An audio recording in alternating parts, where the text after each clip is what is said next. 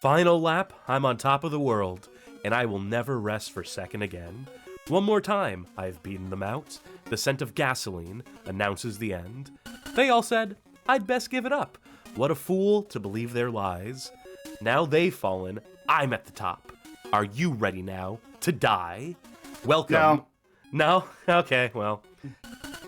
No, I'm ready to stream. I'm ready to do the show. I'm just not ready to die. Okay, all right, that's fair. That's more than fair. Hello, welcome, one and all. Welcome to the folk in TV land. Welcome to the Bad Game Hall of Fame. Welcome to episode 23 of Cursed Kart Racers, the show in which we play all the kart racer games. The final show in this godforsaken series. When we started this over a year ago and committed to doing it once a month, I think, or was it once every 2 weeks? Well, however, whatever rate for episodes we decided, did you expect it would go on for over a year? No, not really, because we had a schedule set back then. It was set for like maybe 6 months. Carmen in chat says, but you guys forgot this obscure kart racer on the Amiga from 1992. No! We don't care. We need to be done with this. We need to move on. We need to be finished with the Cursed Kart Racers. This has to be the final lap. Hence the title of the stream being the final lap. We have an important thing to start next week, so we gotta be like get this done. Johnny on the spot with this. Speaking of Johnny on the spot, we will be putting Johnny Baghead on the spot later on in the show, on the spot again. For another report on one game in particular that we won't be able to play here tonight. A few games that I'll confess out the gate we won't be able to necessarily play here tonight, since I don't think either of us want to switch to. No? Just double checking. Hey, subscribe on Twitch, pledge on Patreon, become a member on YouTube, and maybe one day, if bad games start coming out for the Switch 2, we can start to cover them. No kart racers. We're not going back to revisit Mario Kart World and Kirby Air Riders. Maybe in our own time. Maybe on your own time, not my time. I'm not getting a Switch 2 and I'm not playing those fucking games. I was thinking of maybe starting a Throne, because that seems more responsible than buying lottery tickets. And it's about probably the same odds. Time will have to tell on that one. But yeah, just to reiterate, this is the last episode of Cursed Kart Racers, unless we decide to do an addendum a year down the line. We did it for Simple Series, Simple 2000 Euro Trip. We came back with a What We Missed episode, and I would kind of like to. This is my OCD talking, but I am kind of slightly bugged that we're ending this on episode 23. It would have been nice to get to a round number, to an even number, to get to 24, or even 25, but you know that 23 is number 1. Is that I'm assuming that's a reference to something. Yeah, 23 is number 1. Folks in the chat, show off your nerd credentials by letting Cass know what 23 is number 1 is a reference to. Yeah, I don't go for that nerd shit. What I do go for, what folk know full well I go for, is the last stop, the last pit stop here. I almost said piss stop. That'll be halfway through the show when you discreetly try to walk away from the mic and go to the bathroom without me noticing. This is all a very roundabout way of getting the turkey stream snack. Alright, tonight's stream snack is a Lonnie New Cherry Bomb. Got a couple of those left, so have one of them for tonight. And our food is Green Giant Simply Steamed Honey Roasted Sweet Corn. Naturally flavored, a blend of corn and peppers with a touch of honey. I've been meaning to have some more veggies on the show. And gotta set a positive example for the kids in our audience. Corn is closer to a fruit than it is a vegetable, right? I mean, a vegetable is like taxonomically nothing. Is a word that we put to things because we feel like, healthy. But is corn a fruit? No. Botanically? Can't be. I mean, tomatoes are fruits. I don't know. Which is why I don't like tomatoes, because I don't like fruits. But, this is a honey peppered sweet corn. I could smell it from downstairs when it was steaming, so it's very strong on the pepper at the very least. But let's give it a taste real quick. Siberia Mix says it's getting steamy in here. I'm assuming because the mighty Green Giant is a sexy, sexy man. Yes. Oh God. Okay. No, I just remembered that one time. You remember that one time, like the Spanish-speaking Green Giant account tweeted one single word and then never tweeted again. Incesto. And it's like, what? Yeah. Like, what the fuck was wrong? What happened here? Anyway, this is all right. It is corn. I like me some corn. The pepper is definitely there, but it's not like an overwhelming flavor. It smells a lot stronger than it is. It does play well with the sweetness, I think. But honey, not tasting it so much. I think this, like, the natural sweetness of a sweet corn. Honey, I steam the corn. Through. Yeah, I could put some honey in. I have a lot of honey downstairs. If I really wanted to, like, soak this in honey for some reason to ruin it, I could do that. But yeah, this is all right. What do you have in tonight, Cass? I'm on my 2-drink arc. Well, 1.5 drink arc. I've got here some Monster Energy Ultraviolet, you know, as per usual. Then I busted out. I figured if we're going to go out, if this is the end of the series, I'm going to go out with a bang. I'm going to drunk drive. I've got my Midnight Moon Moonshine of the blueberry variety. And I poured myself like a half a cup, which is already more than you're supposed to drink of it. I think you're meant to take like a shot of this and then you're supposed to be done for the day. But it takes a little more gas in my system, fuel in my engine, etc., etc. I've been trying to be better lately about, like, when I have whiskey, which is not a lot, but I've had like some in the past couple months, about watering down my whiskey a little bit. Can't do it. It helps, like, I think, keep me to a pace where I get pleasantly drunk but not overly drunk, because I get drunk super fast. So I think that was probably a good idea for me to start thinking about how I take my alcohol. Because I also had like a buzz bomb earlier this month, which is not super alcoholic. It's like a glass worth of 15%. But I had it. I got definitely buzzed. And then later that day, I got a really bad nosebleed. And I'm not saying the two things are connected, but the two things are probably connected. Yeah, somehow. The nosebleed is only because you saw a hot anime girl later in that same day. So. Also, Rush of Chaos says, no, corn is grass. That actually... That makes a sort of sense. That makes sense, yeah. But I think that will do it for Sharky Stream Snack. Very good. Thank you. Oh, I'm dreading going on to the next stream. I'm dreading cutting to the 16:9. But I will. I mean, it's the last time we gotta do this, so I should just be like, let's power through this. Let's just steamroll through this. But, I mean, there's still kart racers. I'm so fucking sick of kart racers, Sharky. I have half a mind to never play a kart racer ever again in my entire life. Not even the ones I enjoy. Not even Mario 64. That's the one I enjoy. I like Kirby Air Ride well enough. But, like, for those to be ruined for me by this series is an accomplishment of streaming. You could probably hand wave away Kirby Air Ride by playing, like, you know, City Ride. I mean, like, well, this is not a kart racer, though. This is a party game. Adventure mode. Yeah, this is a party game adventure mode. Also, a fair warning, we're probably going long again tonight. Not 9 hours long, not like our 10-year anniversary stream up on the YouTube channel now. Check it out if you want to see the origins of the Bad Game Hall of Fame and see me being really petty and airing out all my grievances, and also, I guess, you know, celebrating 10 years of the website and playing a bunch of ET games. But I'm expecting, like, my guesstimate is 5 hours tonight. Watch us do 7. I'm guessing 4 hours, but we'll see. Fingers fucking crossed. The shorter, the better.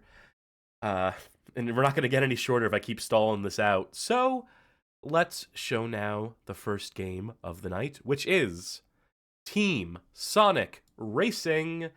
This, I believe, is a 2019 release by way of Sumo Digital and Sega. I have never heard anyone in the world talk about this game. The All-Star Racing Transformed thing, people talk plenty about that to this day. A lot of talk about the Sonic Racing CrossWorlds. We'll get to that later tonight. I have never heard a soul discuss this game in particular. Yeah, this is one that even as someone who has a bit more of a pulse on like the Sonic racing stuff, that this is one that it came out, people at best were like, "That's all right," and then just never talked about it again. Like there are people who are disappointed with it. There are people who are like, "Oh, I mean, this is serviceable," but no, this came and went. This did not have any staying power. Well, it's time for it to get its flowers, I guess, as it shows up on our stream, and invariably ranks above, like, most of the games, just by virtue of most kart racers being complete dog shits, as we have discovered in the course of this series. If I remember correctly, this one actually has like a story mode. Yeah, we won't be experiencing that. We're just going to jump in.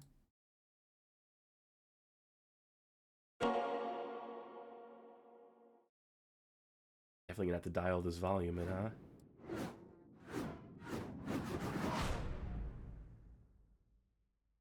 Bear with us, folks.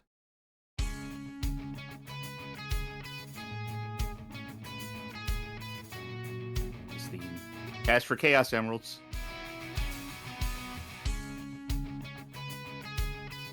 Wow, quiet at the racetrack today. Absolutely no one in anticipation of the race about to begin. Everyone's waiting with bated breath. No one in the crowd is breathing.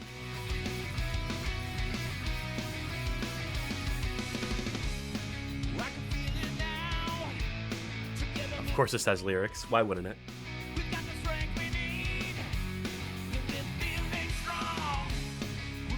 So this really is like the immediate predecessor to CrossWorlds. I recognize that King Dondadon or whatever his name is. Dodonpa. This is the one where they introduced him and they like were playing like, oh, maybe he's a villain. And then like, nah, he's not. He's just a guy who likes cars. He's a villain for making kart racing happen and for forcing us to play this game. He actually, by royal decree, said we have to play this. Coyote asked, wasn't racing transformed after this before CrossWorlds? No. Nope. No, because we've played like 3 or 4 different versions of Racing Transformed. I think we played the 3DS version. Was there a DS version of it? No, that was the previous Sonic Racing game that we played, like the PC version. No, part of the reason people were so like disappointed and ready to kind of throw this one away is because it wasn't transformed.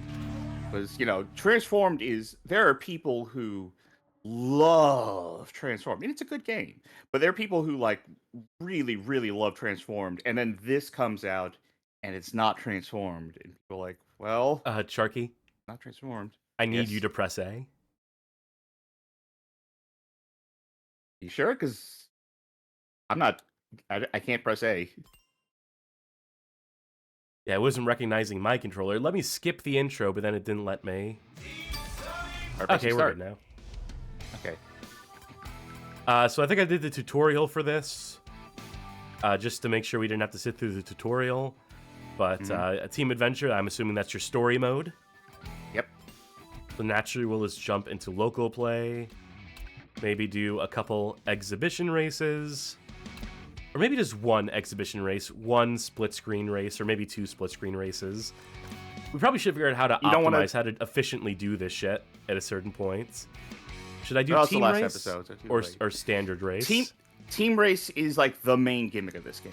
So I would say team race. All right, we got some tracks here. Keyword, some tracks. That's not a bad number of tracks. 2, 3, 4, 5, 6? No, those are cups. Oh, I'm stupid. There. Okay, never mind. I misread the UI. Yeah, it's plenty of tracks then, as it turns out. And then there's one locked one, which I assume is like beat the game, kind of. Give me that. You have like areas, and then you have 3 cups per area, or 3 tracks per area. Decisions. Just give me Roulette Road. Came here to gamble. Who do we got? Well, you know who we got. All the regulars here. No, we got we got a new one down in the lower right. Zavik. It's Zavik. Remember Zavik? Everyone's favorite guy, Zavik. I don't know who that character is. The guy they're gonna keep bringing back from Lost Worlds forever is Zavik. This is gonna be awesome! Is it Tails? Is it really? I do not have any loadout stuff to toy around with. I'm sure this will be fine. Not get to pick your team members, or is it just gonna be like, hey, you're on a team? It seems like they're going to assign me teammates. Same way the government assigns a persona, they're assigning me teammates right now. Okay. Let me move that So chat let's see up. how much I can. Let's see how much I can remember about how this game works. So you're on Team Hero here. The winner is decided by which team ranks higher. So even if you don't get first, you can still win if your team does good enough. And there's a whole bunch of like mechanics and interplay with power-ups between teammates or giving your teammates boost. But I don't know what they are because you did the tutorial, I didn't. And I already forgot everything in the tutorial.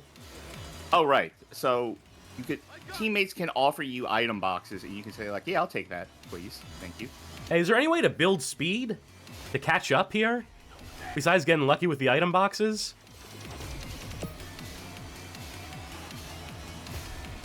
Where are your items? I keep offering okay, the item box instead of using it because I'm desperately trying to use the item. So part of it is, you see that line behind Knuckles? You're supposed to slipstream in that line, I think, to gain boost. To catch up to them who are behind? Well, here's the thing. Once you catch up to them, you'll slingshot past them. Oh, like that They can shitty then go NASCAR with game your or boost. whatever that I didn't like at all.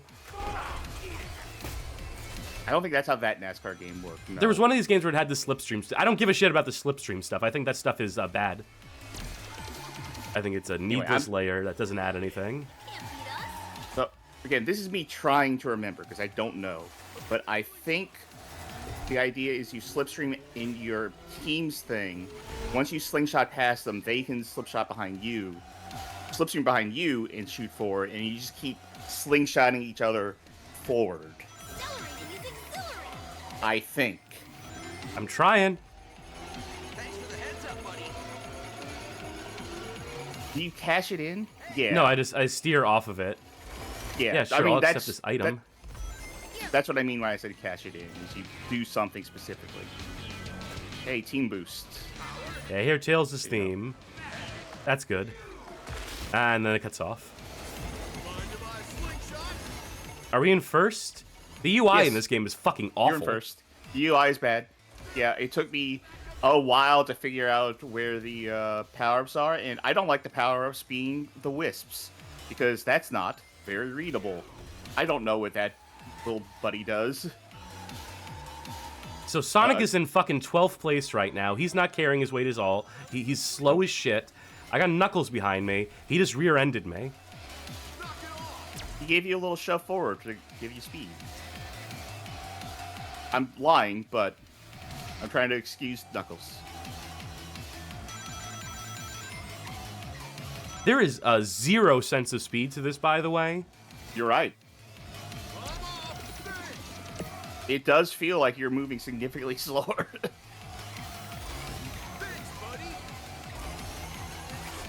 Okay, so you had a boost and you gave it to Knuckles. This isn't necessarily bad, because that lets Knuckles get closer to you and you're in first anyway. What does this power up to? I can't tell from the icon. I'm gonna guess it's a boost. I'm gonna guess, because it's a rocket. Oh, well. Turns out I had a more precarious lead than I anticipated. Fuck. Okay. Well, we're fucked. So, I don't think you found the use item button, because every time you've had an item... No, you've I given swear to God, someone I else. used an item once. I think it's PlayStation Cross to use, and then PlayStation Circle to pass the buck. So I think I've been doing it right.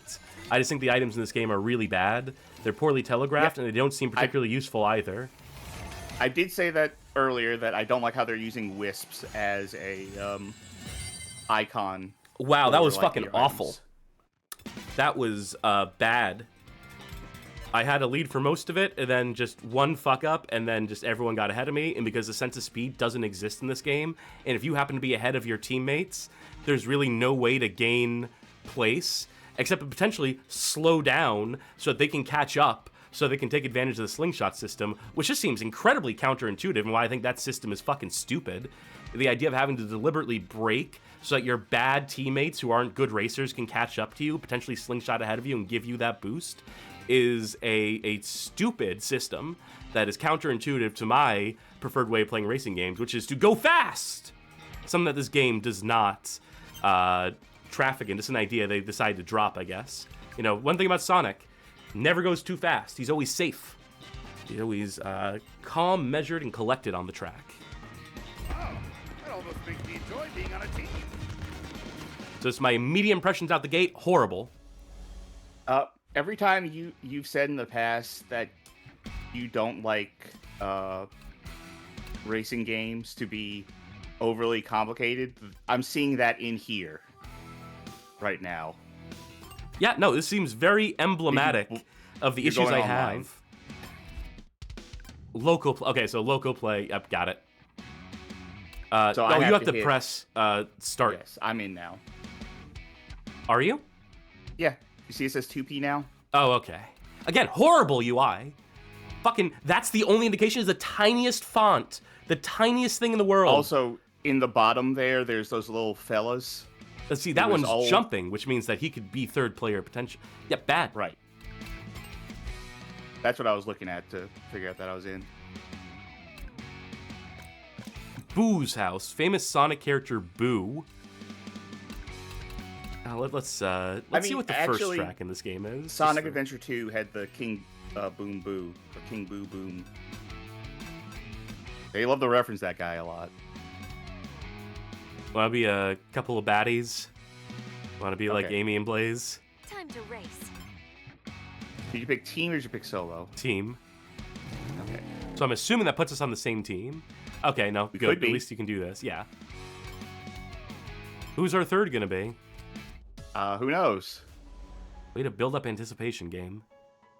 All right, who does the game think is going to be Probably the gonna one be to Rouge, match? right?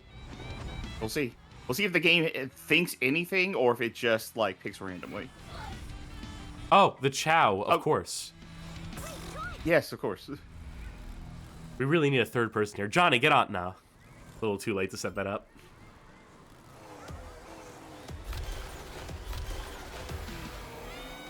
I don't get what the boost system is. Cal is over here.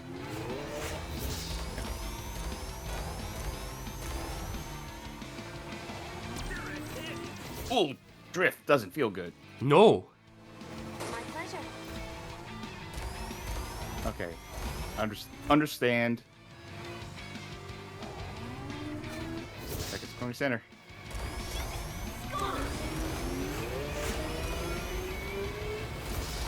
Oh, this is a boost. Whatever that rocket, maybe that rocket.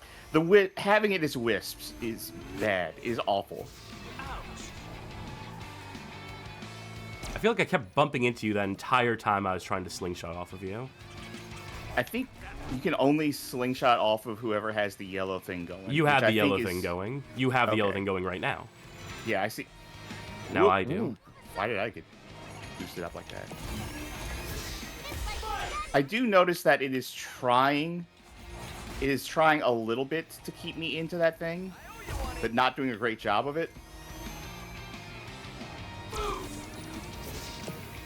Out of my way. I activated our team power. Did you do it or did I do it? 'Cause I definitely pressed the button. I pressed triangle too. Hey, okay, we're in sync then. Anyone need some love? I suppose I owe you one. This is Thanks for the item. I have no idea what it does, but I took it. Johnny in chat asks, does this still have the air trick system from the previous games? I haven't seen a single Yes. ramp. There it is. See? My strong suit. I was do pressing a bunch of buttons. I didn't know which one did it because it changes from Right game to analog game. stick. Well, I'm not doing that.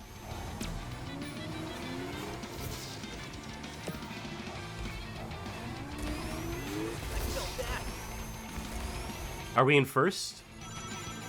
I think we are. It's hard to tell because again, Bad UI. So I'm in first. You're in second.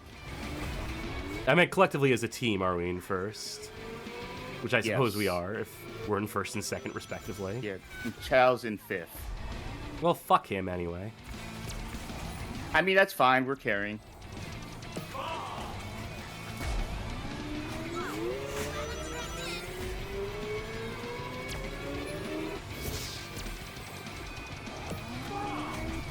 Yeah, this is such... Okay, I didn't love All-Star Racing Transformed. Oh, shit. Alright, so we got overtaken in the last second. Yeah, I fucked up my spins, and that knocked me out. So how does this average out? Let's see. You add up the things. Love having to do fucking math to figure out who actually came in first. In terms of teams. Well, it's like GP rules, you know, where they have that system there. All right, so we lost out. Awful. So to finish my thought, I didn't love All-Star Racing Transformed. I understood why someone would love an All-Star Racing Transformed. I understand why people did not love this game. Yeah, I totally see it. Do we want to do a single race instead of a Yeah, team? might as well. Okay. You know, let's bump the difficulty up just to see what happens. Maybe this is like the CCs. Maybe they cloaked how like the speed is handled in this. Man, I'm not excited to play any of these tracks. Let's go with a Haunted Castle. All right. And I'll go with Rouge. We haven't represented Rouge enough in these Sonic racing games. We haven't represented the Golfs enough, so I'll go with Shadow.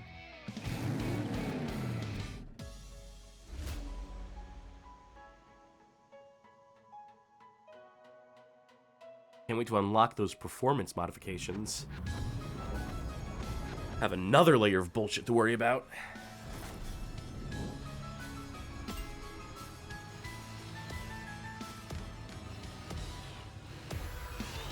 Oh, okay. Yeah, whatever. Don't understand.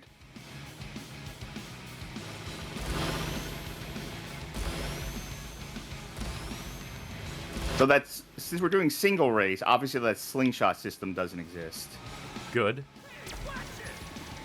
Which means in this case, I'm not sure what methods are in place to, like, gain a lot of speed. Items. That was your fault. The way it should be. I hate the trick system here. This is okay. The trick system in these Sonic games, I don't think is good until you get to CrossWorlds, because in CrossWorlds you can't fuck up. You can't be like, oh, I did a trick a little too late and now I've lost a bunch of What speed. hit It's me like, no, there? you tricked as much as you want. I was on the boost pad and I got hit, and I did not get the benefit of the boost pad. So now I'm just way behind. Oh god, it takes so long to pick up speed again. This doesn't feel any faster than the last race, right? The difficulty select had It no does. impact. It does. I can feel what's different here. It's not particularly fast, but I can tell that there's a difference here. Okay, Rouge. And I believe I am safe in saying that there are no battle modes in this. Oh, thank god. Oh, that's a turn. Oh, yep.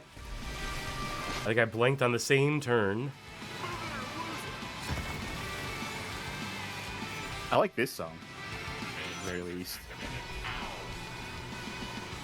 I am Headphones asking if this is based on House of the Dead. I'm sorry, correct me.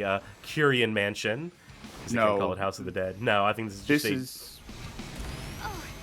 Yeah, this is where they stopped doing all the crossover tracks, and we're like, this is just Sonic. And then the next game, they're like, all right, course correct, bring back every Sega property, bring back non-Sega properties, call it CrossWorlds so they know we have crossovers up the wazoo, something, anything.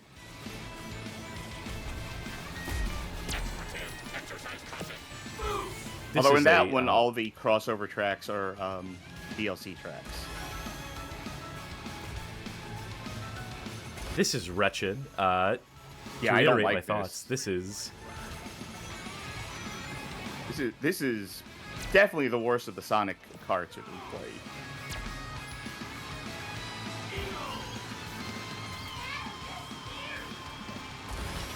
At least it has the banter. So if you're like a Sonic fan, you probably eat that shit up, I imagine. I'm not even a Sonic hater. Like, to be clear, even though none of the games are in my wheelhouse because I don't like platformers, or kart racers for that matter, at this current juncture, all things said and done. You know, I still like those characters. I still like that world. I still want Sonic to thrive. I want Sonic to do well. Him and all his friends, in particular Tails. But, you know, I still have to measure myself as someone who does not actually engage at all with the games or the comics with the hero, okay? Maybe I would enjoy the comics. Maybe. There's lesbians. Yeah, I hear that. I hear the lesbians are coming to the CrossWorlds. They are. They're coming this month, I think. Although II was supposed to come in January, and he never got released. In fact, on the character select, it still says II to be released in January. The only thing I can say I enjoy about this so far is the music. And, well, saying I like the music in a Sonic game is not a bold take. I don't know. They've been testing it recently. What was it? Sonic Frontiers that had that fucking I'm hanging on to the other side song that everyone like went cuckoo bananas over. I'm just like, wow, this sucks. The music has gotten really bad in these games, huh? I actually like that song. I enjoy it. As someone who has less reservations about the music that they enjoy and is willing to enjoy trash, I'm like, yeah, this is hitting it for me. Oh my god, I found a shortcut, quote-unquote shortcut, that has a bunch of columns in it, and it has absolutely fucked me and lost me the race, I think. Oh, nope, one of the CPU opponents crashed into something, so I have a chance. I need to stop trying to do tricks, because I'm just going to fuck up my position every time. But why did I jump? Why'd I get struck by lightning? That's supposed to be rare. No, that was an item. That makes sense. No, I know that.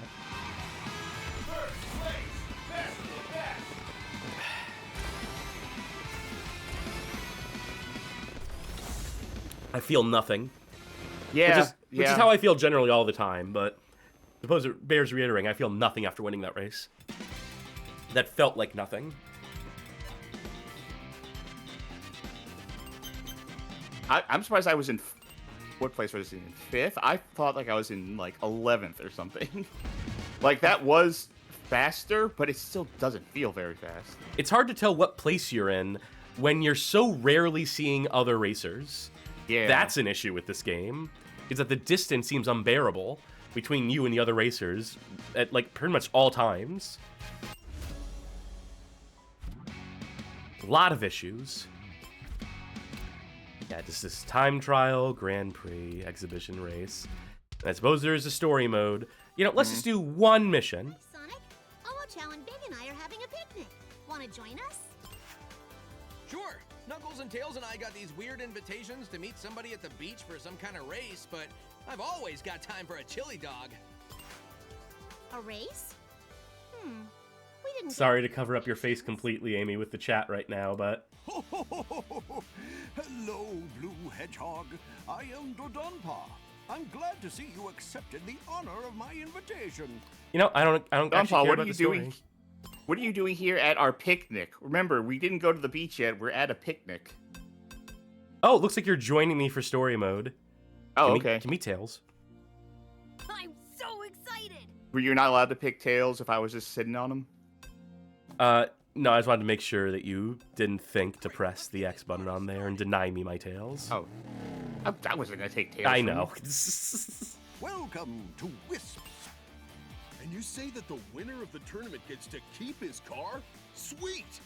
Better hope no one brought their own car to this. Yeah, unfortunately, we did bring all of our own cars. This Tanuki I just don't trust. This is so budget. I think people are bringing up, does this feel like a budget racer to you? And that style of cutscene, of the visual novel-esque cutscene, definitely does not help. I get the boost system now, and I don't like it. I think. Is it pressing it on, like, the numbers on the 3 and you press it down 2? Because I felt like Actually, I might be wrong. I realized I was looking at the wrong screen.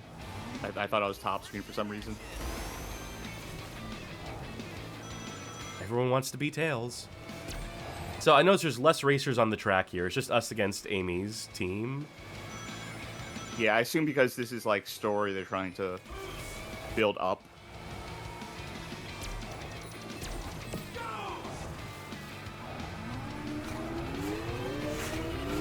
Come on, Knuckles. There's that boost. Whoops.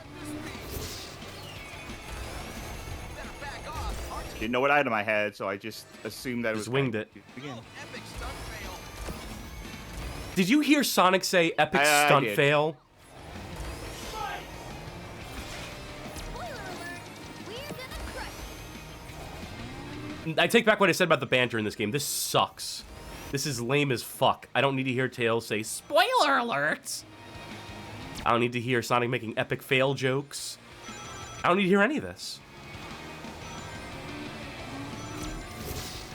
I admit the last one was 2018, 2019, which is, you know, same ballpark. These are jokes that would have been tired and stale in 2009. They're bad. I would counter. I don't think Sonic is cool necessarily. Sonic being completely lame makes sense to me. I'm gonna need a bath. Just what I needed, thanks. We're still so fucking far behind in our third place right now. I have not seen Amy in Big for like 2 laps. And I'm racing perfect. I'm taking every corner. I'm using every item that comes my way. I'll say the steering in this game doesn't feel precise enough to do with this really thin, like... It's not even a slipstream at this point for how far back I am. I'm just, like, racing on the memory of someone else. And, like, the steering is not precise enough to stick to it. And if it's trying to stick you to it, kind of, if it is trying to keep you on, it's doing a bad job of it. This game did launch at $40, so that is relatively lower budget. Should have paid me fucking $40 to play this shit. That was awful. This was the first level. Granted, I set it up to hard instead of normal, but holy fuck. What were we doing wrong? Why were they so far ahead of us? A whole 5 seconds ahead of us. I wasn't crashing. I wasn't, like, fucking up egregiously. I couldn't take advantage of the slipstream system because I was ahead of you and Knuckles. So what was I supposed to do? I don't know. What was I as player supposed to do in that situation to gain any sort of advantage or position? I guess the answer is just don't play with other, like, human beings. Play with the CPU and then let them get ahead of you. And then utilize that to your advantage. Knuckles didn't do much better than me. Wow. Well done. And then the Don Paw just, like, tears up our invitation. Did better than others. Some of you might not survive at all. You know, Some of you might be going into the grinder. Eggman laugh. So do we still get to proceed? Oh yeah, they don't give a shit. So you see what thing you passed? Finish in the top 3 places as an individual. Even though we didn't win the race as a team. Even though we didn't win the race, period. Usually these conditions are on top of, like, win the race. Or at least, like, beat this character. So I see that what they're doing is they're doing, like, a bare minimum of, like, just do enough to get forward. Versus, like, yeah, actually get more of the stars to unlock shit. So they're trying to let you push forward, at the very least. But I don't think we'll be pushing forward from here on. No, we certainly won't. That was Team Sonic Racing, and that was fucking dire. I did not expect that to be as bad as it was. Yeah, I thought that was going to be at least decent. Not even decent. I thought it was going to be at least passable. And it was not. How'd that happen? Well, we move along to a game I wasn't sure was going to feature tonight. It is Garfield Kart Furious Racing, a 2019 release as well, developed by Artifacts Studio, published by Microids. Okay, so I prepped for the show tonight, I made sure, because every game is a PC game, basically, that they were all 1, installed, 2, launched, 3, had the parameters, the configuration that I needed so I can hook into them for the stream. So I launched Garfield Kart Furious Racing, and it worked. So I was like, okay, perfect, great. Then I tried it again later in the day, and it would hang on the load screen repeatedly. Every time I tried to launch it, anytime I tried to configure the settings, I uninstalled, reinstalled, verified the files, did everything you could do. And just for whatever reason, it would not make it past the load screen. And then today, it just works. Earlier today, it works. So maybe there is a chance that when we try to launch this, it won't work, and we'll be spared. But I don't feel like luck's on my side right now, so I think we're probably going to end up playing this. Time will tell. All right. Moment of truth coming up soon. I do kind of hope it works, just so we can tell the story about the Garfield Kart developer again. Mm-hmm. This is a screen where it can hang, or fuck! Okay, well. I guess we're in it. Except it's not recognizing my controller. Am I gonna have to play this with a fucking keyboard because it doesn't recognize? It doesn't recognize my controller, I'll tell you that. Maybe let's go to options. Configuration. Oh, assign controller. Cool. It's doing nothing. Okay, even though I assigned the controller. You see where it said restore default? Try that. No? Why don't you try? I'm gonna hit assign controller. You press your controller. X input gamepad. Yeah, let's see what happens. Oh, then it knows who you are. Guess what? You're playing this game. That populates. Maybe it's like being weird about the DualShock for some reason. I guess I'm playing. Yeah, the buttons. I did set it up to be like, Steam input, so that it should like, recognize my DualSense. My D input is X input, but all right. I'm gonna have to dial this volume in a little bit, so I'm gonna be out of the game for a second. I'm gonna dial this, and I'm gonna say like 7 decibels. What galleries have you unlocked? Oh. None yet. All right. Single player, split screen player, multiplayer. Yeah, the online multiplayer for this was not a launch feature. It is something they added after the fact. I remember this because when we did our Garfield Games Extravaganza, or Garfield's Big Fat Hair Day, whatever he called that Garfield theme nights, and we played this game, one of the developers showed up, and I'll scoop more on that in a minute. I see ice cream scoops on screen, but they gave us the Steam code that you put in to get like the beta branch of the game, and we had to put that in to play online. So it looks like they formalized the online functionality for this. Garfield, John, Liz, Odie, Arlene, Normal, Squeak, Harry. Everyone knows Harry. That's it. Well, it's Garfield's cart, so. Yeah, you might as well. Whoops. Huh? That's actually not what I wanted to do. Well, you're in it now. Guess so. Maybe next race I'll see what the other options are, like for cars. I am Headphone Chat says raid critical. Okay, so while you race and you formulate an opinion on this, let me take the stage. So we're doing that Garfield theme night. What? Did I just instant transmission? I switched places with him? Maybe that's an item. And so we were building up to the last game of the night was going to be Garfield Kart. And I was going to end it on Garfield Kart. Even though I think I own this game already, I was like, I don't need to play 2 Garfield kart racing games in a row. And someone shows up like midway through the stream claiming to be a Garfield Kart developer. And they're making really lame jokes in chat and constantly requesting us to get the Garfield card already, even though we have a very strict format, as you well know, here on the Bad Game Hall of Fame, that we are nothing if not incredibly formal in the way that we put our shows together and structure them. So I was already getting sick of this guy, even before we got the Garfield cart. He did have like at least a couple insights. Like there was this Garfield like Android game. It was like an endless runner type thing. and I was commenting on the music on it, and the Garfield Kart developer's like, hey, this is the same music in Garfield Kart. Is this all this shit like stock sound library or something?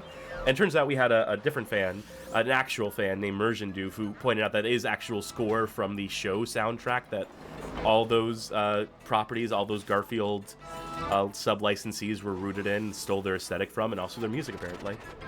But anyway, so we're playing Garfield Is it really Kart. stealing the aesthetic if it's the franchise that they're making You know what I a game mean. based off of? You know what I mean. So we get to Garfield Kart, we're playing it, I'm like, this isn't very good. And the Garfield Kart developer is giving away Steam keys in chat for Furious Karting, or Furious Racing, I should say. And so I'm like, fuck it, whatever. He did us like a semi-solid.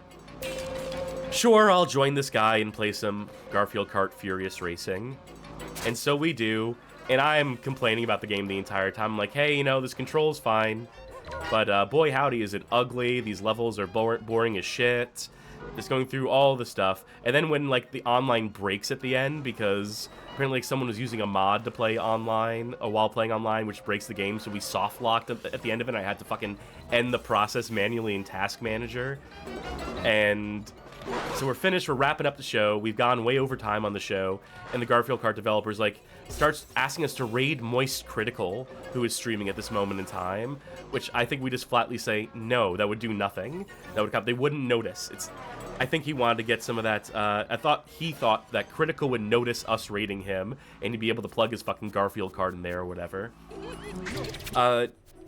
So, just really lame, not funny, really tiresome shtick.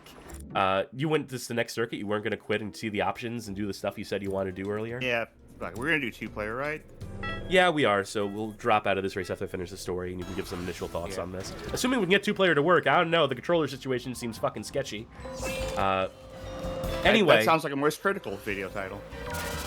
So, we end the stream, and the guy joins our Discord, and, is just madly unfunny in there, too. Is just madly obnoxious. He joins a voice call, refuses to get on mic, and is just posting stuff in chat, just continuing to not shut the fuck up about Garfields. Fat Scott asked, do any of you know the insane saga of the Garfield Eats stuff? Yeah, we get into that in the Garfield stream. We do get into that in there.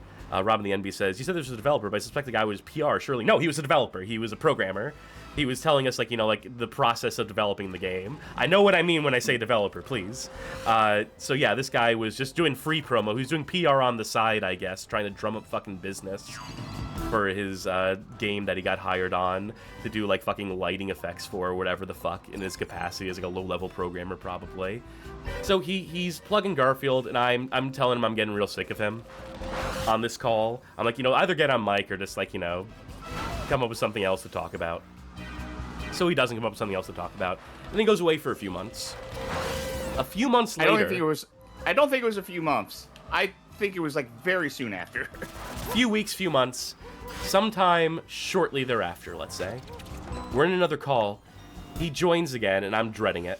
I'm just like, oh boy, what's this shit gonna be this time? What fun facts does he have about fucking Garfield this time around? And he turns on a camera. He turns on, like, video for his end. And it's like a car dashboard. It's a car, like, in a garage. And there's no audio. He's not on mic. And I'm just, like, I'm looking at this. I'm like, okay, so clearly you're not actually driving a car on call right now. So just fast forward to the bit where, like, the car crashes. Because I can immediately read a bit from, like, a mile away. I can read, like, a lame, tired bit from... I can sniff it out.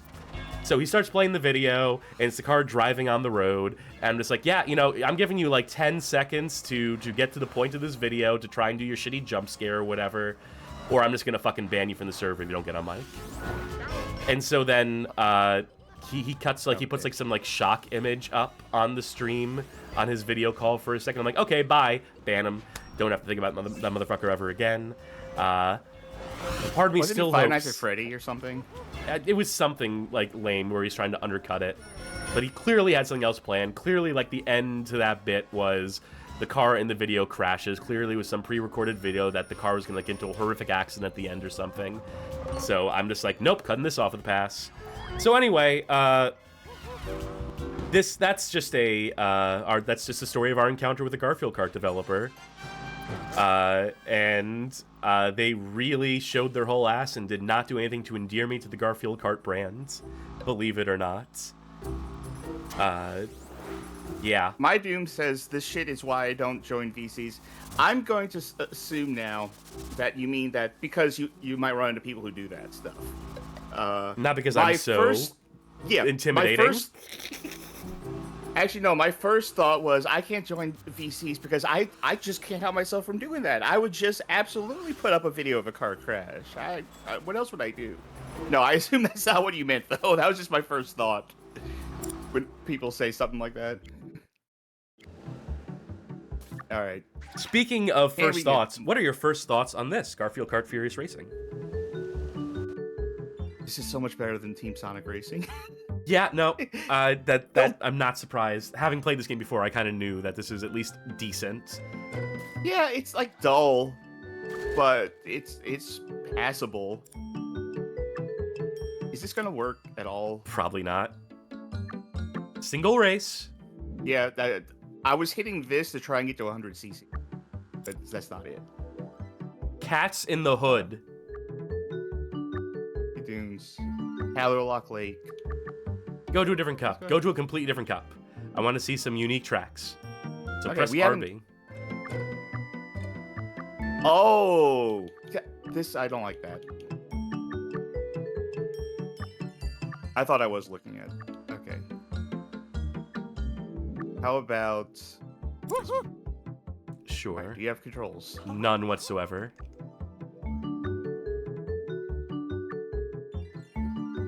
Cool. Sad Key says, can you get another Garfield kart dev on just to get an unbiased perspective on the dev team?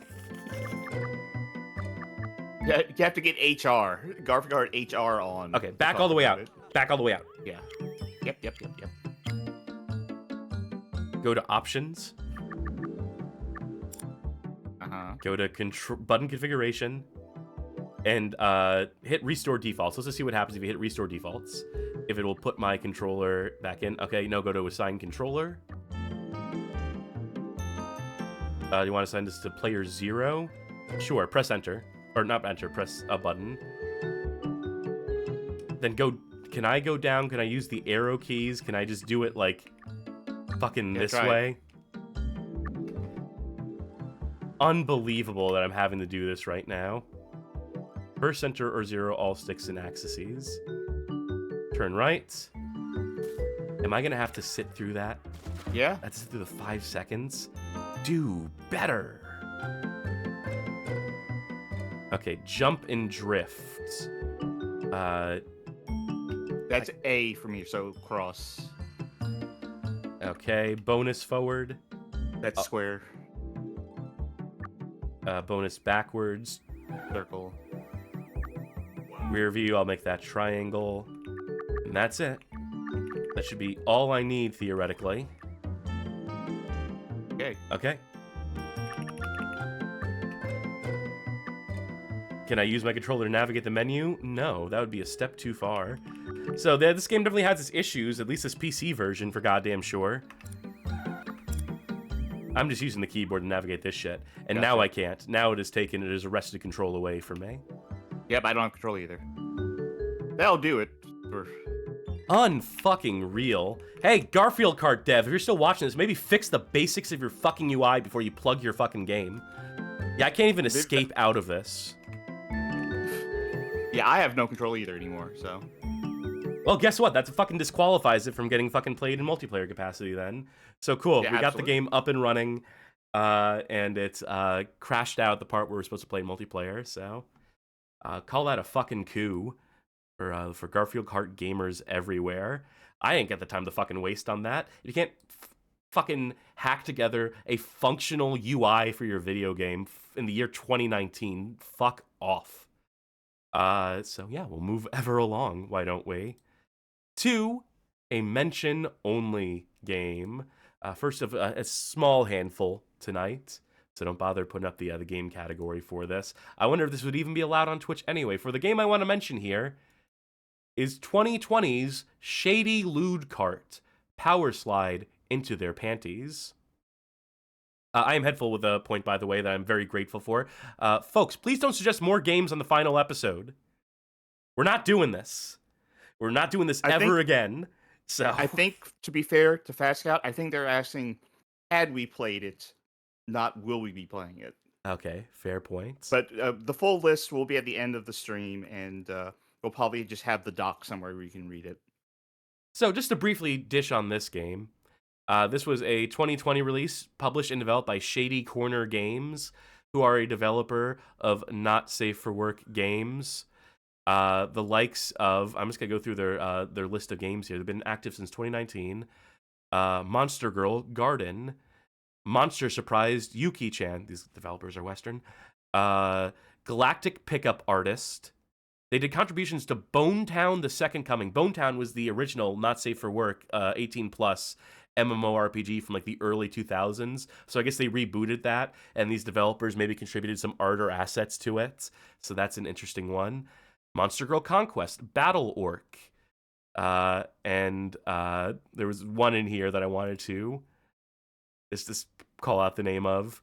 There we go. Futanari Defungi. So, long-term developers of these Lewd games. And early on in their career, I guess, they made this. They made this Lewd Kart. So it's a Lewd Kart racing game. Aesthetically, it looks very similar to that Super Indie Karts game we played. And I imagine it probably plays pretty similar as well. So nothing spectacular. Nothing we could show off on the show either, because I think half the characters are topless and the other half you're unlocking lewd art for. But it does have to be mentioned here, because as a bit of a publicity stunt years after the fact, they continue to put out DLC for this game. DLC to this day and updates to this day, including the Pyramid Tits character pack as of 2025, or the Butt Plug Blaster character pack, just for some recent ones. I think also if you buy their other games, in the 6 years they've been around, they've put out 52 games, and I'm sure they're all fucking quality. You continue to they call it they reference the Sonic and Knuckles cartridge system. They say that's lock-on content, where you're getting new content in this shady Lewd Kart game by purchasing their other wares. But they're also putting out standalone DLC packs. And one DLC pack they put out in the year 2024 is the Wild Woody character pack. Remember Wild Woody? Remember the Sega CD? Remember Wild Woody on the Sega CD? Not many people do.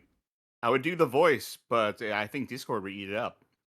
Yeah, probably. So anyway, as a bit of a publicity stunt, they put out a fucking Wild Woody DLC for their game, where you can play as Wild Woody here in his iconic ship. And they got the original voice actor for Wild Woody in the booth to record banter, record lines of dialogue, chirps that he could do during the races. And then the other big point, the other big sell on this DLC is that you can unlock plenty of Woody Lewds. So, folks, if you ever wanted to see Wild Woody show hog, apparently that is a function, a part of this DLC.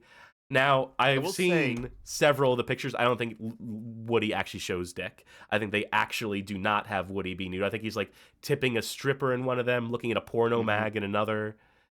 I don't think they go as far as to actually have Woody show dick. I mean, technically his entire body is his genitalia, so...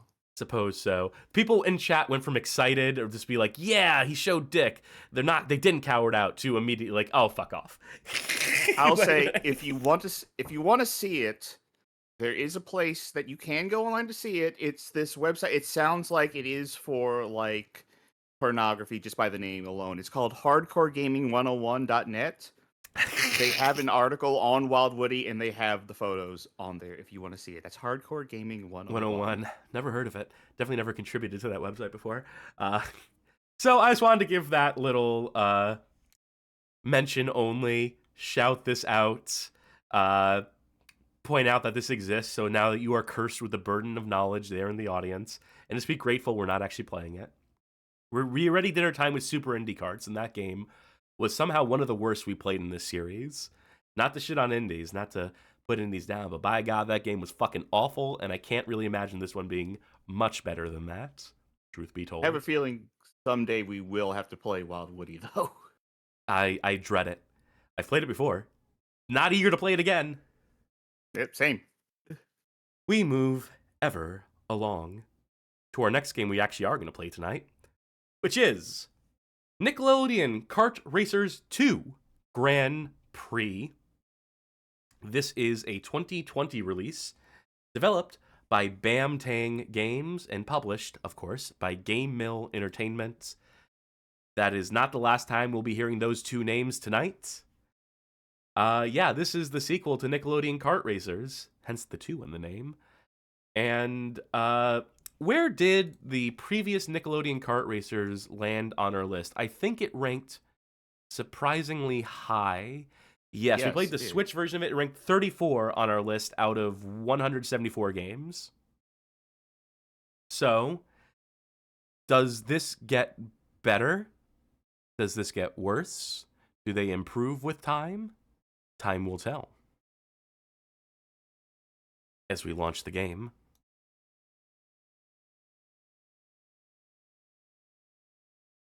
I'll have to do a few things with this one. This PC conversion is not good. It doesn't recognize your resolution above like 1920 by 1080 or even like 1280 by 720. Does some very funky shit. Bear with me as I even get this to show up. Classic Nickelodeon music. This is the Nickelodeon theme song I know and love. The Dario says they're still putting Ren and Stimpy on new things. That's all they got. Robin the NB says, did that cut off for anyone else? Are we dealing with mic issues already? This early in the night? I hope not. I haven't seen anyone else say yeah, so. Well, we'll hope for the best in that case. Let's go to the settings. These are all the settings. No video settings, so I can't configure resolution or anything along those lines. This is bare bones fucking bullshit for the PC. Let's go into single player, why don't we? And I'll do a race or two. There is arena in this. Game Mill really is, we've said it before, other people said it before, but Game Mill really is one of the most on-the-nose names for a publisher. It's a content mill. Pit crew, all hands on deck, chief only, none. Items, normal, madness, or none. Well, definitely not doing none. Let's do madness. Let's have fun with it. We have the hairball cup, the football cup, the diaper cup, Conglommo Cup, Neptune Cup, ARG Cup, and Dream Cup. Decent amount of tracks, decent amount of cups. Are all the tracks in a given cup themed? I have no idea. The name of them are entirely unreadable to me. Well, considering they have Reptar Ruins in the football cup, I'm going to assume that okay. No. Carmen says, gotta do the diaper cup. So let's do the football cup. Let's do Reptar Ruins. Let's see who we have unlocked. We got SpongeBob, Patrick, Sandy, Leo, Raphael, Donnie, Mikey, all the Ninja Turtles. Donatello's head looks squished here in this portrait, like they had to crop the image in some sort of weird way. So that's not promising. Lincoln, no idea. Lucy, no idea. Tommy, Chucky, none of the other Rugrats. Arnold, Helga, Rocco, Zim, Aang, and more to unlock. We can choose our chief here. We got Plankton, Lynn, and Filberts. Gary, and our crew engineers. Leanie. Oh, they put Kimmy here. I recognize Kimmy. Eugene. We can pick a whole crew out. Let's start by picking a character. Crew thing that I don't understand. I think these are like your power-ups, basically. So Lynn, a hockey stick slapshot gives you a boost. Filbert gains protections for a short time. Plankton will slow down nearby cards. Give me a boost. Just give me a classic boost. And these are like passive abilities. I want to say the characters from the shows that you don't recognize are Loud House. I think that's the show.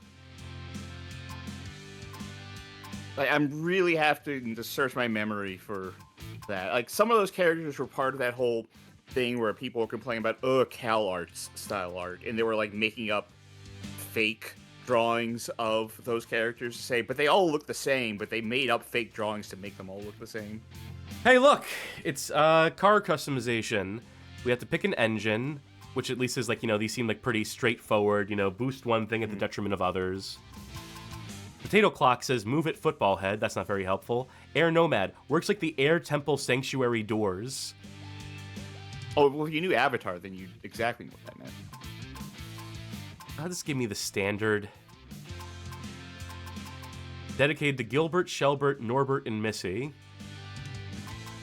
You can't put, like, inside baseball references in these. I just need to know what they do. I mean, what they do, I guess, is in the top left Yeah, corner. I guess that's true enough that you can just look over there. Party's just started.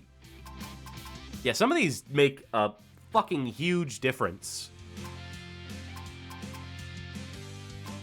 I'm assuming the skins don't make a huge difference. Yeah. Yeah, ready as I'll ever be. Do you have a favorite Nickelodeon cartoon from when you were a kid? I mean, I was barely watching. It's got to be SpongeBob by default, right? I kind of like Hey Arnold. I will say I kind of liked Hey Arnold because it was real, man. It was gritty. Wasn't afraid to. Oh, R2 to drive in this one. Gotcha. My favorite was Rocko's Modern Life, for sure.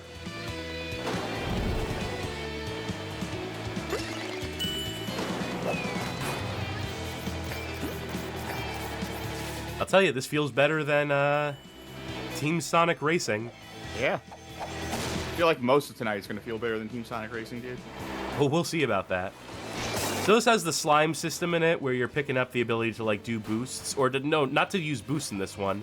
Boost was the first one. This one is powering up your pit crew, so that I can work my way up to this boost by collecting slime. Like, I see that your crew up there, they're building up bars. Like, the one all the way to the right, she's building up a bespoke bar that you're using slime to get. The other two seem to be, like, filling up over time. I think they're passives, generally, their abilities. Okay, that's kind of funny. That's not particularly intrusive. It is kind of, that was mildly amusing to have the SpongeBob hand pop up like that. Brush of Chaos says no voice samples. No, like, in general, all these Nicktoon games, generally the ones made by Game Mill, were just not putting out the money to get the voice actors to do stuff. These were definitely made, like, on the cheap. Relatively on the cheap. I think it was only when, like, that All-Star Brawl kind of turned out to be more of a success than I think they thought it was going to be, that they actually caved in to people saying, like, okay, fine, we'll have voice actors in our game about cartoons that you all love. Sure.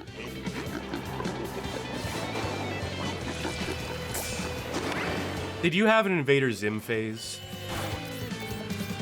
I mean, I had a Johnny Vasquez phase. Jonan Vasquez, Johnny the Homicidal Maniac. You crossed the wires there. I had a Jonan Vasquez phase, but not really an Invader Zim phase. I read his comics. I had to pretend in high school like I liked Invader Zim to impress a girl who was very much into Invader Zim, Jonan Vasquez, at all. I don't think I was very convincing because I really did not care for the show, as it turned out. Yeah, I could do another one of these before we get into the split screen shenanigans. I'll even try a different character. I'll do Sandy. And I'll try some different power-ups just for funsies. Girls get it done.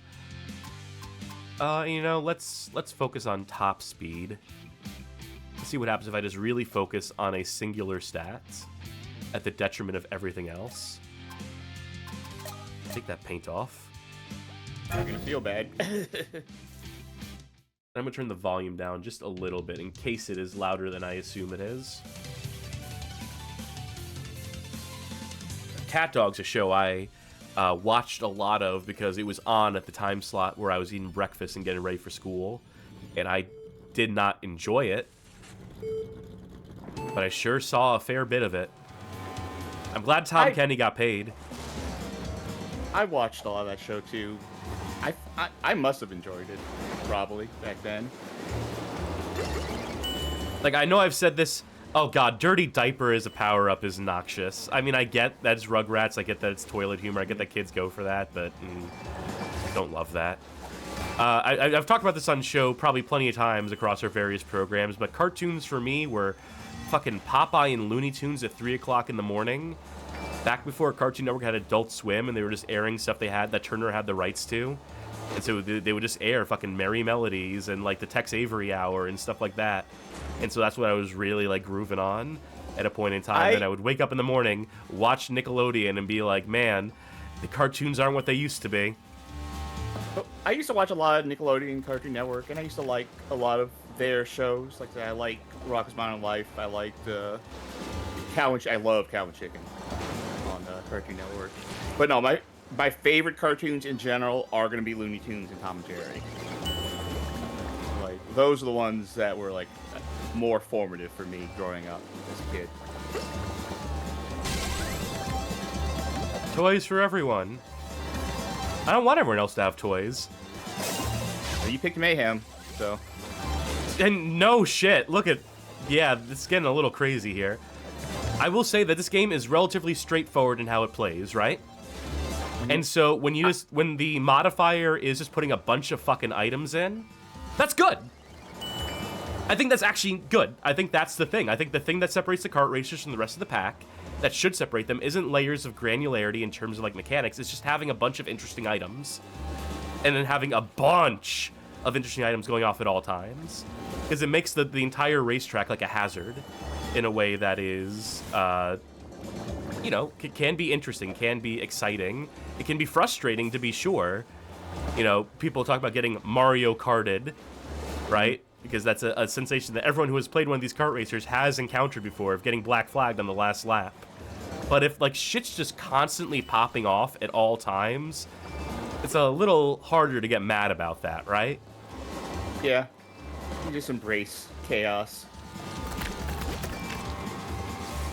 I think part of that is how I can enjoy kart races to a certain extent. The only way I can really enjoy, like, the grander oeuvre of a kart racer is to at all times, like, embrace chaos. Like, I might win and I might lose, but none of the shit matters.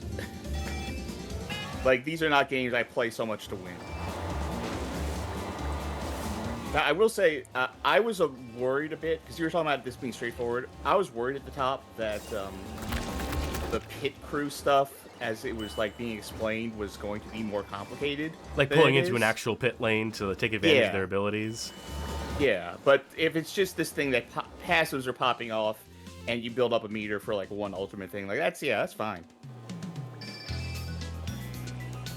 I did fairly well there. It controlled fine.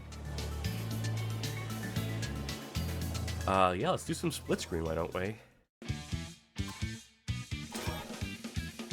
Alright, I'm not...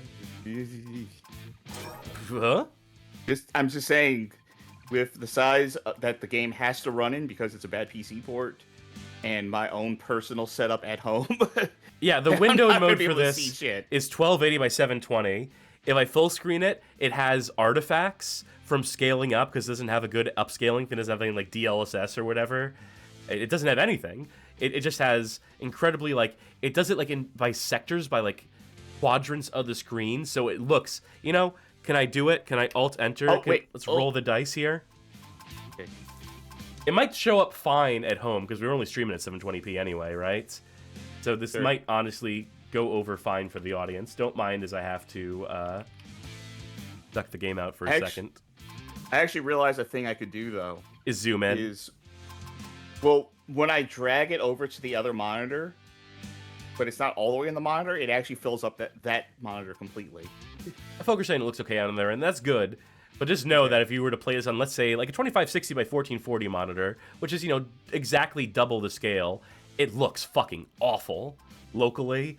It looks like JPEG crushed. It's just not good. So hopefully they'll improve that in the next one. Sewer Subway. Is this the right trigger to go forward? Yes, it is. Like, I'll go for Rocco. And I'll go with... they all have different stats, for whatever it's worth. I'll go with SpongeBob, fuck it.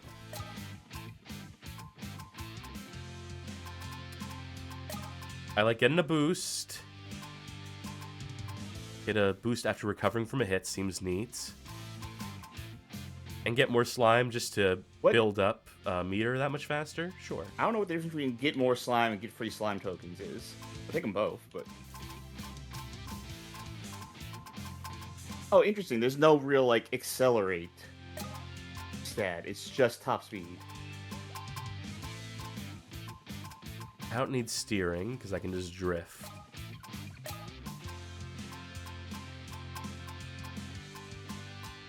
Yeah, let's go with this. This just should be fine.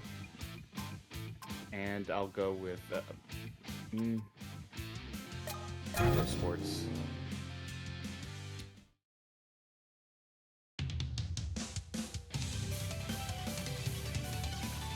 Renee says that Rocco looks pretty cute in this game. I don't mind the character designs in this. I mean, I don't watch these cartoons, so I don't know like how they really compare. In a lot of cases, how these 3D translations of mostly 2D characters. But I don't know, like these are aesthetically pleasing. It's an aesthetically pleasing game when it's not being scaled up in such a way that it looks broken. I'm sure like consoles are the primary platforms for this. Probably the Switch. Probably was made the target Switch in some capacity. Yep. And I'm sure you would not worry about it on there.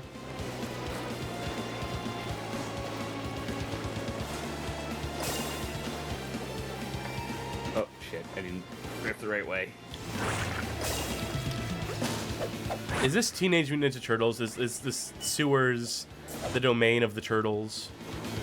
I would assume. This looks like it. Oop. Famously, they do live in a sewer. Home invasion. I wonder if these are just like random effects or if someone is triggering them in some capacity. I definitely triggered that one because I had an item that looked like a gnome. But the fact that it became like something else beyond just leaving the gnome on the track, that became like Gnome Madness is some sort of modifier or something where it like an extra, a bonus, an item crash, if you will.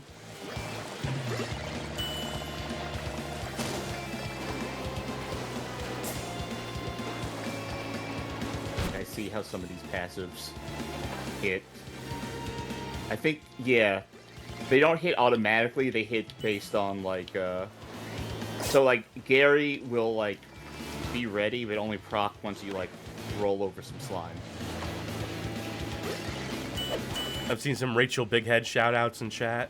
Is she the daughter, the trans daughter from the Yes. Netflix special? Yeah, shout-outs to her. Shout-outs to the creators for being fucking brave enough. Especially, what was that, like 2016? I don't remember the exact date. I think it was early. No, I think it was later than that. I think I remember being in a Discord server talking about it.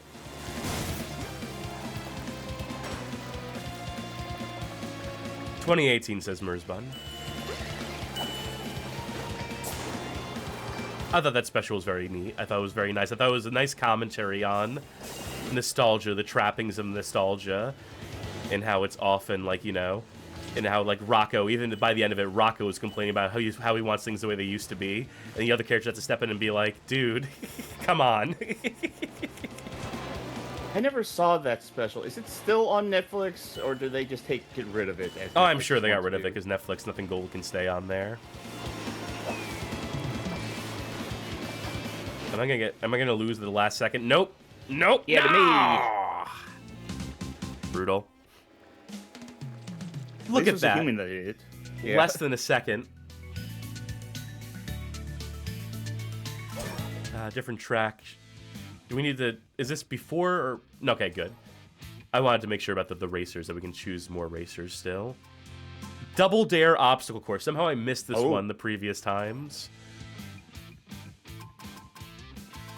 Again, doesn't Donnie's head look fucked up in his character Yeah, portrait? he Is does look like he... Like, you know how sometimes they have to deliver a baby and use, like, the little tweezer things to pull their head out and they just look like that? You know, his head is skinnier here, too, in his character model, so I guess that might just be his character. Why'd they have to do you so dirty, Donnie? I'll do Helga again.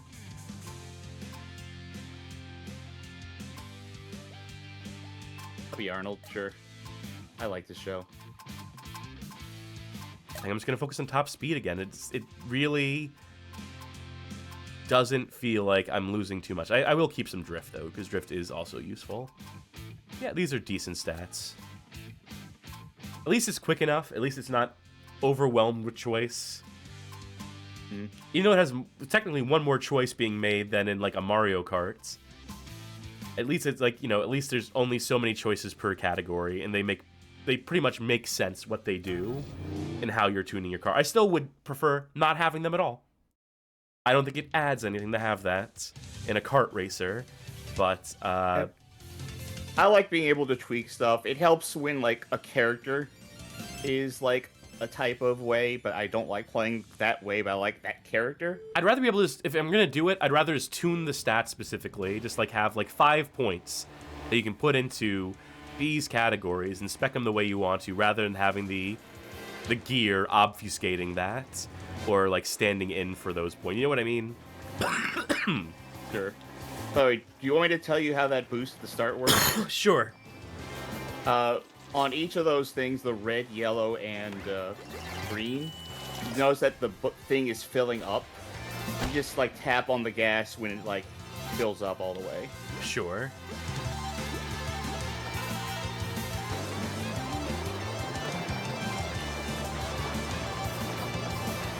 Man, do you remember the lava slides in Double Dare? How many kids died doing that obstacle course? Boy, howdy. I mean, it went well with, like, one of those prizes you could get, which was a free trip to the burn ward.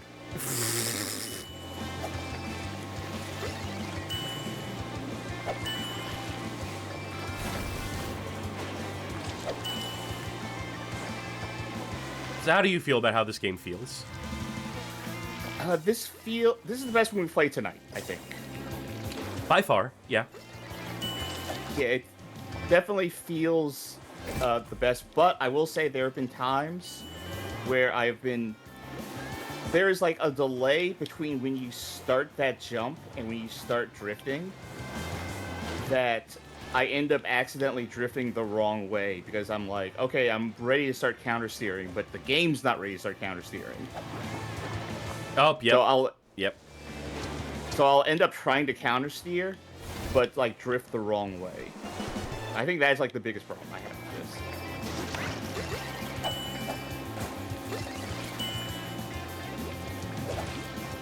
Yeah, I'm feeling it now that you've mentioned it. I was toying around with the hang time on it. The drift feels good. Like, once you got a drift going, it does feel like you have a lot of control over it. But there's too much, like, initial hang time. Yep, see, I did it again. That was an accident.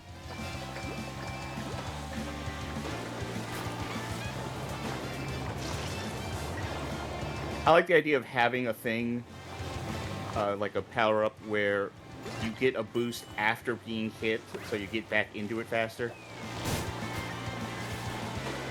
Oh, that fucking football. Yeah, Still you're pulled gonna it out. get first.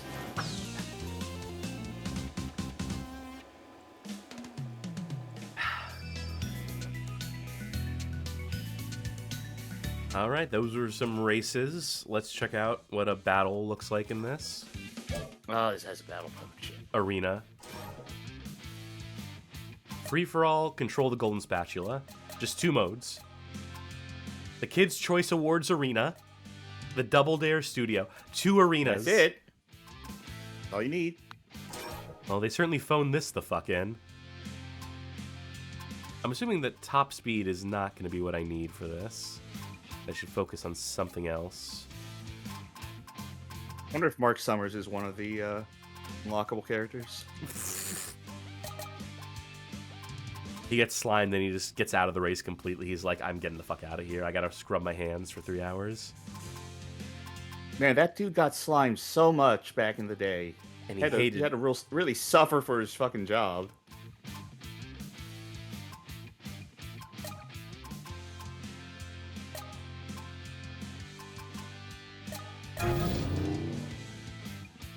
Magic Meow says they should have had Rosie O'Donnell as an unlockable character, to which Johnny says she's the only character voice, and when she gets hit with an item, she screams, I thought the bitch was white. I can't think of Rosie O'Donnell without thinking of Riding the Bus with My Sister, the worst movie ever made, or one of them at the very least. Yeah, I still fucked up the drift. Not the drift, the boost at the beginning, but whatever.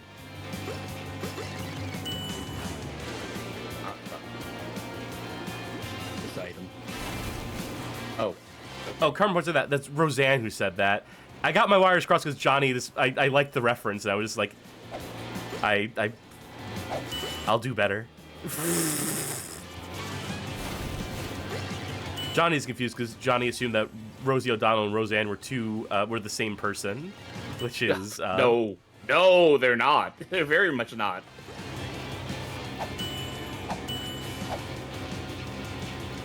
You don't hear from Rosie O'Donnell much anymore. Trump was apparently trying to beef her. I remember Bear that. in mind, while in office.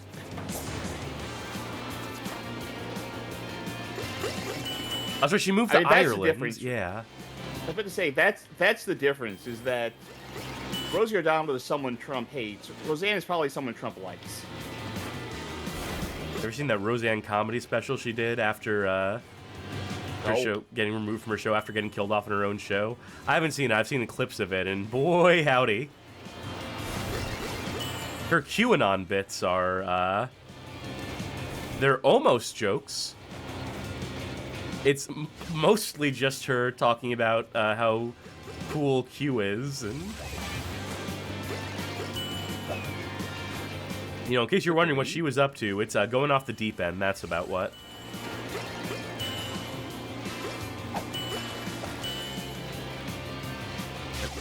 As slight as this is, it's inoffensive.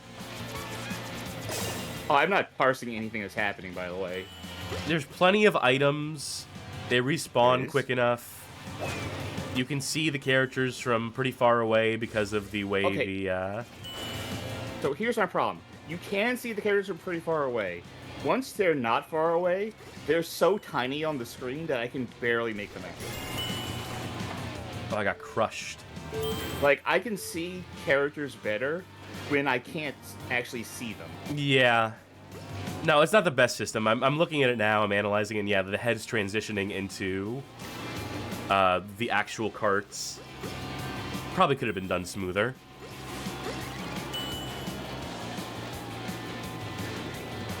I gotta run into some people because I got Krabby Patties. Oh, nope, I ran out of Krabby Patty. Oh, you took the lead. I missed everything. I do only have one appreciate heart that. left. That the offensive and defensive power-ups are delineated differently. The defensive power-ups still work as offensive power-ups, because if you just crash into someone while you have a defensive power-up up, it'll knock them out the box. Ah, Patrick stole it. The last second. All right, let's see the other mode real quick. Or at least, are you at least appreciative that they're not putting too much content into this mode so that we get to be here for a shorter period of time? There's that, yeah. I mean, it's absolutely an afterthought. If you're going to do one of these modes, you should probably do a little more. At least have a few more tracks, at the very least, but... Okay. Straightforward enough. That's a lot of time, all things considered. 45 seconds, technically.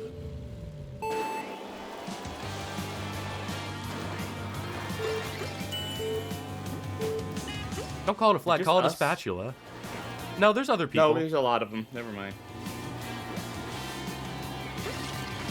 Oh, I'm dancing around it because I'm moving too fast. There we go. I wonder if it's 15 consecutive seconds or if your timer sticks. Well, I don't intend to find out. Fuck. Well, let's find out. It looks like it sticks. Oh my god, I was in the middle of a hurt animation, so I couldn't pick up the golden spatula while that was happening. I was so close. Damn it. There's no good way to reverse in this. It's just to slow down, or you have to come to a complete stop before it goes into reverse mode, so it's a little rough.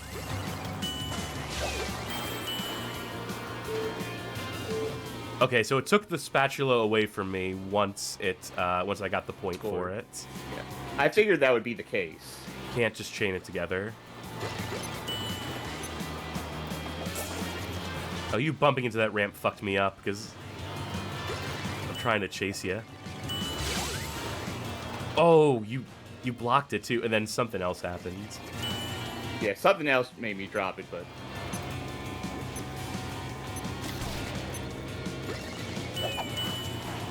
Did I get it? I got it, then immediately dropped it. Got and dropped it. I think I might have hit you. Square is the reverse key, by the way, not using break. Break doesn't shift into reverse. You just have to hold square to... Okay. So there is a better way to reverse in this. Correction, there is a way to reverse in this that I was not previously privy to.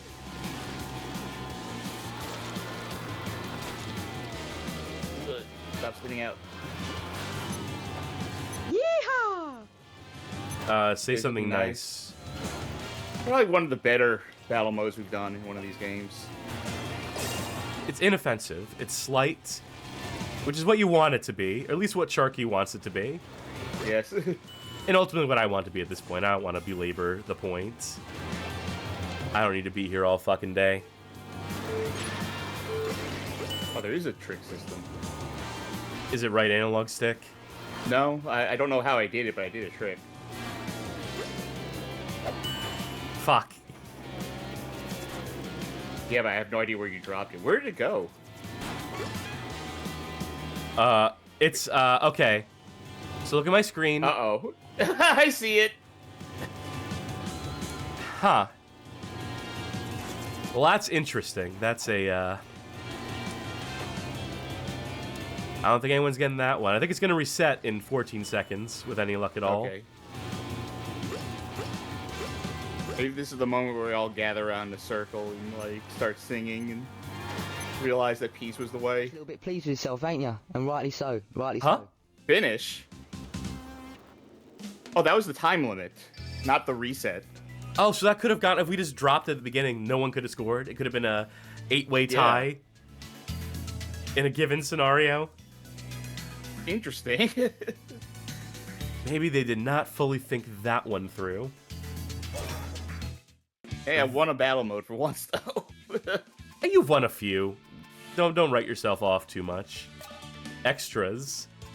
You can access the tutorial from there. I guess Ren and Stimpy are somewhere in this game. Cat Dog, that parses. I was thinking about who the unlockable characters would be. You know what? Let me see the garage. Can I... No, you just gotta win Grand Prix and challenges. They won't let you buy them just outright.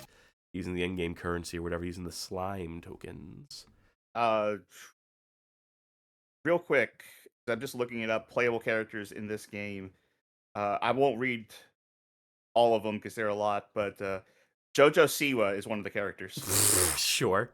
Why not? Okay. So, our next game of the night. Give me a second. Here we go. Our next game of the night is Mario Kart Live Home Circuit. This is a 2020 release. And you may notice that this is a Switch game of a sort. This is actually one of those real-life things, one of those crossovers. What do you call these? Where it's like, you know, you have an actual car that you race, a toy, and then it's... An RC car? Yeah, but augmented reality is the word for it, where you're controlling the cart with your Switch. So yeah, this is a thing that exists, was developed by one Velen Studios on behalf of Nintendo, I should mention. And this would be a very strange one to show off. on the show. This was going to be relegated to a mention only. If not for one Johnny Baghead, our reporter in the field, who took it upon himself to put together a little video package for us that shows off this game in action, much like they did for Connect Kart Racer. What was it called? Connect Joyride. Yes. In the previous episode. So we will be able to show off some sick race footy in just a moment on here. Bear with us momentarily, folks. Sid asks, is this Toys to Life? No, I wouldn't call this Toys to Life. Toys to Life is... Sorry. Toys to Life would be if you take the toy and then put it into the game. This is more, you're actually playing the toy in real life. Very good. And I noticed Fat Scout said that they actually know a few people who worked on this, actually, which is always of interest, always fun when folk know folk involved in the games that we end up playing or showing off on here. Yeah, don't have them join the voice calls, though. That doesn't end well. Yeah, no, apparently not. Anyhow, we cut now to Johnny Baghead with their report on home circuits. Hello, I'm Johnny, it's me, Johnny, and welcome to Stop Bagheads from Fighting. Have you ever wondered, what if Mario Kart was real? And no, I don't mean that company in Japan that drew the eye of Nintendo's lawyers, but what if you could drive a Mario Kart in your actual home? Enter Mario Kart Live Home Circuit, an RC Mario Kart. But this isn't just an RC Mario Kart, no. This is a RC Kart video game hybrid using a AR camera and Nintendo's patented cardboard technology. This is Punching Weight, where we celebrate the weird, the ambitious, and the unnecessary. And boy, no one does weird, ambitious, and unnecessary quite like Nintendo. On with the video.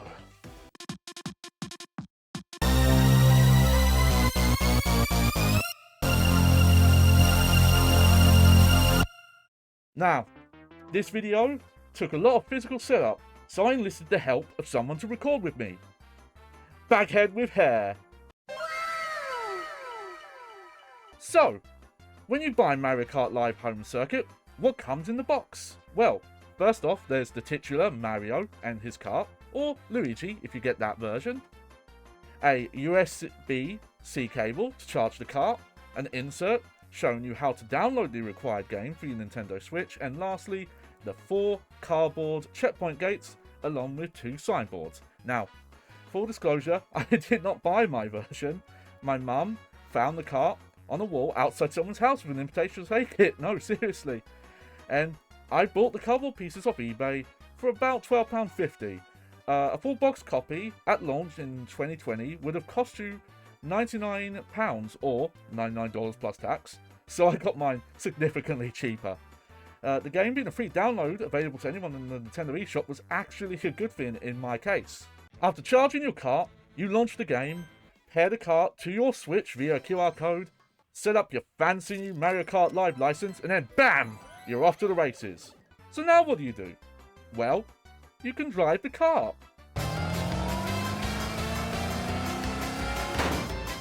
This is the game's sandbox mode, where you can freely drive around your living space. Out the gate, controlling the kart feels pretty good at replicating the feel of an actual Mario Kart video game, including the drift boost mechanic. Yes, this emulates Mario Kart drifting mechanics, to take sharper turns or to earn up to 3 levels of speed boost. This honestly feels better than I expected. Locking the car into a turning arc, you're able to adjust to earn those sweet bursts of speed. There's more to it than just an AR-enhanced RC kart, though being able to use it that way is a plus. We could do actual races. For that, we need to unpack and assemble our cardboard checkpoint gates. This is done simple enough, as the legs are tucked inside and hinge out when needed, and put into standing position with some quick folding. After spending some time unfolding all 4 gates with the help of your cutest dog, then placing them in your desired configuration, you can create your own Mario Kart circuit, painting your outline by driving the kart the actual path you want, creating a loop.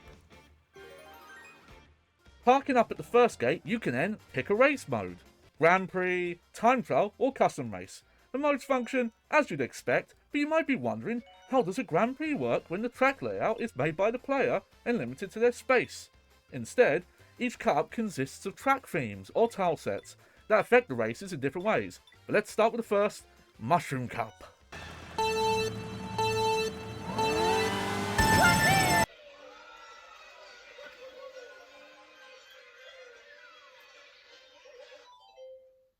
So, turns out, cardboard is very light and easily movable with an RC kart. So, I made sure to weigh down each gate by putting heavy objects on their side flaps. Who knew Mario Kart could be such a workout? Yeah. Now we're ready to get our IRL Mario Karting on. So, I'll admit, my first race didn't go so well, as it took some time adjusting. I'll say straight away, playing in handheld mode is probably the best way to play with the most responsive controls, though to capture gameplay I was forced to play docked. Fun fact, I brought a 15-meter HDMI cable so I could make this video. What do I do with this now? Also, my attempts to make a little tunnel just added something for me to crash into. It doesn't really work with the AR tech. That being said, the AR tech on display here is really impressive. A fully animated Mario and Kart are overlaid on the actual kart, and the effect works really well, reacting in real time to your inputs and controls. There's even a fuel and a speed gauge on the dashboard. The camera tracks and places visuals onto the gates and signs, and it's very stable, not much noticeable tracking issues. Though, sometimes some visual elements and gate detection can draw in a little late, but more on that later. The actual track layout, however, is a bit all over the place, being more of a suggestion than a fixed route, and at times doesn't do a great job at routing the AI opponents through the gates you're required to drive through. Otherwise though, the visual here are wonderful, and it really brings life to the races. If you're just watching the kart driving around your space, the racing and speed can seem rather tame. But when you're playing down to the ground, through the camera lens against visuals and effects are rendered on top, the sense of speed and action is really immersive.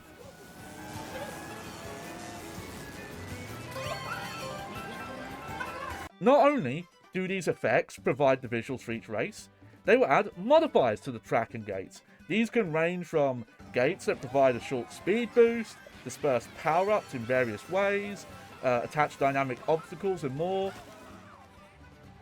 to track themes that change what item and hazards can appear on the track, as well as modifiers that actually affect handling like wind, and even mirroring your track with race. Considering you're entirely limited to track layouts based on your 4 checkpoint loop, and the amount of indoor space you have, this is a neat way to add variety to each cup, especially if you don't want to get up and change the track layout after every fairly short race. Power-ups are your standard Mario Kart affair: mushrooms for speed boost, homing attack shells, throwing bombs, boomerangs and bananas, coin pickups. There's even a star and a bullet bill power-up that actually do give an overall speed increase, and even seemingly better handling and oddball ones like the Chain Chomp that will attack the AI opponents and pick up collectibles, even managing to jerk your cart when it lunges in real time. Winning trophies does grant you unlocks in this game. Thankfully, all the cups are available from the start, but winning cups is how you unlock the faster 150cc and 200cc modes, and mirror mode. But also gate and track modifiers that use in custom races, and even different Mario Kart music-packed radio stations to listen to in sandbox mode. You may have also noticed coins appear on the track. While I'm not sure if they affect kart speed like they do in some Mario Kart games, the amount held at the end of a race are added to a total that will unlock visual customizations. Different carts, outfits, and horns can be used, though these are entirely visual and don't affect gameplay or the kart handling. After a few cups of my basic oval, I wanted to try a slightly more advanced track layout and made a figure 8 layout. This I found had more mixed results. While the game supports track layouts that overlap, and even show a figure 8 as an example layout, the game had a harder time keeping the layout fixed in place and having the AI opponents follow the route. This layout is also where I ran into an issue with gate detection, not always registering checkpoints or lap clears, which I speculate is because the Kirby track layout causes the camera to not see the front of the gate in time to register. For optimal gate detection, I found best to use a layout that passed relatively straight when approaching the gate. Though it's not something the game indicates, even showing a hypothetical circle-shaped course layout as a suggestion. Another issue I ran into was sometimes getting stuck, which I believe was a mix of the game preferring you have a hard surface to play on, whereas I was limited to carpet, and the cart wedging its front bumper underneath my couch. I couldn't move the couch out the room, so what could you do? This relates to another issue I noticed. The game expects you to have some amount of space outside of the track, so if you were using couches or chairs to keep the gates in place like I was, you'll often find bashing into them if a power-up negatively affects your handling, or objects and AI opponents will render inside said couch instead of on the track. After unlocking 150cc, I did give it a try, but if I'm being honest, I found it way too fast, at least for the limited amount of space I had to work with. If you're someone who has maybe a roughly 24 by 24 foot space to work with, it's probably the preferred speed. But when you can barely manage to make a track the size of Baby Park, it's too much! I can't imagine how hard it would be to play a 200cc.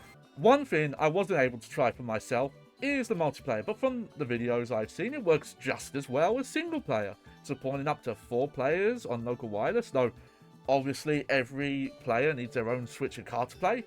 Though a 2-player, 2-cart split screen mode, and a 1-cart 4-player reload race was added in a post-release update, alongside some extra cups and cosmetics.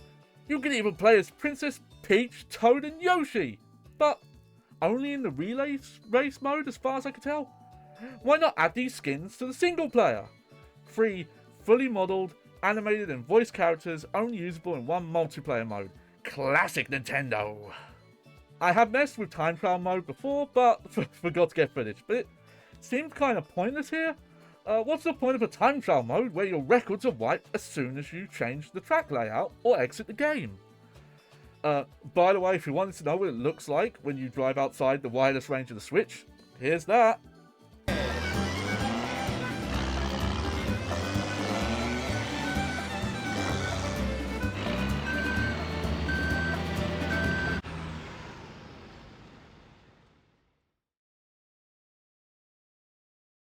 So, what do I think of Mario Kart Live home circuit overall? Firstly here, the tech here is impressive. The built-in camera in the cart is decent, and the game's ability to track visuals onto the cart and environment look great, with very little visual bugs. Though, that does depend on the amount of light you have in your space. In retrospect, I could have set up more lights as I wasn't able to play in the daytime. Controlling the cart itself is also great, and they did a really good job making controlling the actual RC cart feel like playing a Mario Kart game, even if you're limited to playing on carpet like I was. I do kind of wish the checkpoint gates and signs were made of plastic. Now, I know Nintendo are at the forefront of cardboard-infused video gaming, but considering how often you ram into them racing, or fiddle with the cardboard every time you assemble and disassemble the checkpoints, I worry about them holding up in the long term in regular use. I also would have liked something physical to help keep the tracks steady between the gates that the camera could track. But maybe that's asking the camera to track too many objects, or, you know, could have added more costs to the average consumer would have afforded in 2020. Obviously, with a game like this, you're limited to what track layouts you can make, so having track themes with modifiers and power-ups tied to them is a smart choice. And there's a huge variety of them to play with, and the fact there's even some amount of progression and unlockables in this game is commendable. However, the big issue, the most glaring issue of all, you need so much open space to play this. I had roughly 6 by 12 feet of space to play with, and that was barely enough. If I had somehow cleared out the entire room, besides the standing shelves, I'd have maybe about 8 to 16 feet, and I'd still have to find somewhere to sit to play. I'm honestly not sure who this game is for, because you need so much space. Like a school gym, or a small warehouse, Because you can't use this outside. Nintendo are very specific. It's for indoor use only. But most people who'd want to play this, especially the younger demographic, undoubtedly would have this kind of flat space, open space to work with. I should mention, this is designed for flat, open space. You can try to make tracks with tunnels or, at most, a 5 to 10 degree incline, but the AR tech really isn't built for it. It's almost like the target demo for this was big YouTube channels that can rent out an office or warehouse space to make a huge mega Mario Kart home circuit videos. However, this is a game one of your cats might love. It's like you're actually able to play cat and mouse with your feline friend as the mouse. By the way, I think it's a huge missed opportunity, the lack of a speaker on the cart to play sound effects. If Mario or the car sound, or maybe just the horn, could also play from the RC car, I think that would have been neat. Now, it's going to be debatable if this counts as a kart racer, I'm sure, as it is an RC kart video game hybrid. And if it did count, I'm not even sure where I would rank it. I'll leave that to my peers. However, if pressed, I'll say it's better than But Ugly Martian Zoom or Doom, but not quite as good as Sonic and Sega All-Stars Racing Transformed to PC. Back to you, Bad at Games Hall of Fame! Well, thank you very much for that report, Johnny. Yeah, I don't think we can rank that one. No, I think even if I were to, even if you and I were to play it, I don't think that would be rankable, just given like what it is. It's interesting though. It's definitely Nintendo being Nintendo is to say making baffling decisions, but still managing to have something that's like maybe better than you thought it might be coming out of it sometimes. Yeah, it did look neat. One thing, I gotta grant that it yeah. did look neat. One thing that I found a little, I don't know if confusing is the word, but Johnny was talking about the fact that you need like a really big space to make this kind of work, and which I understand, just the nature of the thing. Usually, I'm used to Nintendo building things intended for smaller living spaces. Historically, like the Famicom being kind of built for like a smaller Japanese like apartments and houses and that kind of stuff. But even well into like the late 2010s with the classic consoles they were putting out, those controllers only had like 3-foot long cables. Yeah. Like they were not building that for large spaces. So it's weird to see them build something that's like, no, okay, now you need a full ass house to do this. Well, a man grows, the open times plan. change. At all. Yeah, as more and more people can't afford houses, now Yeah. it's time to Now it's make time to something force for a him to house. scale up. My comment, the thing I find weird, is that I don't recall asking Derek for permission. Now, everyone knows I've ridden for Stop Skeletons from Fighting before, but Johnny, I don't know if that's implicit permission to steal their channel branding and music cues. You're gonna make me talk to Derek about that to see if we can post that to the Clips channel to see if we're even allowed. But, I mean, we might have to just post it directly to Stop Skeletons from Fighting is the problem. yeah, that might be the compromise. We might have to be like, all right, Derek, you own this video now in perpetuity, so you can post this on the main channel, and we'll ride it out from there. But again, thank you to Johnny Baghead for producing that segment, and in the previous one as well for Connect Joyride. I'm hoping we get to shoehorn more stuff like that into future episodes, because it is really fun. I really enjoy that. I really appreciate Johnny putting in the legwork and being brave enough to show up on camera and also feature a cameo from their family and their cats, of course. Now wait until the series where we play every Connect game, and by that we mean we just make Johnny do every Connect game for us. Yeah. Have fun with Steel Battalion, my friends. That's all I'll say about that. Well, looks like we gotta get back to playing games for our part. You and me, Chark, we can't dodge games all night, unfortunately, so we're gonna get back into it with Nickelodeon Kart Racers 3 Slime Speedway. Feels like only yesterday we played 2. Look, Garfield's on the cover of this one. It's the crossover no one knew they needed until now. Yeah, this is a 2022 release, still by way of Bam Tang Games, still published by Game Mill Entertainment, but I do believe that this one has a massive increase in production budget, from what I had to understand of it. It may even have like an actually competent PC conversion, PC port, so we'll see about that. Carmen asks, is that the teenage robot girl? Yeah, my life is a teenage robot, Jenny. If I am to recall correctly, from my entirely glancing knowledge of Nickelodeon properties.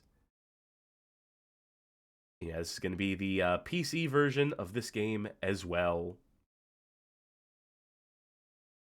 So we'll see how this fares.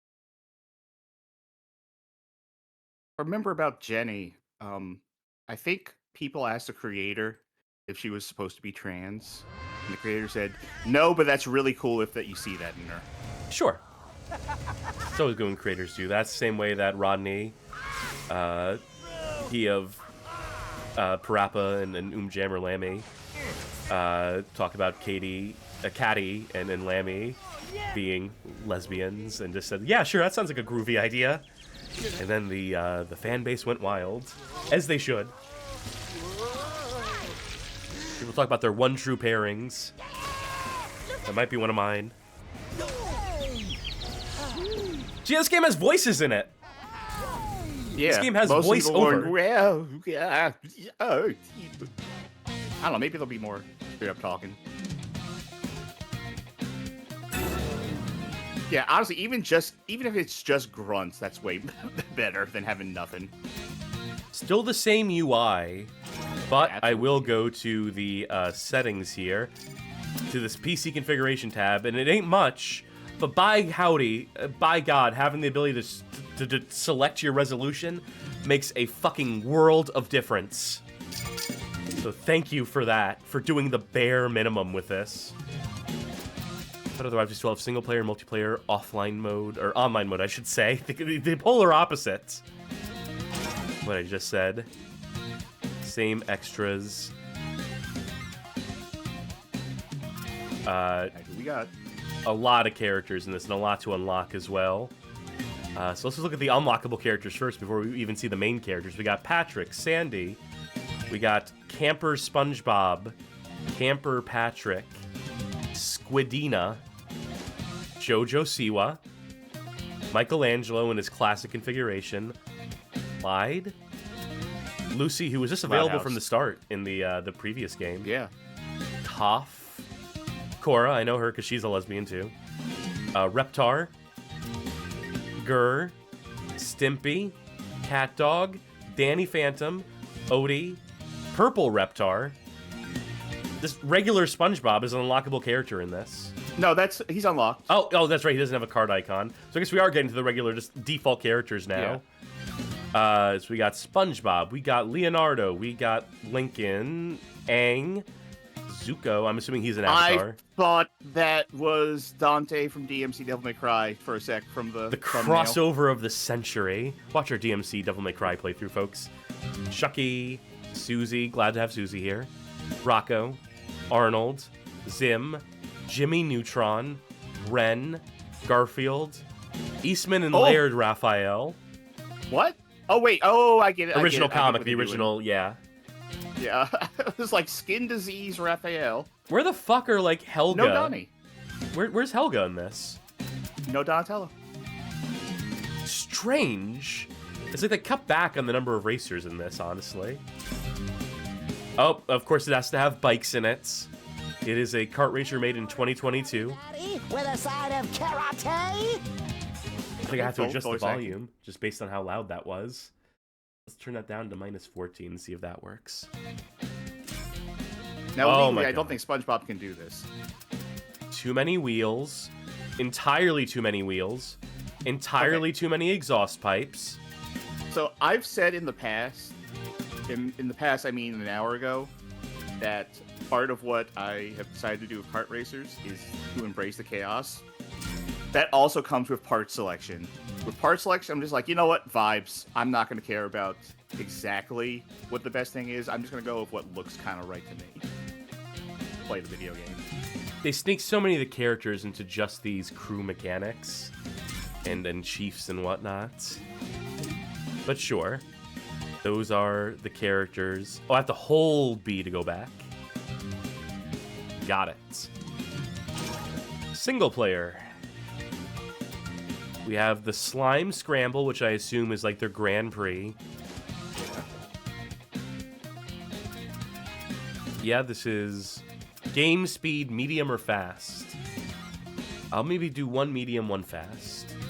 Items, give me that madness. Double dares, on or off. I don't know what that means. I hate Mondays.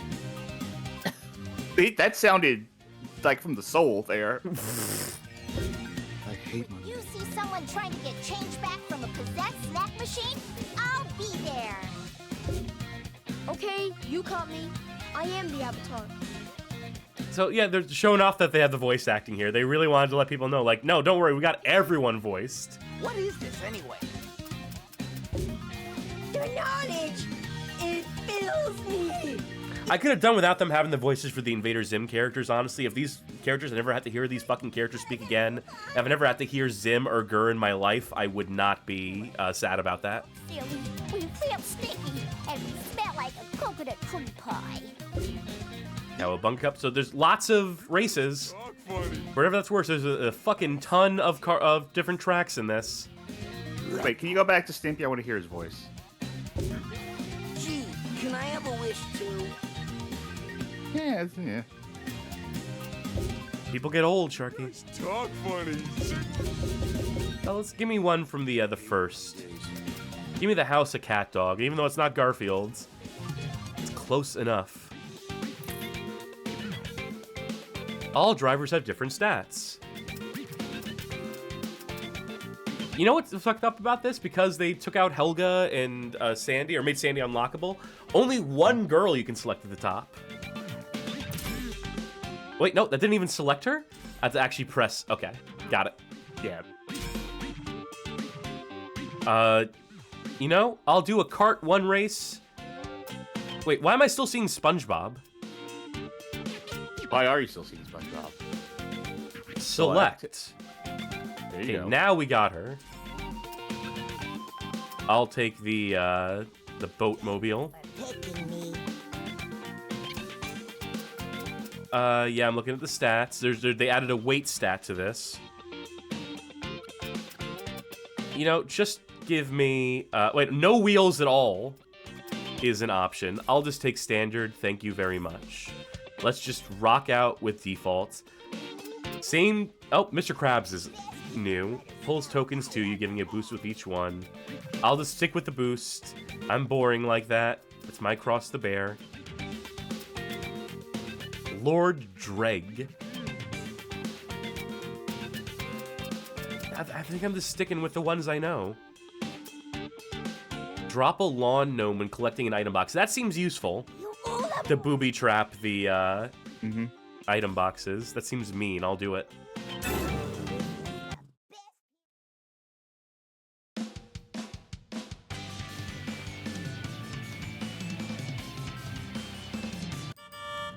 Skip that intro. All right. I'm boost trying to find system. like any sort of manual for this game online, and These doesn't are seem double to dare be a challenges. thing. They're conditions that you do. Things that you can do mid-race to potentially get more money, get your money up. There you go. Okay, thank you. That's what the one thing I was trying to look up.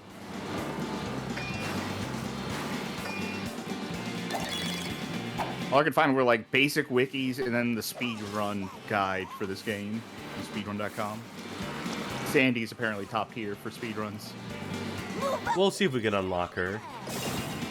We can make enough money at a certain point. Do it. I can't remember if there's any particular character on that unlocked list that I was like, oh, hell yeah, that character. I think Rocco's unlocked from the start, right? I don't remember. This is me! In one eyeball, out the other. You have boost power, I think.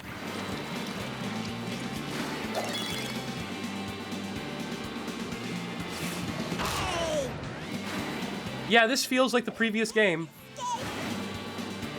It maybe looks a little nicer. I think they probably did some visual improvements, or maybe that's just the fact that we're playing it at like a proper resolution now and not just upscaled 720p. The lighting definitely looks different here. It makes a little more sense in my head for the item pickups to be the Nickelodeon blimp. Hey, voice acting. Yeah, no, that's a major improvement. It gives so much more life to the thing to have voice acting. They should do this for every one of their games. That's the thing with the Sonic CrossWorlds. Like, we'll get to that game, but some of the DLC characters don't have voice acting, and they straight up said that it's because time and money. But every time there's like a character that comes out that doesn't have voice acting, I go and I download like a mod someone makes to add voice acting, because it really does add so much for them to say anything when you do stuff. I'm there. Something I forgot to do in the previous laps is to take that slime tunnel there.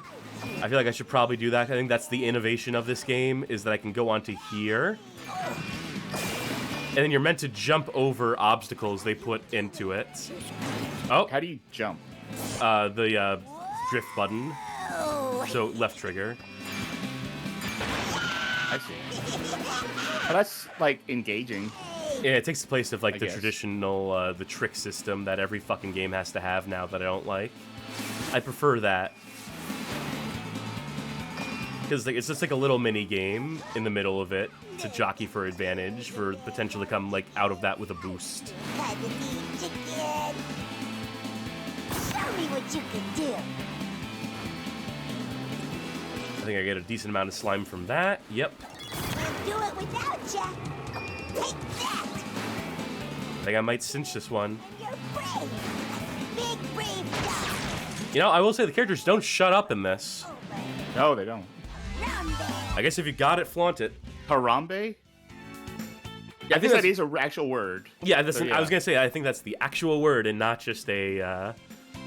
Yeah, I think we're brain poison, Sharky. Actual meat. Yeah, using its actual meaning and not just like some meat. Brain poison. You're right. I wanted to back out so I can set the speed to fast. Keep it on madness amount of items, though. You know it's Monday when you wake up and it's Tuesday. That doesn't make any sense, Garfield. Someone trying to get change back. I don't want to hear these lines. I just want to find a decent track. You know, give me boating school. Fuck it. Yeah, sure. Oh, Rocco is unlocking this there, though.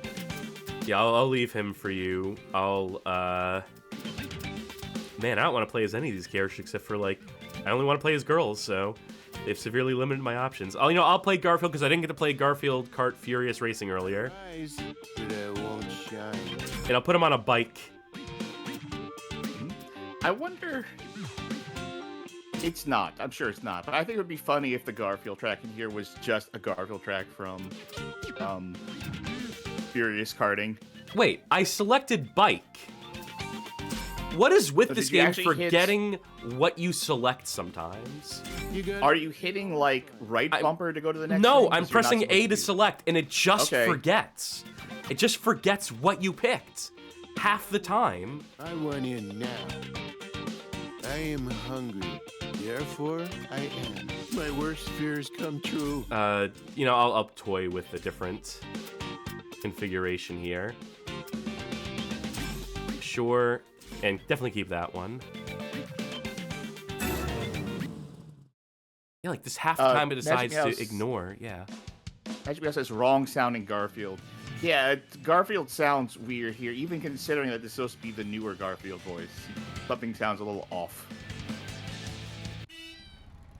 Let's see if we can get our boating license. I'd like mornings better if they started later.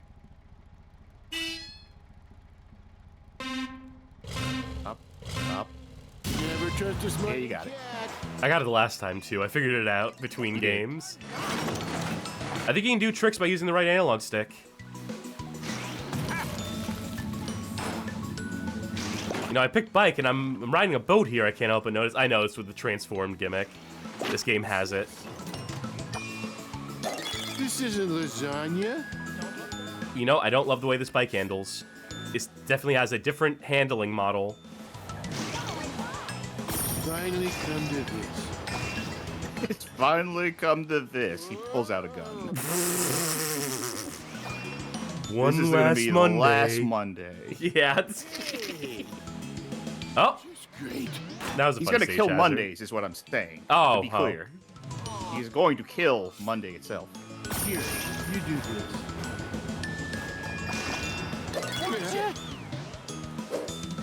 I'm not known for my compassion. Okay.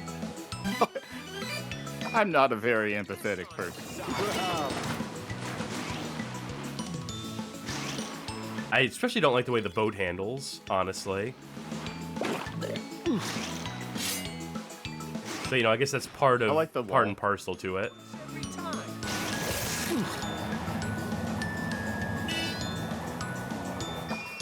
If I weren't Have me, we I wouldn't play? like very much. We played some kart racers that were like not karts, that were like weird kind of different vehicles.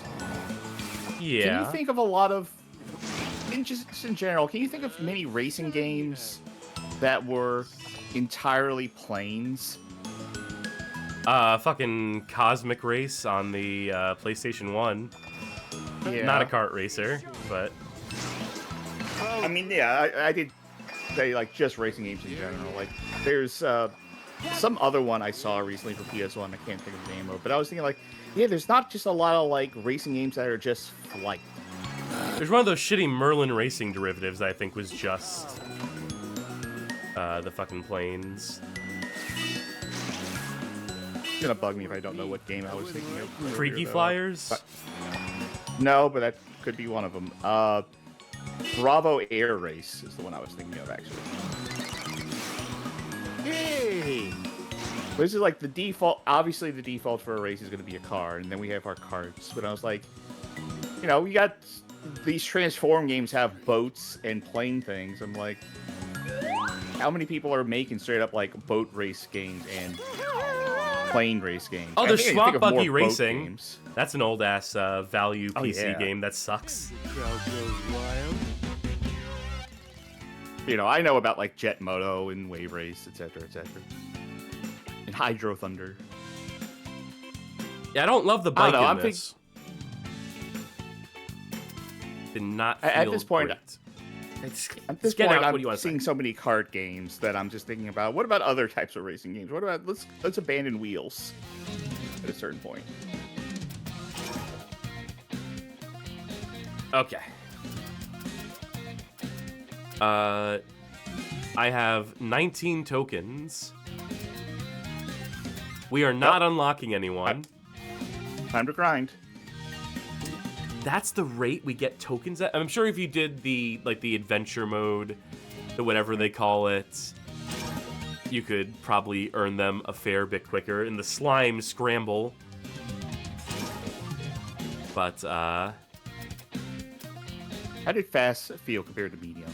you know, maybe it's the fact I played with a bike. Let's do fast with carts and then medium with bikes. Let's do two races. You down for it? Yeah. Imagine me says, was that baby Sandy? Wait, you Why are Sandy's legs so short? Or was that baby Sandy? No, that was adult Sandy. I enjoyed a glass of orange. It's just very stylized. Is the generous term you can use to describe it.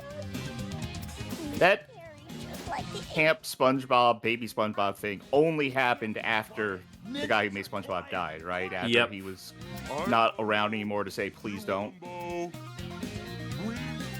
Let's do Jimmy's Lab. Now you'll always be happy.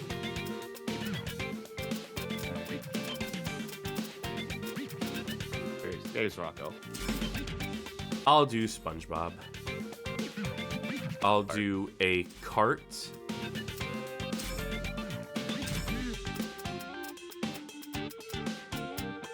Oh, now we have an acceleration stat. You know, what I picked, let's stick with. I'm going back to this.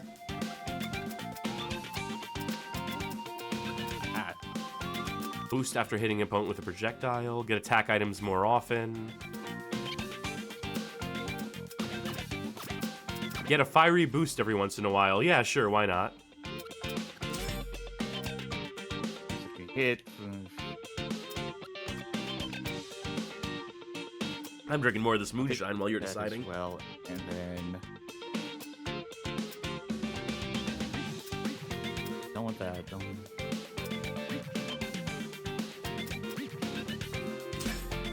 Okay. Wow, you landed Oh, on we the picked the same exact stuff. same. Yep. Mm-hmm. Yeah. Great minds think alike, and so do we.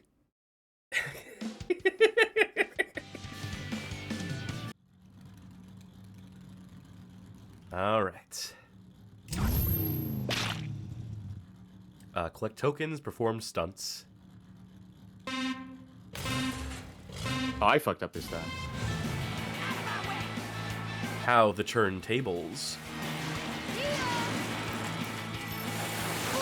The right stick was not doing a trick for me. Yeah, maybe it's not. Maybe I was hallucinating that. Okay, that was an item. Give me the slime Speedway, thank you. Oh, I missed it. Whoa, okay, that's sure. Yeah, those seem like a massive advantage. It seems like you're really kind of screwing yourself if you don't take the slime Speedway. Turn, partner. Coming right up. It feels like they fixed that drift problem I had in the last one where there was too much hang time. I wouldn't be surprised. It seems like they tightened up a fair bit in this. Just what I need. I feel well, goodbye. It's okay. Here I go.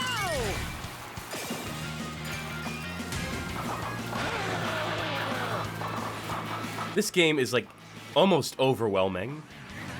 Yeah. I'm not gonna make it. Nope, I just went through the wall. I couldn't tell if I was supposed to hit those pins or not. Yeah, I couldn't either, actually. I'm sure it had a tooltip on the screen that What? told I me just one way or went through the a other. wall. Okay, am I going backward? What's no? That's smart. Oh boy. I have gone through so many walls in this map. Yeah, this is a bad map.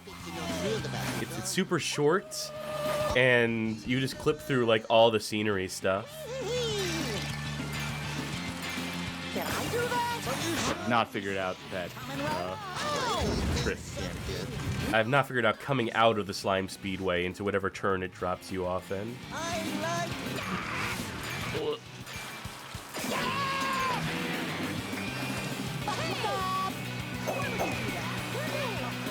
Oh yeah, the slime Speedway takes is the difference maker in this. Holy shit. And also using your boost, which you didn't use, I noticed. I was focusing on like a lot of other things. That was an impressive Discord breaking there. Yeehaw! Say something nice though. You take this one. Well, I change one up sec. the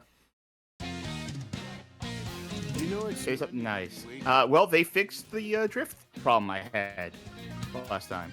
Oh, Discord. Fuck you, Discord. This app has been getting shittier and shittier, and I don't know if it has anything to do with them getting acquired, but the fact it's been fucking with our show is driving me up the fucking wall. It still sounds like shit, Sharky. We'll just have to bear with it. But there's nothing we can do. I hope folk will understand that any drops in, like, you know, people speaking are not our fault. We've configured everything to the best of our fucking abilities. It is this shitty app we use that has just been running roughshod on this fucking show. And it's unfortunate. There's nothing we can do. Retroland. How is this sentence that I'm saying coming out? Well, it's fine. It's gonna be what it's gonna be, Sharky. It's my first Okay. material possession. You want to do Camp Coral or do you want to do Retroland? I have a wish to. I want to do Retroland. I'm curious what they. Oh wait, Retroland's Jimmy Neutron, isn't it? Okay. I wouldn't fucking Well, now know. I know what it is. I think I watched like 2 episodes of Jimmy Neutron. I said, this is one of the worst shows I've ever seen. This is one of the least impressive bits of 3D and just some of the worst writing. I'll be. Is this our bike race? No, this is our kart race. Our bike race, yes, I mean. Yes, you are correct.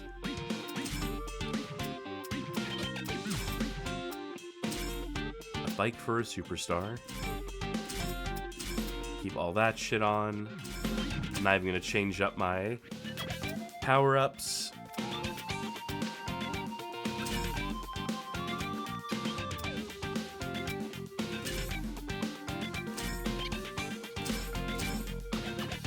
You landed all the same stuff. That's fair. Yep.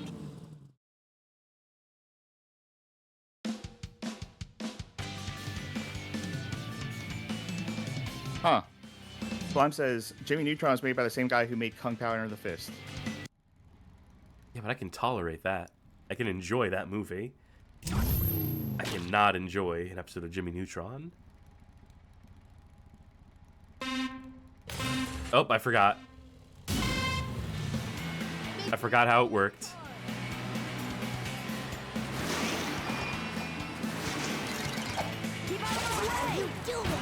Oh, being stuck in the middle of the pack sucks, because you're like bumping against everybody. Rubbin is racing, but...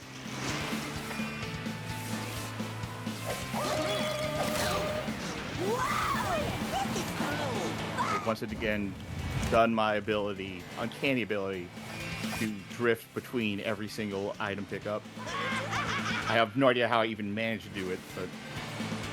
Oh, that was some bad clipping. I saw some bad Z fighting there for a second. When the track dips in that little hill that you go down, that did not look good. Whoa! Ooh, okay, I'm here. Found it. Let's see if it pulls the same trick again. Let's see if I remember to take the slime Speedway this time. I don't even know where the slime Speedway was. I just hit it by accident. Giving up so soon. Don't crash. Too late. Oh yeah, the Z fighting here is awful. It happened again going down. You see that? You just saw I it. see it. Yep, I saw it. I wonder if that's a split screen error. If that happens in single player or not.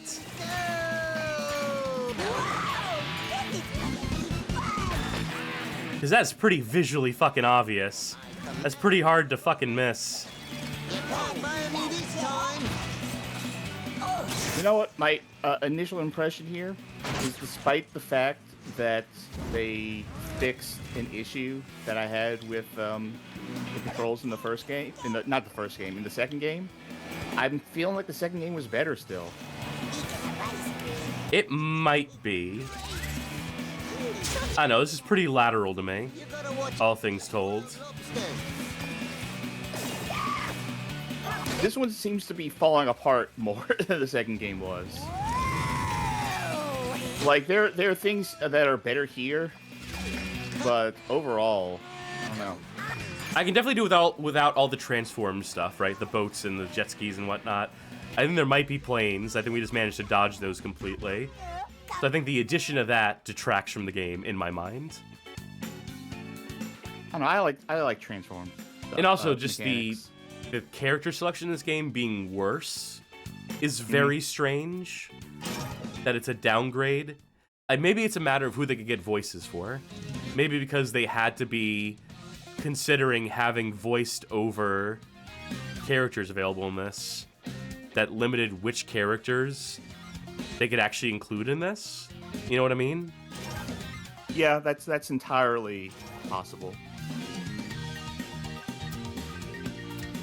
Arena. Please only have two things. God. Well, I tell you what, we saw these two. I'm going to assume these are the same. So let's do slime trails and jelly spotters. Slime trails. Charge your vehicle with slime and cover more ground than the other team to win. Is this like a Splatoon mode? Yeah. 4 please, it's arenas a foam star now. mode. We have 4 arenas this time. We still have the Kids' Choice Award Arena, the Double Dare Arena, the Slime Factory Arena, and the Kart Wash Arena. Let's do the Kart Wash, because I think it's funny to mess up a car wash and make a car wash dirty. Maybe the stage itself will try to stop us. I'll pick Zim to torture myself. I'm going with the cart. I Garfield, do not like the bikes.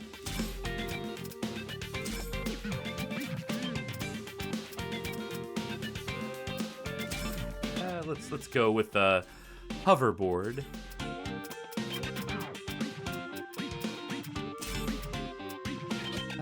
Yeah, this will be good. Ugh. Give me orange. And we don't have the pit crew to worry about here, so that's one less thing to worry about. They're all ugly. This. Only 2 carts unlocked from the top. Yeah, the unlockables, the progression, this is a little fucking egregious, I think. What? How did I fuck that up? I think in this game you have to do it a bit earlier than you think.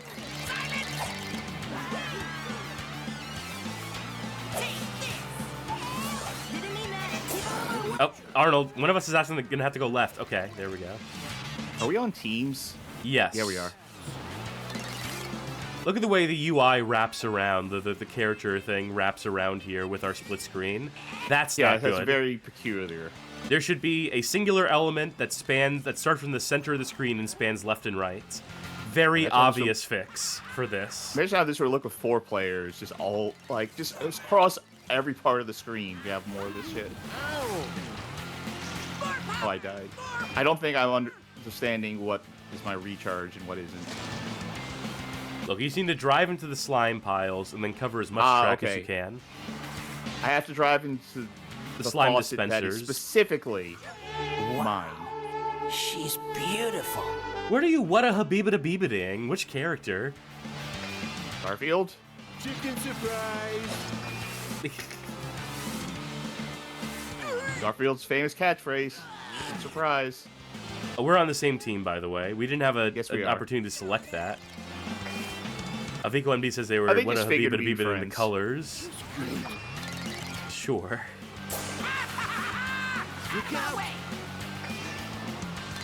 Oh, no, it's that synesthesia thing. In this case, colors make you horny.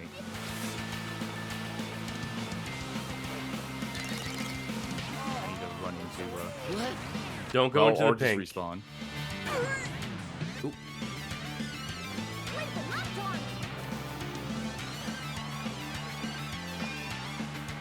I think if you run to the wrong color, like, you do take damage, but I think it does also fill up your thing regardless. Yeah, but still, best to avoid. I'm trying to get the corners of the arena here because I feel like no one's been doing that. Oh, I just saw was not something even close to that. out the corner of my eye in the Discord. The Ultra Healthy Gaming Nerd, who I've been documenting the crash out of in some capacity, developers of Hong Kong 2097, is now making enraged response videos of people calling it shitty, dogshit, exploitative, AI-generated, deliberately offensive collaboration with Kowloon Kurosawa, he of Hong Kong 97, an avowed neo-Nazi that Ultra Healthy Gaming Nerd has been going to bat for business reasons. He's now crashing out in video form and getting mad at people calling his game trash. Hey, fuck you, Ultra Healthy Gaming, you fucking loser. Get mad and die, you fucking hack. So I'm happy about that. I'll do that in the middle of an episode. I don't give a fuck. That guy's a loser. Come after me, you fucking dickhead. Have fun not having your games show up on Steam or any other storefront because no one wants your dumb fucking ass and your shit-ass game. Even when you're not making deliberately offensive stuff, your games still suck dick. Get out of the game. Now you have to say something nice about him.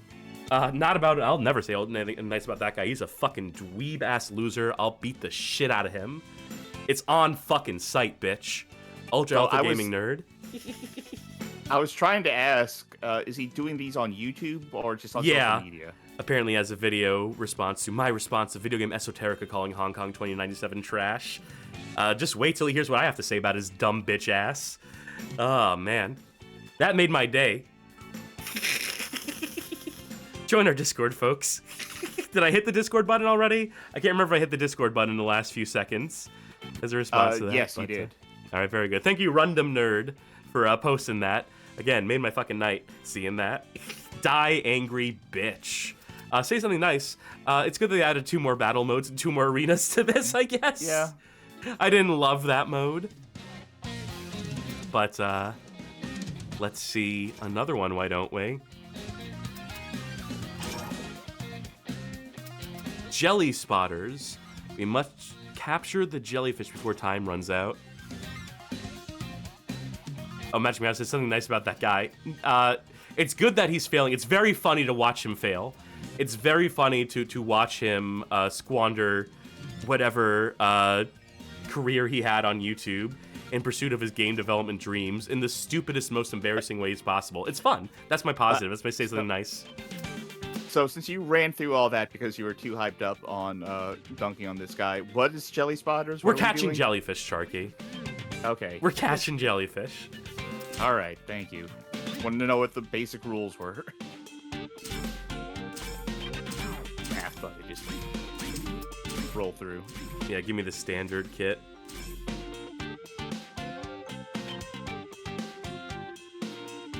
Oh, Y to start, I forget. Yes.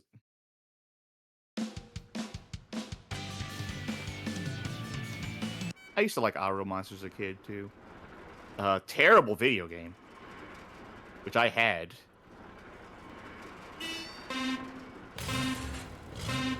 Fucked it up again. You gotta hit it early. I know, I just... I don't have it's it not good. in. It's very... Good thing I didn't. What's what I'm looking for? Non-intuitive.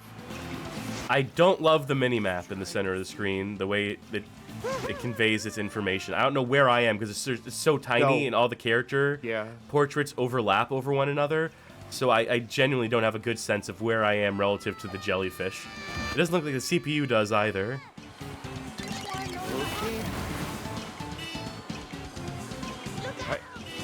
Okay, I think I found him. How do I get up there?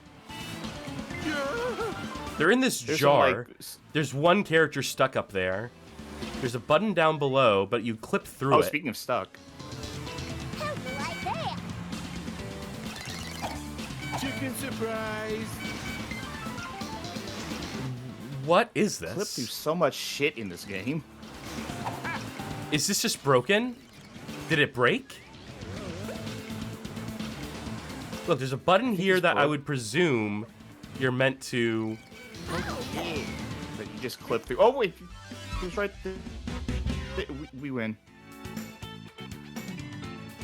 Huh. You know, I... Dominated, really. I hate to do it, but I gotta try... Oh, changing sides. Yeah, it's 2 rounds.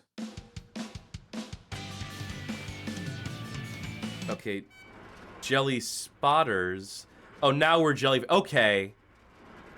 You are a jellyfish. Okay, everything makes sense now. I didn't even try for the boost at the top here. Oh, well. Oh, the jar is where captured players... It's jail. It's penalty box. Yes. Yep. So we would need someone to free us from the... Yeah, once it said changing sides, I was like, oh, I get it. I understand what's happening now. Alright, so you're trapped up there. Yeah, just hit that button. See if I can... Remember your reverse button. Hey, there we go.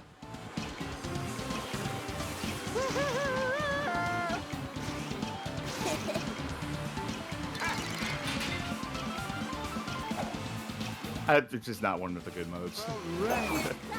Yeah, nah. Yeah, that makes sense. Especially if someone can just keep, like, unlocking the jar. I mean, I guess, like, you know, the strategy here, the grand strategy would be to have someone who guards the button on the Jelly Hunters team. So that, I you feel know, like I've played modes in like a Counter-Strike like that before, though. Oh, it's like some custom server or something where people get trapped in a jail and you have to break them out. yeah, Sounds not like something I've jailbreak, played. funnily enough, but No.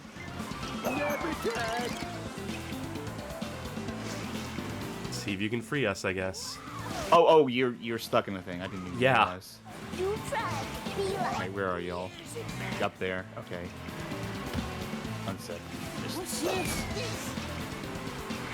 There you go. Thank you. And I clip right through the floor. Yeah, this is Yep. not a good mode. A lot of clipping through shit in this one. I mean, this game, period. Yep. I hit someone with an item, and then they still captured me in the middle of their harmed animation. So what's even the point of attacking the attackers in this?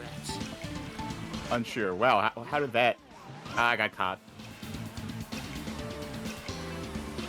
That means we're probably No. fucked. All the clipping through shit. I feel like we could probably clip our way out of here somehow. You know, probably. I got close there a second ago. Watch it. what was that? Alright, CPU, it's up to you to figure this shit out. Hey, Out of my way! Out of my way! Ren is just stoned in the center of this. I saw him for like a second. That's hard to negotiate the camera. Oh, we're out? You're out, I'm not. Wait, how'd I get out? I don't know, we win. I don't know. Bad mode. That was, not good. Oh, new crew member, the Greasers. You unlock the Greasers. That's okay. We'll, skip seeing what those, pit crew members are about. And we'll close out of this. And we'll call that on Kart Racers 3. Nickelodeon Kart Racers 3. Definitely a demerit. Definitely a step down. Despite having more content. Yeah. The stuff they removed is strange, to say the least. All right, we move along. Our next game on the list will be DreamWorks All-Star Kart Racing, brought to us by Bam Tang Games and published by Game Mill Entertainment. The same motherfuckers who've been making Nickelodeon Kart Racer games. They're double dipping here. They're working with both the major animation studios at this point. 2023 release. So a year after Kart Racers 3. Do you think this one will have the production value? Do you think this will have the voice acting and whatnot in it? Voice acting? No. That's my guess. I will also mention this one has a PC version, but I'll be playing the Switch version because I did not want to pay money for this.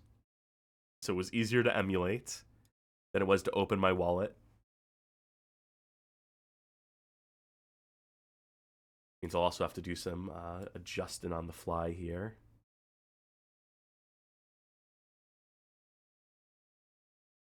Remember you said you're waiting for the moment of the stream where I sneak away? I'm going to sneak away. All right, very good. I need an energy drink for sure. And I need to be ready to crop this frame.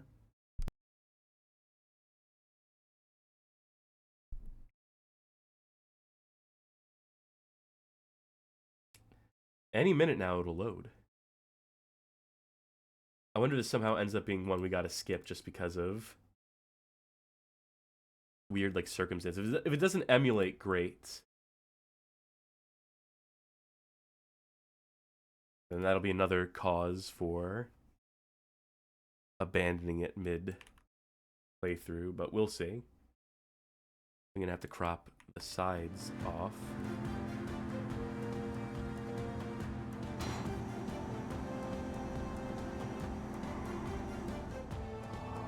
$80 pixels? No, must be like... Y'all enjoy this cinema while I do this, while I take care of business here.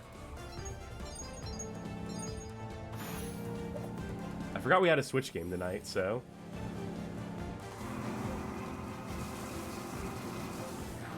there's spirited discussion about Nightmare Kart in the chat right now. I will say we have it on the show docket. We do. We'll see if it's a kart racer or not, because I don't know. I don't play that shit. I don't play kart racers. Not for fun. So this will be literally the first time tonight you'll see me play Nightmare Kart for the first time and make an immediate determination as to whether or not it is in fact a kart racer or not.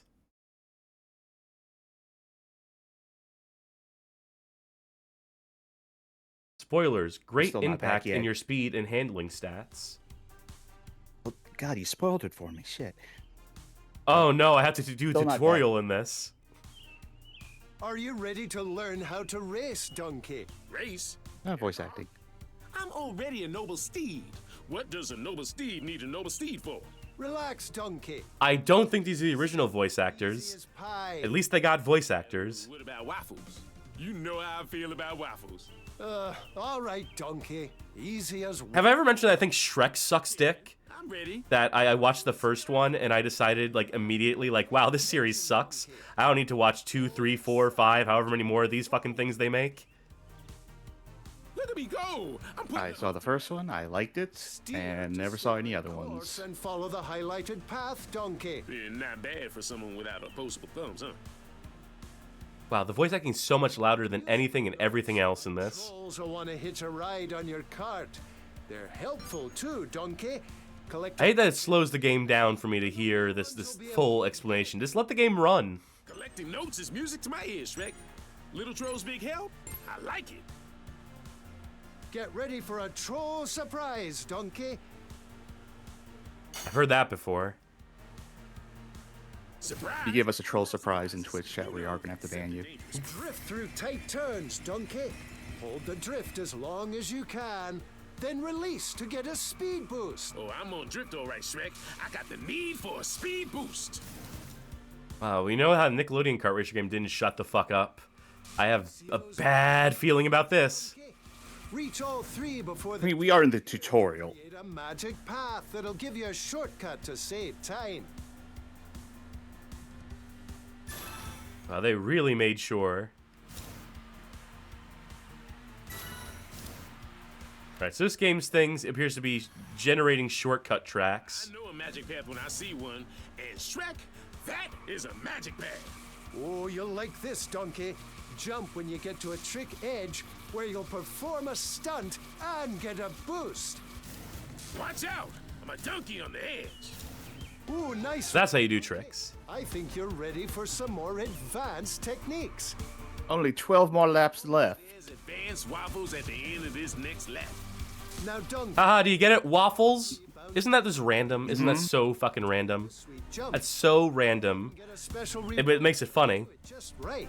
It's you see, it's a reference to in the first movie. He just said, "I'm going to make waffles," making waffles. And then they decided that would be, and it's just a line that he said that makes sense in context. But then past that, it's just now the thing he says every time. Collect power-ups from the boxes and use them to help yourself, or against other racers.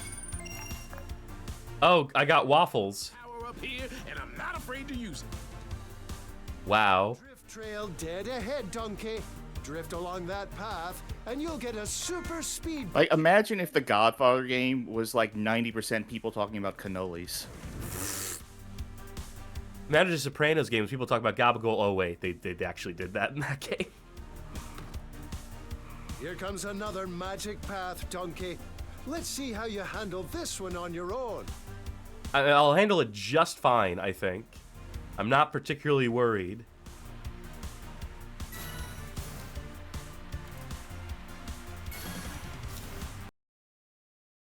Oh?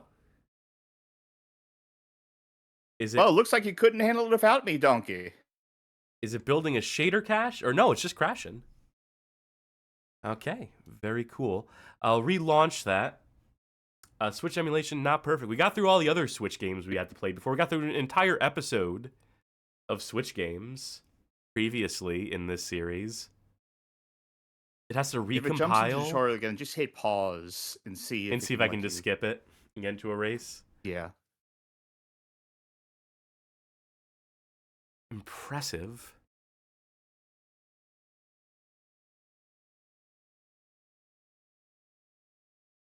Are there any good DreamWorks movies?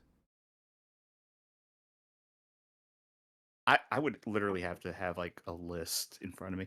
Isn't Saving Private Ryan technically DreamWorks? I meant like when I said DreamWorks movies, I mean like 3D animated DreamWorks movies. Like in this vein, something that would appear in this game. All right, I'm pulling up a list. I'm not gonna read them all. I'm just gonna. And bearing in mind, when I ask if any of them are good, I obviously acknowledge I would hate them all because I don't like animated, like 3D animated shit. I barely like 2D animated What about stuff. Chicken Run? No. Okay. Hey, we get to skip the tutorial at least. Hey, it's the boss Did baby. ants have what is the boss baby? Oh, there's your answer. Did ants have Woody Allen in it, or am I tripping? No, you're thinking no, Ants is Woody Allen. It's Bug's Life is the Disney one. You know that whole thing where they made the same movie at the same time. Or not the same movie. They had the same concept in Hollywood to do a movies about ants. I keep pressing Nintendo B instead of, you know what I mean, the struggles we've had here.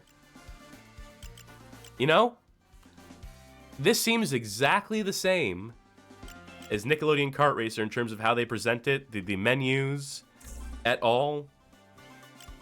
Go figure. Yeah, this is Troll Host. Get ready to rock and roll, speed up the rhythm. I'll pick this lady.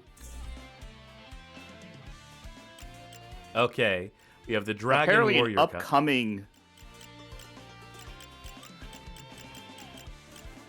Upcoming what? You stopped just mid-sentence. Yeah, because you were starting to talk about. What Nope, cups that's we had, which Discord. is more important. That's Discord. All right. Upcoming DreamWorks movie is How to Train Your Dragon 2, and that doesn't sound right. Haven't they been making should have like, isn't done there like a that billion of already. those? I thought there was like a million Yeah. of those fucking shows that I've watched kids watching in my capacity as a social worker. It's the only way I know any of this shit, and it's not by will. I picked the baby Boss Baby track. Let's look at some characters. We got Shrek. We got Poe. We got Mr. Wolf. We got Alex. We got Puss in Boots, Hiccup, Fiona, Tigress, Wolf. I think this is the baddie in the Puss in Boots movie, if I'm not mistaken. Most realistic depiction of a panic attack in a kids movie or whatever the fuck the old adage is, or the old thing that people say. I know people want to fuck this wolf. I remember that discourse happening. I'll pick this lady. Morning, Master. So I can pick a lady. Give me the one with speed. Give me the one. This is a more traditional kart racer, like selection screen. So I don't know if that's a plus or a minus. I'm leaning towards minus. You know, this is probably more straightforward. Am I ready? Yeah, I guess. Ready as I'll ever be. Wheels. They strongly impact in your handling and charisma. These screens read like they're like broken English. Read like they're mistranslated in some sort of way. They're just like weird sentences that don't really make any sense. I get that they're trying to describe wheels. So obviously when they said spoilers earlier, they're talking about spoilers as in the car spoilers and trying to describe their effect. But that's just really poorly formatted, really poorly conveyed, kind of across the board. Hey, I figured out the boost system in this one. I mean, that's a real like, yeah, that's a real simple way to do boost. A real apparent and clear way to do it. I can only be overtaken by a master of chi. Watch me go! I guess Shrek's a master of chi then, because got bad news for you, lady. Now I'm gonna chalk up the performance drops to Switch emulation. Ooh, I didn't quite get that. Like that?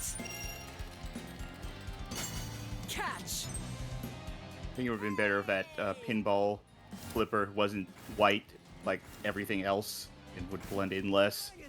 I'm sure this is true to the aesthetic of Boss Baby the movie. I wouldn't know anything about that because I am not a child. Which of the Baldwin brothers was the Boss Baby? Probably Alec, right? I love Maybe. Carmen asks, Magic Mouse asks, does the driving feel like the Nicktoons games? It feels worse. Lion. Ow. Exciting. Yes. That was a cool item. The way it dropped right in front of me and fucked me up.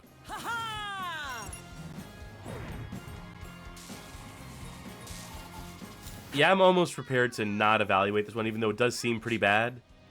Mm-hmm. Just because So the you think performance like is definitely getting in the way. Maybe a little bit. We'll see if we can do split screen. We'll see if we can do some multiplayer in this. If it lets us do that and it mostly functions, then I'll rate it. Then I'll include it in the rankings. Whoa! I will say though, just early impression of it midway through this race is that it is a downgrade from Nicktoons in terms of handling, Without being spotted by wolves. in terms of this track design based on this one ugly track, which I'm sure again is in line with the aesthetics of the Boss Baby movie. But I also think that the DreamWorks aesthetic is fairly ugly in general, right? It's fair to say that they're like Z tier, even when compared to like, you know, like actual Z tier animation studios for being the second biggest one in the game, right next to Disney or Pixar. That it's such a divide between them. It's like two different worlds completely. That they're always just like 20 rungs below what like Pixar's putting out. What's the name of that other studio? They do Minions. They do the Mario movie. Imagination or Imagineer or something like that. Yeah, it's not Imagineer. That was the first thing I thought too, but that's like a Disney name for something. By a master of chi. Illumination. Illumination. Yeah, again, I don't know. I would say Illumination is actually better than DreamWorks in terms of looks, I think. Sure. Again, you know, I work with kids, but you could not pay me to watch kids media. These kids movies, kids cartoons. I just don't got that in me. Not when I could be watching, like... adult cartoons. Yeah, or literally anything else is what I would say. When I could be consuming any other media besides stuff intended for kids. Kids can have their kids media. It's great that kids get kids media. It's embarrassing that adults get super into it. Sorry. I calls them like I sees them. Let's do a free race. Let's make sure you actually have stuff configured. Why don't we? It's always hard to trust these emulators. Yeah, input device disabled. There we go. Want to take it at turbo speed? I'm sure that'll go over well. And check out our hosts. Boost pads will be spread across every track. Bumpers, ramps, item boxes, musical notes. Let's go with which one of these item is boxes. one of the McElroy brothers? Is that the case? Is one of the McElroy brothers a troll? They had that whole podcast about getting put into the next Troll movie, and then they did get put into the next Troll movie. Well, that's embarrassing. Any of these jumping out at you? Absolutely not. Oh, here's their Rainbow Road, which actually incorporates the DreamWorks logo into it, I would assume. The moon, and I wonder if we'll see the boy. But let's do one of the early tracks. I should probably see, like, get a baseline for it with this Panda Village, why don't we? What if the boy was like a hazard? He'd like just fish you up. Like Just give me a chance. Wow, look at the difference between these two chassis here. One of them has shit on it. The other one does not have shit on it. It is the same car. I guess we'll take the one with shit on it. Hey, this one.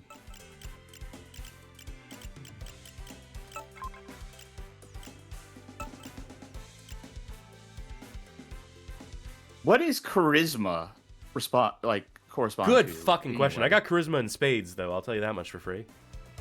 And so does my character in the game. Ho ho ho. Hey, low charisma, I guess.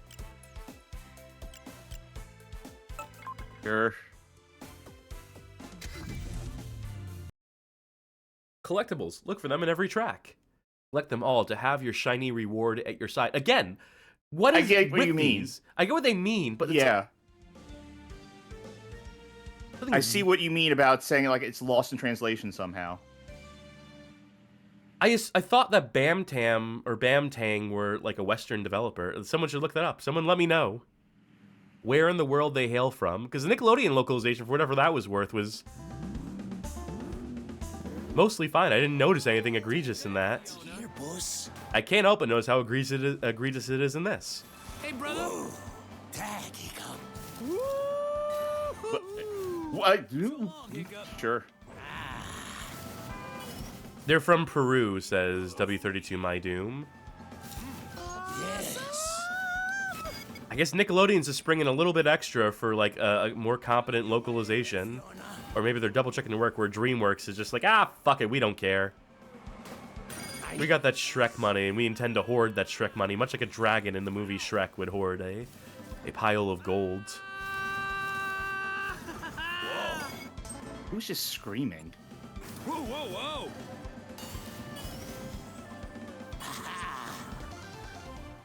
Wow, this... I think that's me. I think that might be me. Yeah, this is another one of those games that voice acting actually a detriment because they never shut the fuck up.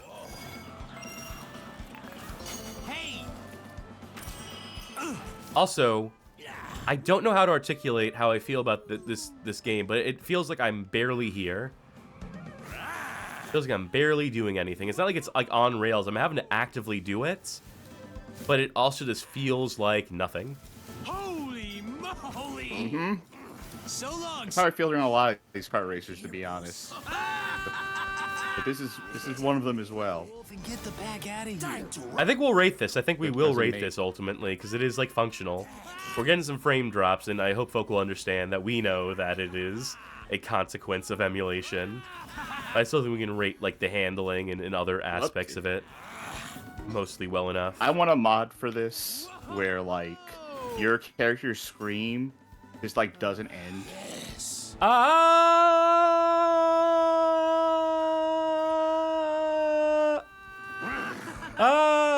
And so on and so forth. Incoming. Nice. Wow. I mean, we're already almost to the point where it doesn't end, because as soon as it ends, it just picks back up again. Yeah. Launch me. That was better than cake. Yeah. I don't even think I remember to use whatever my musical note is, whatever that power-up is. Like, I barely had to try there. Maybe we'll up the difficulty and the speed and see if that accomplishes anything.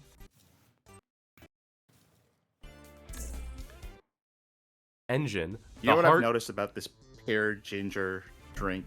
Which is, I can't taste any goddamn pear in this thing. This is all ginger.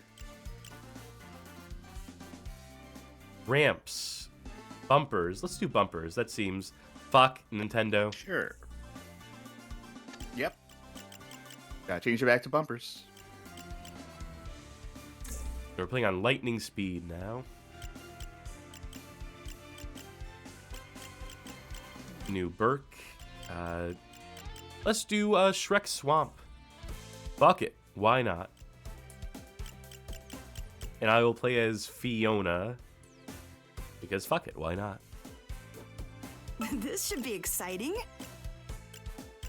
I don't know about that. I am feeling great. Strong. Like Don't care. You tell me they didn't get Antonia Banderas in the studio for this? Oh, now I feel cheated. Garage. Check the garage and look how to unlock new characters and parts. Look at how to unlock new characters and parts is what they should have said. Just a simple fix. Incredibly simple.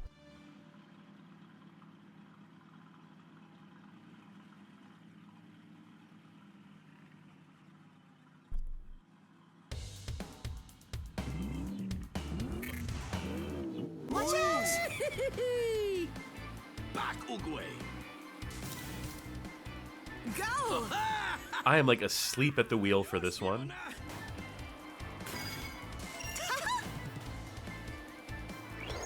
Fantastic. Oh, well, I missed that shortcut. Oh, good. He's Wolf is still there. We can still hear him. Or Mr. Wolf, whatever. Coming through, Poe. The sooner we get to do like, the better. Yay! Yay! Yes! Wow, these are some enthusiastic chirps from Fiona. Yes! Yay! Watch out! Uh-huh. Yeah. Very nice. That bad? Yeah, it was bad. Whoa! What? No, no, no, no, no, no, no, no, no! I already forgot how to use the boost meter. I don't know. Oh, I see. It's just an ability you get. I got it. I keep missing the shortcuts. The shortcuts do seem completely inessential in this, because they just hover above the track on the ground. Maybe they have a couple more boosts on them, but they are nowhere near as essential as the slime speedways in Nickelodeon Kart Racers 3. Light it up! Look at me go! Launch me! Look out! I'm not going to remember this game. I don't remember this game as I'm playing it right now. Yeah. Put it that way. So worse than Kart Racers 3, to be sure. Oh, absolutely. I can do this. I have to blow my nose real bad, but I'm in the middle of a race. Blast off! Still being sick sucks, by the way. Being sick all the time, not my favorite way to be in this world.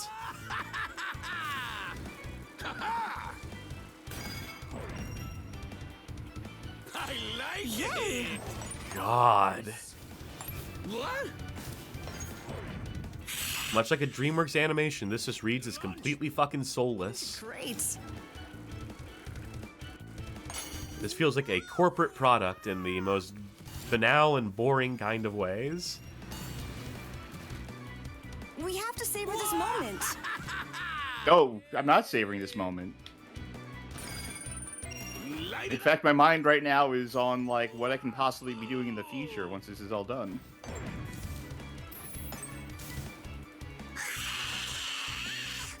I have always missed that every single time. Beware!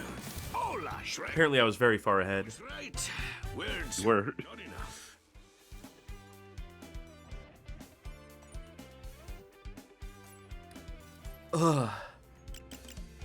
Ugh.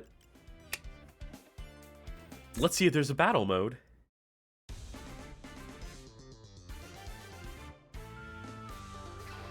Multiplayer. 2 players. You're spared, Sharky. Unless you have to unlock it. Unless we go to the garage and we can pay for... Let's just see what's unlockable. We saw the characters, right? Let's see who we could stand to unlock. Master Shifu. Theodore Templeton. Oh, I hate that animation. Lord Farquaad. Bridget. King Gristle. Donkey, who is the tutorial character but has to be unlocked. Kitty Softpaws. Diane Foxington. She's the one I would unlock, I guess. Just for the benefit of the furries in the audience. Astrid. Tina Templeton. Boss Baby has a sister. King Julian. Who I know some people really want to fuck King Julian. And Megamind. Who the most fuckable character in the cast, if you ask me. Megamind. I think the garage is just you just unlock characters, which is strange. Yep. Or And, maybe you know, like cars. Okay, so you do have to, when you get the character, Okay, I see how it works. You're buying car parts on a per character basis. Mm-hmm.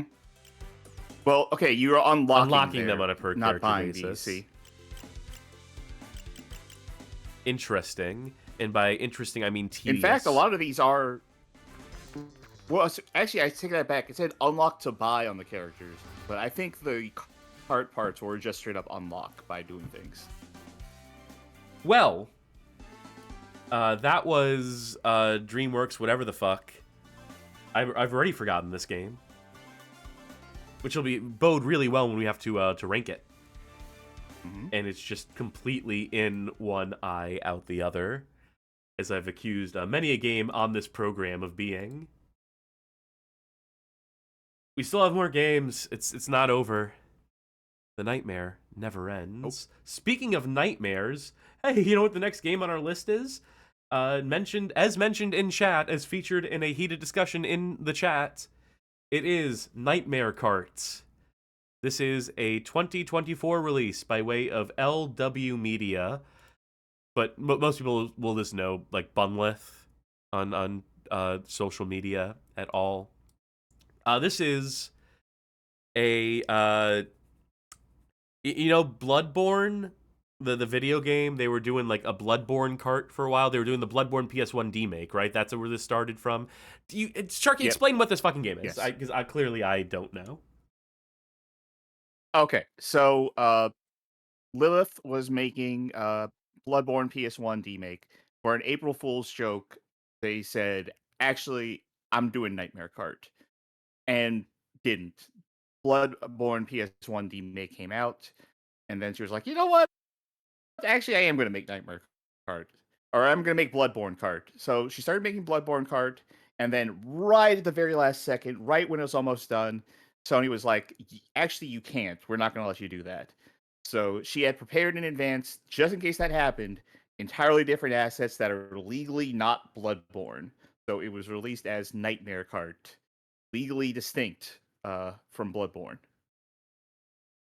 All right, very cool. So I've never played this. Did not see a need to. It's freeware, and that's cool. I hear it won a award at the prestigious... was it Stuttering Craig or Handsome Tom? Which one of those guys did their spin-off gaming show and gave this game an award, and Bunless said, I reject this. You can have it. I don't want the attention. I want your fucking shitty Stuttering audience. Craig. Yeah. That was pretty funny. So we will get this launched up. I do have this on Steam as of this point. And let's just hope it all works smoothly.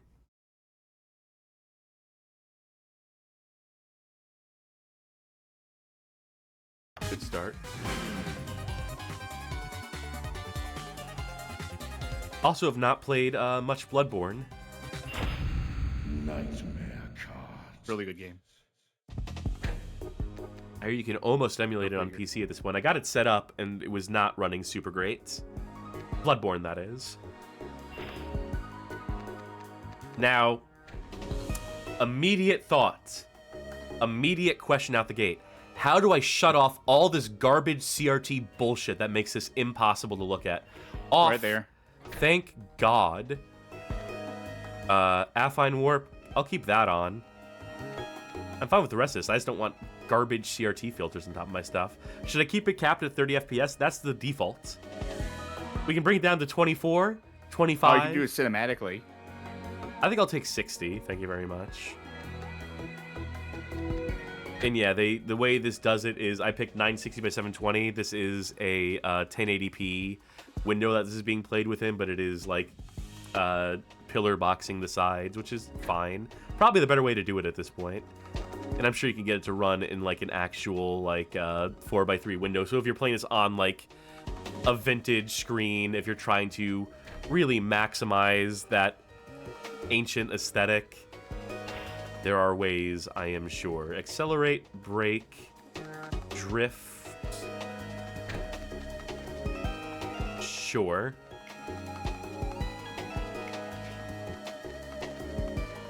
Accessibility. Okay, cool. How about those extras? Activate cheats by passcode. I'm just gonna do there is a cheat to unlock all characters. I'll see what the default has in store. We got a few tracks here. Give me that this is the most default one for starters. And I see it's easy just to drop you in. So I'll just do one on my own. Cool. I imagine you can disable specific power-ups. Yep. Alright, we got the Hunter. We got Onette. So this guy has no stats? She has stats. He has stats. Dream Watchers have stats. Got some fodder here, just generic, interchangeable sort of characters. Why doesn't this guy have stats at all? Is it a matter of, okay, because you picked the cart. Okay, got it. Yes. Right. Everyone else has their own card. Hunter can pick one of two cards. I'll pick Onette.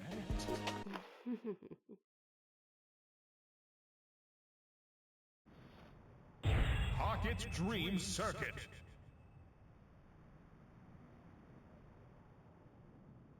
Yeah, they're definitely going for the PS1 aesthetic. They're definitely going for it.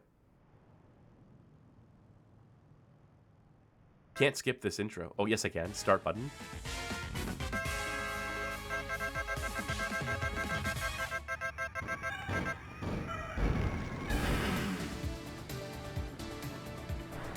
Ooh. Okay. Out the gate. I see what they're going for with the handling model, with the way that you handle turns in this. Don't know how I feel about that. Also, my character model is so obstructive of things in front of me. Yes. Is that just a bad choice on my end of character, or is that kind of how every character's going to shape up here? Was there like a camera pick thing? Or no? Does not appear to be. I can do this.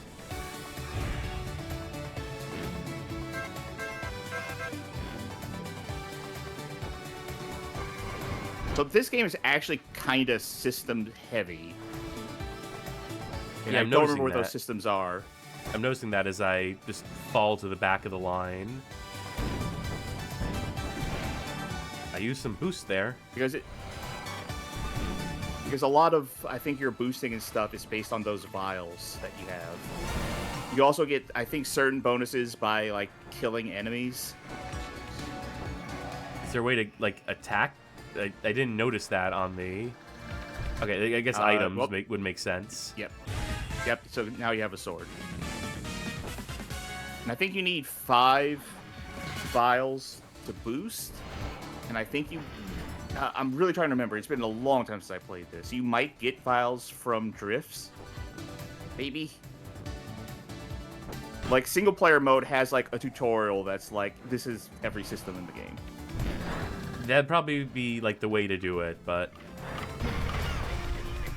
I'll also bring up, because we're not going to play it, but there was a online free game called Glitch Kart for the animation studio Glitch that they had up for a while, which was a reskinned version of this, but plays in a browser.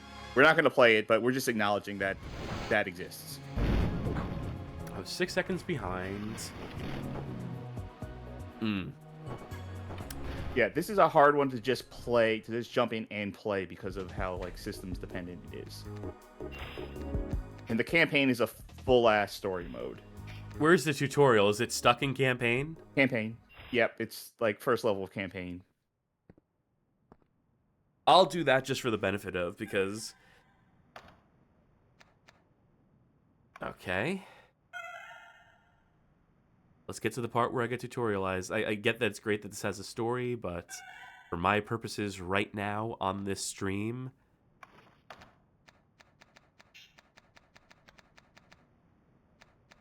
Is this going to default to... Yeah. If you're going to make it so that it switches capitalization, like if it's like title capped, show it on the keyboard, have these characters turned to lowercase. If you're not going to give me just a button that toggles, that's like a shift toggle. That's a very simple thing to fix.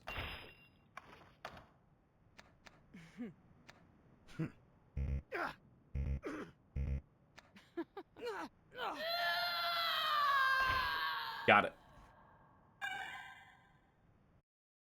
I'll tab out. Gonna adjust the volume a little bit more.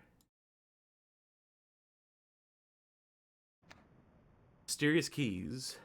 Right, here's your vehicle. Just asking which vehicle do you want to go with? I guess the lighter one. So simple coding master cast can do it, says Carmen. You know, if it's simple enough that they could have it so it does alternating caps just by default inherently, that it has a system for detecting what the first character of a thing is, you can also have it so that it switches the capitalization on the buttons on the screen so that you know for a fact it's going to be what it's going to be. Begins again.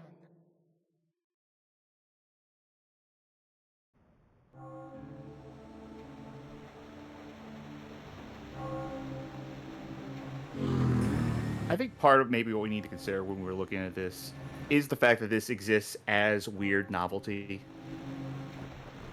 As this sort of like wink nod thing. Like, yeah, we're making Bloodborne into a kart racer and structuring it as if it was Bloodborne, like normal.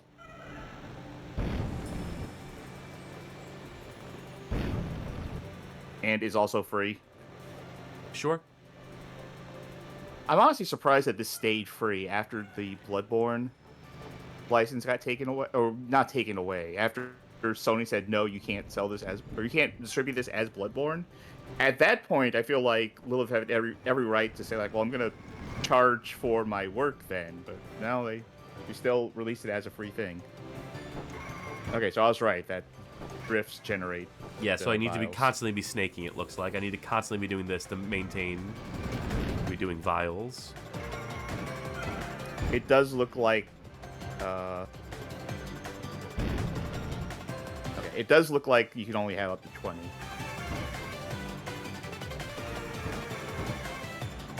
I guess that's an emergency, like, oh shit, I'm not going to make this kind of turn. Since it does kill your momentum.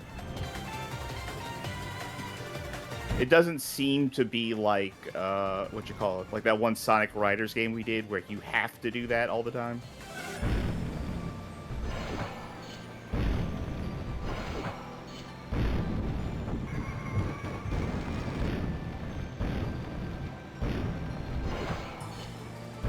Okay, so what else is there? Get to the next part of this tutorial. Does you lose health? Oh, you know what? You probably don't have health since the tutorial as you on getting health.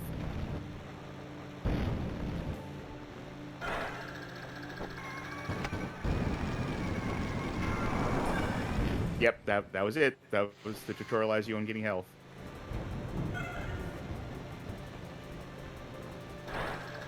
Alright, put an enemy in the track. So, as someone who has played this before, I think this is neat, but like on a conceptual level and on an execution level, I think it's neat, but I don't enjoy playing it. How did that miss? How do I aim? Is a better question, maybe. I think there are only certain weapons that have an aim function to them.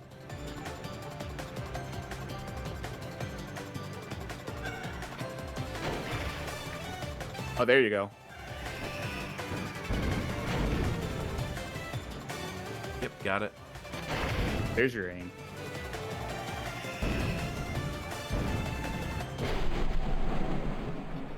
And that's your tutorial.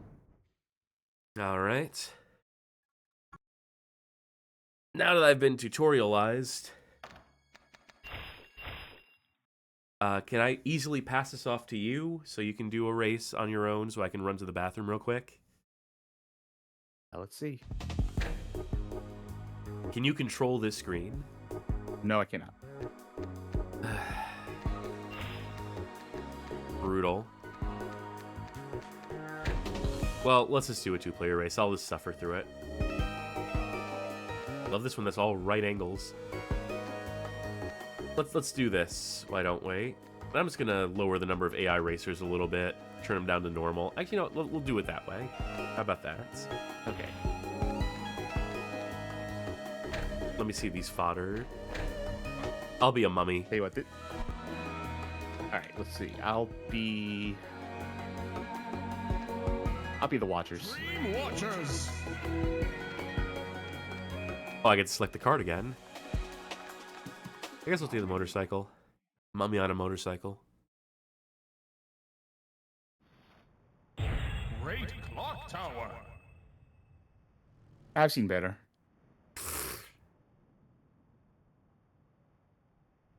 Okay, skip.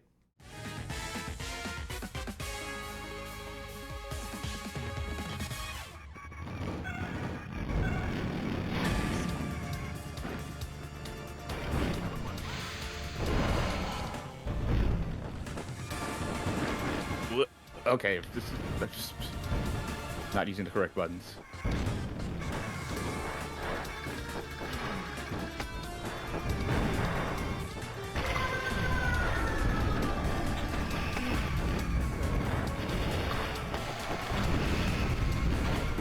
I forgot how to drift. I forgot what it's because it's not B. L1. L1, thank you. And R1 to use items.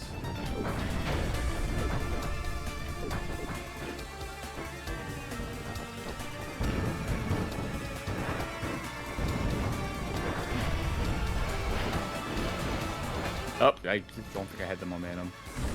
Yep. I do like the music in this game. I know the composer for this game went on to do stuff for Vampire Survivors for the Castlevania DLC. That seems he did like a bunch of remixes for that. Yeah.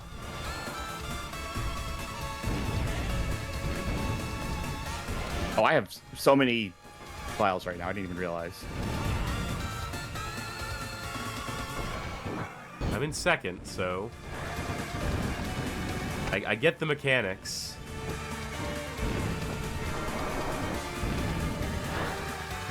Get them well enough at the very least. I wish I would get some weapons. I'm having horrible luck when it comes to... There we go. You got a weapon there. Beast Razor. Take a bite out of first place. Oh, did not have the momentum for the ramp, but I think I also sabotaged the first place racer. That just gave time for third place to become first place. Okay. I have an opinion on this game. I've had enough time to formulate it. It's great that it's free. Clearly a lot of work was put into it. You can admire the aesthetic of it if you're someone who likes to see games doing the throwback aesthetic. This is probably the closest I've seen to someone capturing the PS1 style in a way that doesn't push it too far. That feels like, you know, an advanced level PS1 game, but not breaking the rules of the PS1, even though I'm sure it is. It absolutely is breaking the rules of the PS1. The view distance is too good. But, you know, it's also not like a back in 1995 where it feels like a 1994 PS1 game. That's another game that I just think of when I think of the PS1 aesthetic. So that's the aesthetic talking about. Okay. As far as gameplay is concerned, it's probably fair. It's probably pretty fair. It ranks as pretty fair. This gameplay is probably fine. It's not too many layers of mechanics.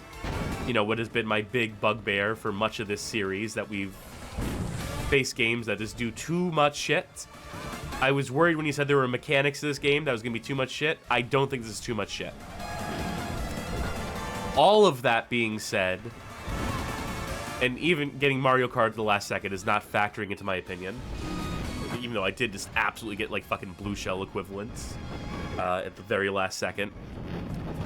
All that being said, it's a kart racer, and I think I just fucking hate these now. Where did I go? I went to hell. Into the void. I can say, as someone who is not soured on every kart racer, I still don't care to play this one. This one never spoke to me as a kart racer. Is this track as short as I think it's going to be? Let's do Pocket Dream Course.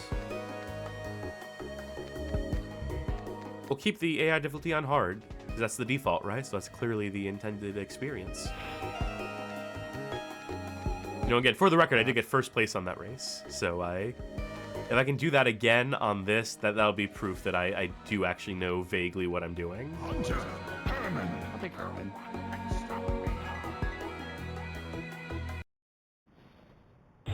Pocket Dream Course. I think I just hate this genre so much now. It's gonna impact your ability to rate anything. Honestly, yeah. Because is this better than other kart racers we've played? Yeah, a few. I think I would still take, like, you know, a big production house kart racer. The likes of whatever is in our top of our list. You know, I can't just give it extra points because it is independent. You know, if a game is fun, it's fun. And the fact that it was made by one person or a team of hundreds ultimately is, you know, kind of irrelevant to whether the game is fun or not. And this seems like it could be fun to someone. Not to me, who hates all these games now. But, I don't know, it's a weird situation we're in. It's a weird show we find ourselves in. I think I just tore through a few people there.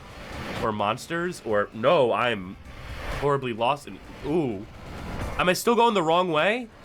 I think I'm going the right way. Also, I got knocked off the course, and it put me back on the course, and I'm still getting the wrong way sign. And now it goes away. Huh. Unsure. Oh, I'm gonna get killed in a second. I think I'm... Why does it say wrong way? I'm just following the course. I'm behind the other racers. I see other racers in front of me. Wrong way. I actually, in fact, you're going the right way. I saw the wrong way guys over your head in real I just lapped someone, and I'm still in 8th place. I just got ahead of someone, and I'm still in 8th place, so... Okay, well, then never mind. Fuck this, then. Seems like a glitch. Never mind, fuck this. I mean, if it's that broken, then sorry. Nope, if it's that non-functional, just based on, like, you get into a course that is slightly complex, and then the tracking of where you are in the race falls apart, that's not good. I mean, that's... If this is functionally broken, then it's functionally broken. Yeah, well, I'm trying to race as per usual. Is it fair to say that the first time you saw... Is it fair to say that the first time you saw the glitch, like, is that a rare glitch, or is that a common glitch, is the thing? I mean, you had it last like race, right? Were you having issues with it? No, I wasn't. Well, I'm fucked for the entire race now. There's no system to, like, fix this, for it to reset, for it to acknowledge that, like, something is probably wrong here. I get that's very hard to do, but this is fucking brutal. If this just fucks you up for the entire race and there's just nothing you can do, I would, like, shut this game off and never play it again. Just knowing that this could happen fairly easy. I don't think I did anything exceptional. I don't think I did anything particularly outside of, like, parameters of standard play in this. I don't know, sometimes, like, a weird glitch will happen. Like I said, I don't know if that's common or not. I've never seen that happen before. I also understand, though, that you're in a position right now where you do want to write off every single kart racer because you fucking hate these games. So seeing one glitch and being like, well, fuck this. I mean, I was giving this game the fairest shot possible. I was giving this game the fairest shot possible, saying that, you know, I'm coming at this from the perspective of hating these games and still trying to say that, like, you know, I can see someone enjoying this. I can see my way to someone enjoying this. And then it throws this at me. And now I'm on lap 2. You're still on lap 2 out of 3-2, I guess. Yes. I mean, like, what do I do with this? What am I supposed to do with this in this situation? The game has completely broken on me in a way that is unforgivable. That if we weren't, like, you know, trying to give this game the benefit of the doubt for being, like, an indie game or whatever, for being the product of one woman, and then, you know, if we didn't, like, have, like, a tendency to be, like, on the woman's side in this case because we, like, think she's cool from social media, this is just straight up broken. This is unforgivably, like, this is a sort of error that would, like, keep a game from going fucking gold in, like, the real industry. If this was a real video game in, like, the real market of ideas and video games that had, like, price tags in them, it's great that it's free, but this is... I mean, Johnny's saying what I said, which is it's not outside the realm of possibility you trigger something that's super rare.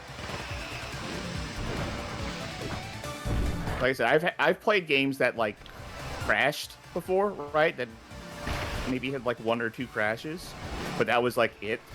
And that didn't, like, ruin an entire game for me, because I was like, yeah, something weird happened. Like, if this is a thing that's going to keep happening, then yeah, that would be a real big problem. It's the fact that it happens so easily, so apropos of nothing. You know, again, I see people in chat like immediately caping for this game because they're gonna make the argument that, you know, it's one person working on this and we can't hold to the same standards. Carmen's saying real video games regulate this and worse. No, I reject that. We've played so many shitty kart racers in this game that did not have an issue like this.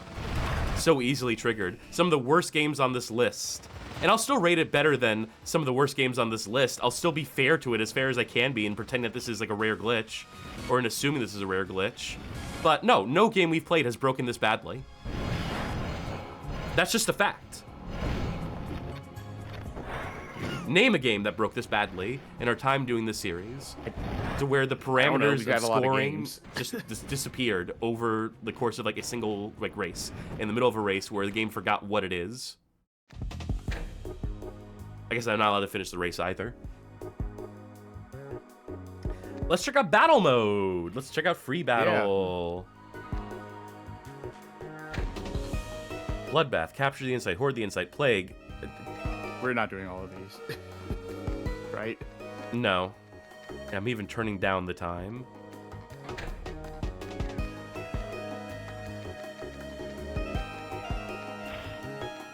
You know, as long as I'm being critical, I think the UI, even though it's trying to do like a PS1 thing, I don't think it's doing, the UI is not doing the PS1 thing particularly well with the way that font scales and like some text is larger than others. It also just makes for a generally messy UI experience as a whole, in a way that is unpleasant to look at. That PS1 games would not have generally been this unpleasant, except for ones that are particularly gaudy for sure.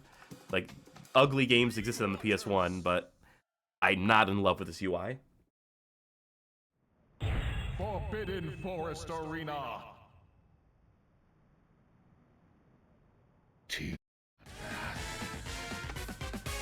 Interesting. Oh, it's doing... Okay, thank God. Oh, never mind. I think I'm stuck. Alright, there we go. Got a stalemate going. Anyway, I don't plan on particularly caping for this game because to be honest, like I said, I don't like it.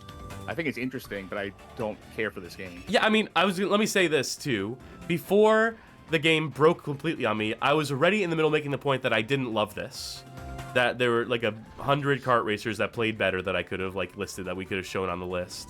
So it was gonna fall like in the middle of the pack regardless.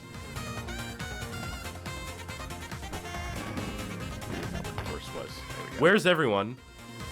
I see the mini-map. I see I'm coming around in a circle. Default time for this was 90 seconds. 60 seconds makes it you can't... There's no time to do anything in this. One match over. But at least it's over.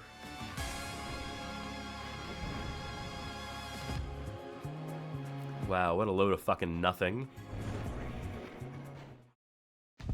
How high does the time go in that? Let's find out. Put it all the way high, but I'm curious. I wonder if there's just like infinite something. No, 9999. No, infinite goes all the way left. Let's do 90, sure. Capture the insight. I don't want to play capture the flag, especially with just 2 people. So this is hoard the insights where you hold on to it. Sort of zombie mode from like first-person shooters. Collect blood droplets. No respawns. Okay, let's see what the plague mode looks like. I'll give it this. I mean, that's unique for this genre. I don't think we've seen anything like that yet.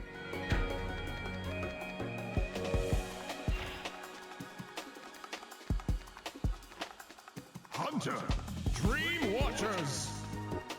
Carmen points out that 2 of my favorite games of all time, Stalker and Fallout New Vegas, are both super broken. Sure, but you can quick save in those. It's not a game where you're like in the middle of a race and you're committed to the race. Those are first-person shooters where you can quick save before a combat encounter, and if you know the game is broken, you can take breaks from it. For a race to break down in the middle of a race, you can be in first place and then suddenly it stops recognizing your placement in the race. And if you're in the middle of a cup and you would have to restart the game and restart the cup from the beginning, that is infinitely more frustrating than quick saving in a fucking combat encounter. This game does not have traditional cups. It's all individual races, and it saves after each race. So you wouldn't be in that situation. You would just restart the one race. They think I'm overreacting. I don't think I am. I think the fact that the game broke down completely is like a condemnation of like whatever spaghetti code this is holding this game together. And I think people are making excuses based on the fact that people like this person's social media posts. That's my opinion. I wasn't screaming about it until people kept challenging me on it. So maybe don't challenge me on it, or be prepared with a little more if you're going to try to challenge me on it. Because I think it's fair to criticize a game for completely breaking, which is what this game did, and something that no other game has done so far. And I can understand why it broke. It was because, like, if I would recall that moment correctly, I was doing the cutaway attack animations because I had some melee weapon. And I did it while I was in the middle of a jump, and then I failed to make the jump, and then the game failed to recognize where I was from that point forward. So I could see a way where that breaks down, but the fact it couldn't autocorrect or figure out that, I don't know. That strikes me as particularly egregious. What also strikes me as particularly egregious is this mode where I am the only infected, and the fact that I have not been able to quote-unquote infect anyone else means that it's just everyone in this mode beating up on me while I desperately try to get any action going is a bad multiplayer mode. Yep, that's a problem with this one. I've never liked this sort of mode in first-person shooters either, to be honest. For the same reason. Yeah, no, it's actually never been good, just like Jailbreak. The more I play, the worse I feel about this. The Hunt.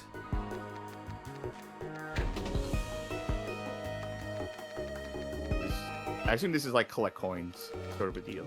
I would assume. I haven't tried on that yet. Angel Arena. The Hunt. Oh, okay, kill enemies and get their blood droplets. Got it.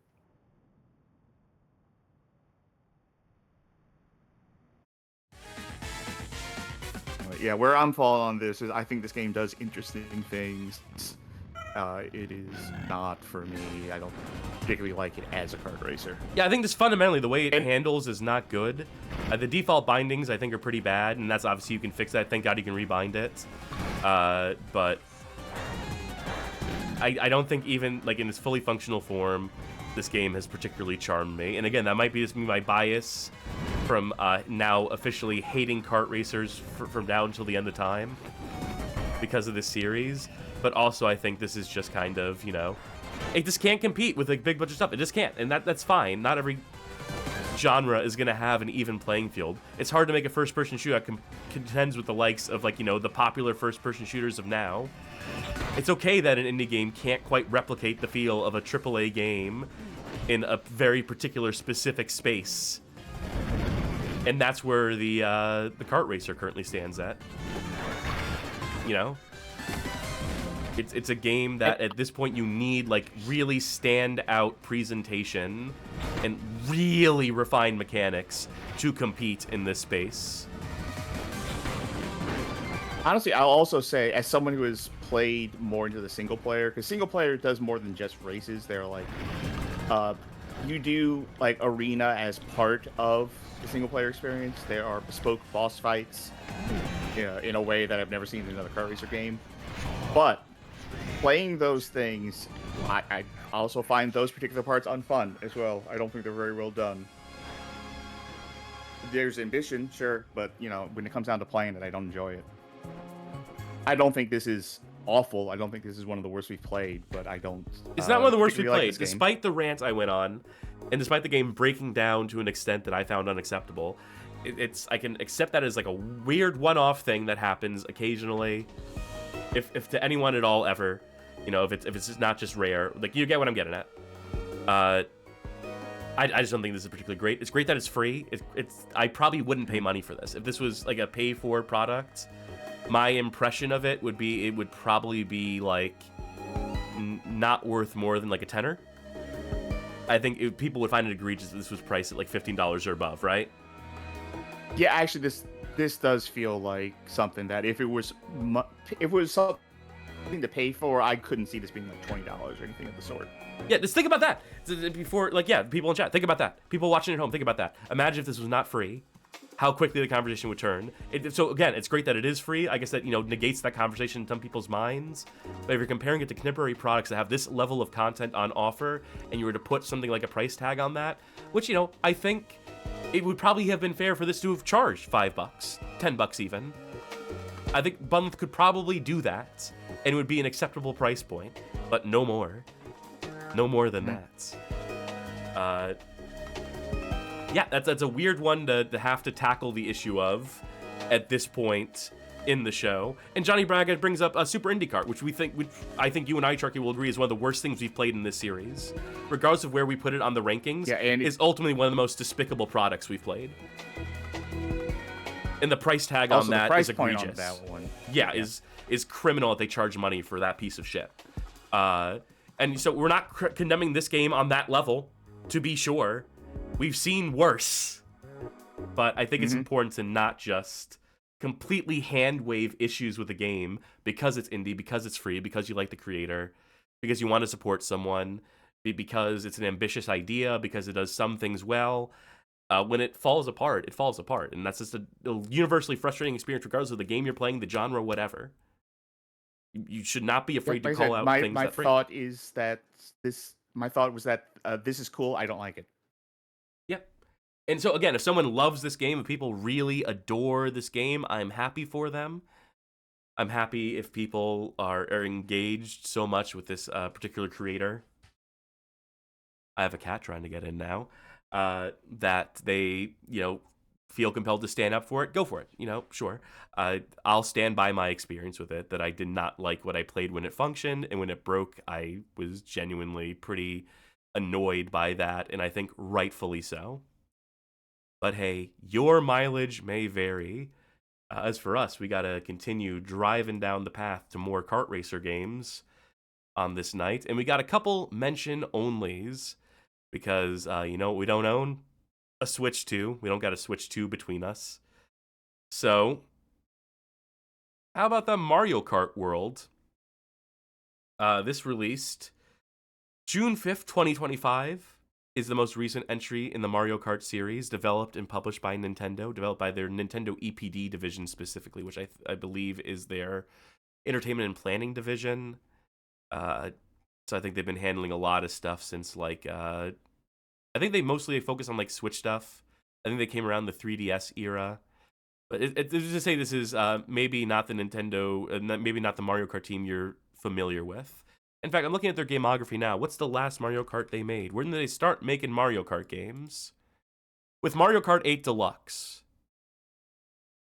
Then they made the mobile game, the Mario Kart Tour, which we've not been able to cover in its capacity as a mobile game. And then this. So this is the Mario Kart Z team that was brought out to work on this game. And I think that's important to note, because everything I hear about this game is bad. Everything I have heard about this, every reception to this game has been souring. It seems like, in its capacity as a more open world and off-road Mario Kart, that they've finally crossed the threshold of doing too much, fucking around too much with the kart racer, with the underlying idea of what the kart racer should be. They have, as I've said multiple times, strayed too far from God's light on this shit. Gotten too far away from the fundamentals which made Mario Kart spawn an entire genre in and of itself. What have you heard about this game? I haven't heard anyone be really negative on this game, overly negative. Not to the extent that I've heard for some other Mario Kart games, but most of what I heard people say has been kind of this general confusion, or this I don't think this is it. I don't think this was a great idea, y'all. Kind of a response, which is real bad for Mario Kart, which is supposed to have such a broad appeal to it, that a lot of people that I've seen have just been at best I don't know, I guess it's okay. I've definitely heard some people who really got into it, but that's going to be for any game. Someone's gonna really dig it, but it's been very tepid at best. What I've seen from Mario Kart World. I'm looking at the critical reception. This game got like 9s out of 10s, 97% recommend on OpenCritic, 86 out of 100 on Metacritic. It seems people went cuckoo bananas for this one, and that does not parse with I've seen people who vitriolically hate this game, who say that the changes made are all for the worse, that the open world is a huge negative factor, a huge detractor of this game, that it feels empty, and that it just makes this game feel like a lifeless, soulless piece of shit, is what I've heard. To a certain extent, I feel like there's certainly some games, some franchises, some companies that the review scores for a game do not really line up with the general consensus of a game. Sure, I mean, we can get into like a whole hour. I feel like on we've been why playing that one of is. those recently. Yeah, yeah. I can do a whole show about like the difference between the contrast between critical and consumer opinions. But yeah, I just, obviously we can't speak too much on this because I don't think either of us have even played this game. No. But it's fascinating to see it. Johnny, after the show, help me set up a throne. Maybe we'll see about that. Then maybe. This seems like, and I see people in chat saying that, they had to change it up somehow. That 8 Deluxe was already diamond polish, or what are they supposed to do? If there's ever a genre where you can rest on your fucking laurels, it'd be the kart racer. The thing I have advocated for from the beginning of this series is keep it fucking simple, stupid.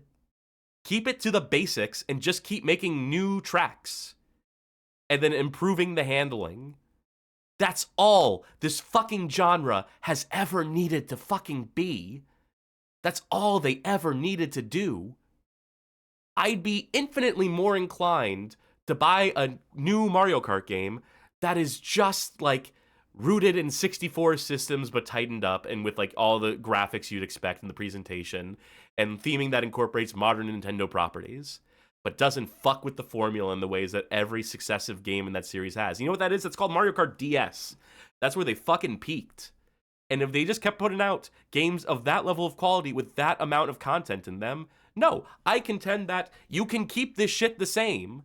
The kart racer is supposed to be baby's introduction to a racing game, to the driving genre, before you're getting into the hardcore simulation stuff. It's more fun, it's more frivolous, it's a party game. It's supposed to be about the items, so just keep making new items, or changing up the way they work. Swap stuff out, retire certain items and put new items in, retire old tracks, make new tracks, and then occasionally bring back a revamped version of an old track. This ain't fucking rocket science. And the fact that they feel the need to reinvent it as an open world game is just, I can't do a jack off motion hyper exaggerated enough to convey my fucking dismay at the idea that they felt that was the direction they needed to go with this shit. No, fundamentals are what defines the kart racer genre, and the fact that Nintendo, in their infinite fucking wisdom, decided to deviate from that seems like the stupidest decision they could have made. So no, I reject the theory that they had to do something with it. No. They really fucking didn't. Look at fucking the traditional Mario platformers. What have those done to deviate? Oh, barely anything, like the ones that are 2D, like the new Super Mario Bros. They made Mario Maker, right? Which was fundamentals, but you make your own level. That's a logical iteration. And sure, you have the 3D ones, like Mario Odyssey, where they're obviously doing more in that. And that's, you need to be more innovative in the 3D platformer genre, I will say. But again, different genre. Fundamentally different genre. That does require innovation in a way that the kart racer, I'm going to say, did not. But again, I am talking out of my ass because I have not played this game, and I don't think I will. And now that I don't have this show, this fucking show format to force me to play this stuff, no thank you. I opt out. Now, all that being said, a game I am genuinely kind of bummed I don't get to play, that I would be willing to give a shot, is Kirby Air Riders. Because we liked Kirby Air Ride. We liked it a lot. And from what I hear, this game is just more of that. That doesn't do too much to fuck with the formula. That it took what was good about Kirby Air Riders and just made new content around that core, fine-tuned some things, expanded on the city trial, which, you know, people recognize as being one of the great party game modes of all time. I believe it's online as well. I believe, yep, so you can do city trial online as well. Bam. I think License, so, yeah. Fucking license to print money. This game is the point I was trying to make. That, you know, you can just improve on fundamentals and make a game that everyone will, like, universally love. And this game is universally loved, from what I hear. It has a slightly lower score on the reception end, critically. But everything I've heard about people who've played this game is people fucking adoring every aspect of this. Is people... Did you see how you can make your own art designs and upload them online for people to, like, buy if they're points and get? And people were making Chef Kawasaki, but in, like, a string bikini, and Nintendo had to ban all those. That's brutal. That's Nintendo. Try changing the call region, like you said, by the way, because I fuck Discord. Yeah, no, I genuinely... This it's not enough to make me buy a Switch 2. Nothing's going to be enough to make me buy a Switch 2. I'm done with physical hardware. Just in my life, I don't have the space, I don't have the time, I don't have the fucking budget for it. But I am curious about this one. Curious to the extent that I would, like, actively seek out a way to play it, to at least sample it. Carmen says, you say license print money, but somehow I bet this is sold a fraction of what Mario Kart World is based on brand name. Well, that's unfortunate then, if that's the case. I bet you don't have sales data in front of you. I do. This game has sold 200,000 physical copies, debuted #1 in the game sales charts in Japan during its first week, according to Famitsu. So it did fairly well for itself. I don't have the Mario Kart numbers up in front of me right now, but I think this game did just fine. I think whatever internal projections they made for it, it has probably met those expectations. Okay, now I have Mario Kart World in front of me. Sold 800,000 physical copies within 4 days. Sold over 10 million as a whole. Well, that's 10 million people who are probably disappointed. That's, I imagine, not all of them universally. But hey, you know what? You can talk sales numbers, but if this game has actual staying power in a way that Mario Kart World does absolutely not, I doubt. It's the thing where you put out a game that is not a great squeakquel, and it becomes diminishing returns if you keep putting out games that disappoint people. This game took 20 years, 22, 23 years to come out, and seemed to please everyone. Absence does make the heart grow fonder. And I'm sure this has probably sold more than the number I gave earlier by this point. But you know how sales data is to actually get out of publishers, to get, like, frequent reports on that stuff. And ultimately, it's not like, you know, it's not the measure of the thing. I'm gonna ban Carmen from chat. I'm not actually going to, but, like, maybe don't challenge every point I'm making here and make me stop dead in my tracks to engage with this. It's my own bad habit, but anyway, the point I'm trying to fucking make here is that this game seems good. This fucking game seems pretty good, and the fact that it seems to be so much more universally beloved than Mario Kart World is at least a sign to me that nature is healing. Do you have anything to add to this? No, it's if I end up getting a Switch 2, this is going to be one of the first games I want to get.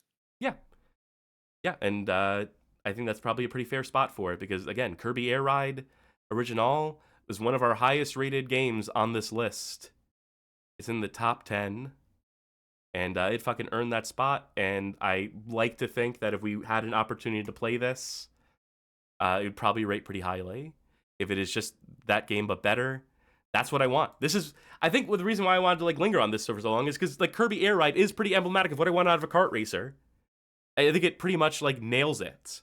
I think it is, like, exactly what I look for in one of these games, and that it can be, like, mechanically fairly simple and straightforward and not have a billion layers to it. At least has a few different layers and a few different, like, you know, unique angles from a Mario Kart, right?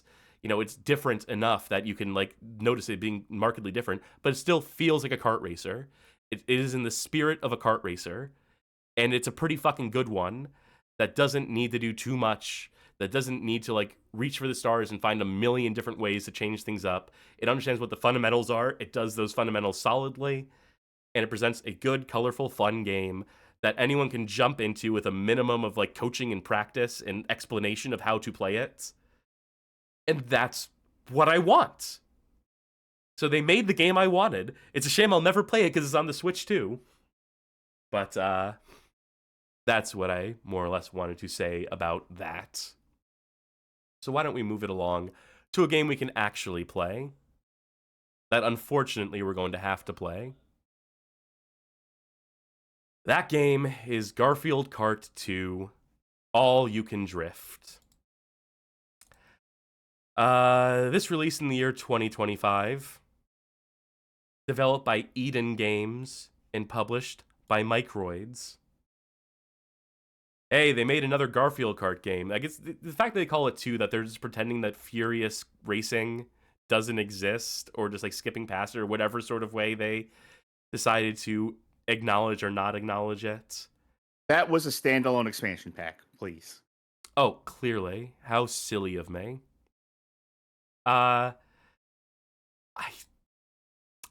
Okay. Why does this need to exist is the obvious question. I don't think those Garfield Kart games did particularly well. They must have done well enough that they kept making them, I guess. That's always the answer, isn't it? Well, let's just get into it. Why don't we just get into it?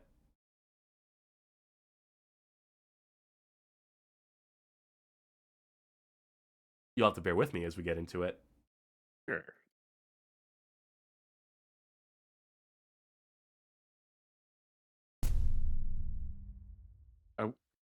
How are we playing this one, by the way? Are we doing this on Steam? Let's say that we have a PC version of it. Okay, the other store, got it.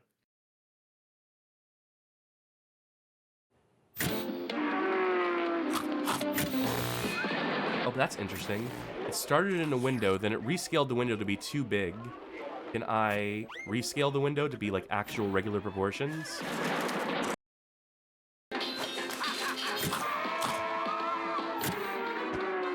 You're gonna see this stretch and do unique, interesting things on screen, I'm sure. While I figure out a way to get this to play at the resolution I actually want it to. The fact that it's all freeform, the fact that it is just like, you set the resolution. Oh my god, Garfield, what did they fucking do to you? Oh yeah. Here's the thing, I've seen this game before. The way it looks is not great.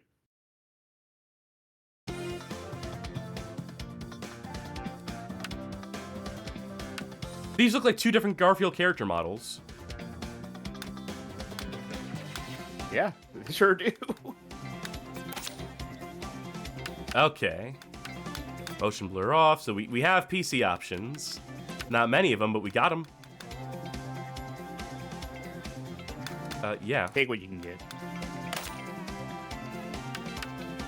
get. Give me free race or give me death.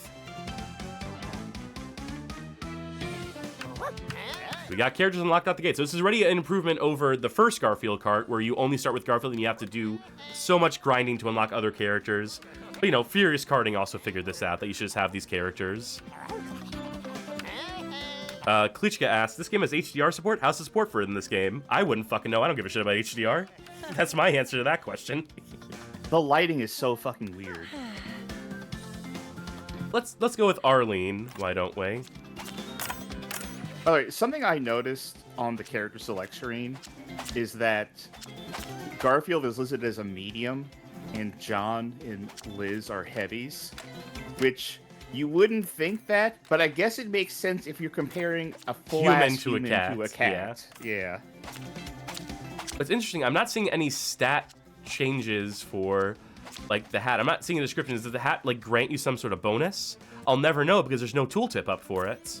I think it is just cosmetic. You want to wear a hat. Yeah. Wow, I love these colors. We have 100cc, 150 mirror. Let's start with 100cc. Let's keep all the items on. Let's do free choice. I just want one race. One race would be great. I don't want to do a whole cup. Or like 3 cups in a row. No, I don't have a choice. It's gonna make me choose 4 fucking tracks. Of the 12? Yep. By the way, no unlockable tracks. This is everything. Awesome. Give me a Fast and Furry. I think the only thing you can unlock is like mirror mode versions of the tracks, and that's it.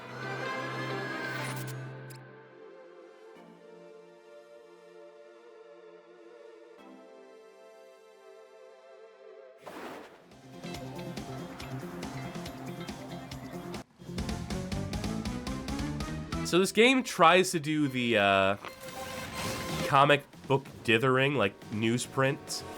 I don't remember the exact term for that kind of dithering. But you know what I'm talking about, right, Sharky? Halftone. Thank you, yes. I used to know that. I don't think it works super great for this. I think it's a shortcut for style in this.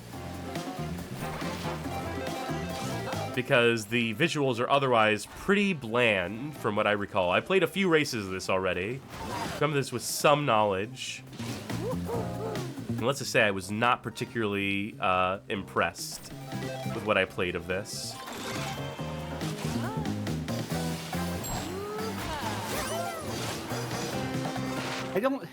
The lighting in here, I mentioned it again earlier, but I don't like how the lighting looks. It's just, it feels off. It feels like compared piss to how yellow. Looks.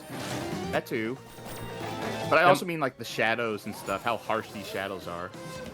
Yeah. Yeah, definitely.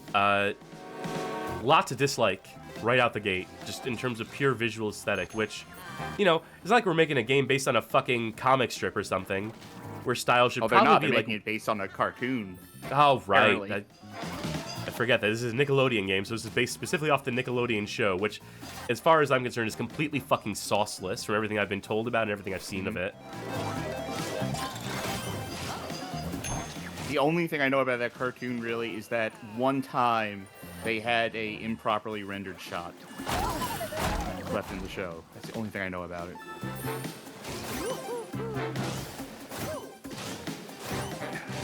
I hate to do behind-the-scenes stuff like this, but do I sound a little better now? Yeah. Okay, good. I mean, we have to do it at this point. I mean, Discord has forced our hand by becoming a shittier and shittier app. At this point, like, I know not to blame you. There's nothing that you are doing to, like, make the call worse, right? I mean, if we just... Well, you heard all my commentary, yeah. There's the nice little young.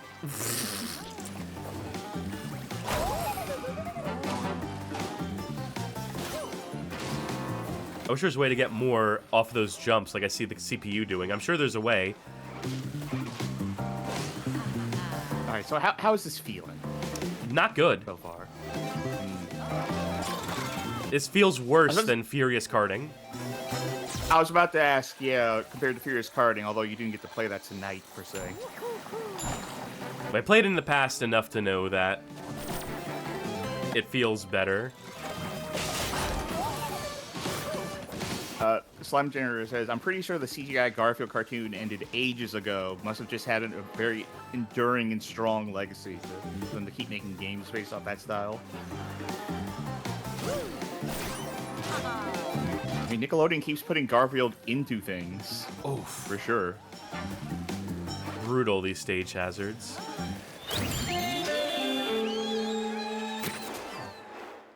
I had to remind myself that Jim Davis is still alive. Not for long. Oh, don't say that. He has so many so many other shitty comic artists he has left to outlive. That's true. They call this map Spaghetti Western, so I'm sold. I think I'm stuck playing as Arlene. Johnny Baggett says, I'm pretty sure Nickelodeon owns Garfield, the entire IP now. Whatever happened to Paws Inc.? Hey, look, this map's piss yellow too. Granted, I did pick a Spaghetti Western, so... Oh, look at the contrast as we look at the wood bridge. That's where the lighting effect really fucking falls apart. The high contrast look. Mm-hmm. Anything that's a bunch of lines, a bunch of, like, outlined items in the cel-shaded style stacked next to each other is gonna look naturally bad, given the way that this rendering technique works. Yeah, it feels like they had one team working on art style and one team working on rendering, and they were not in communication. I know that's not true. Just saying that. But it feels like it.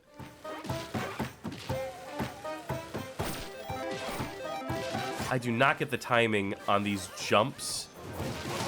Get the air that other people manage to get. I'm getting tricks out.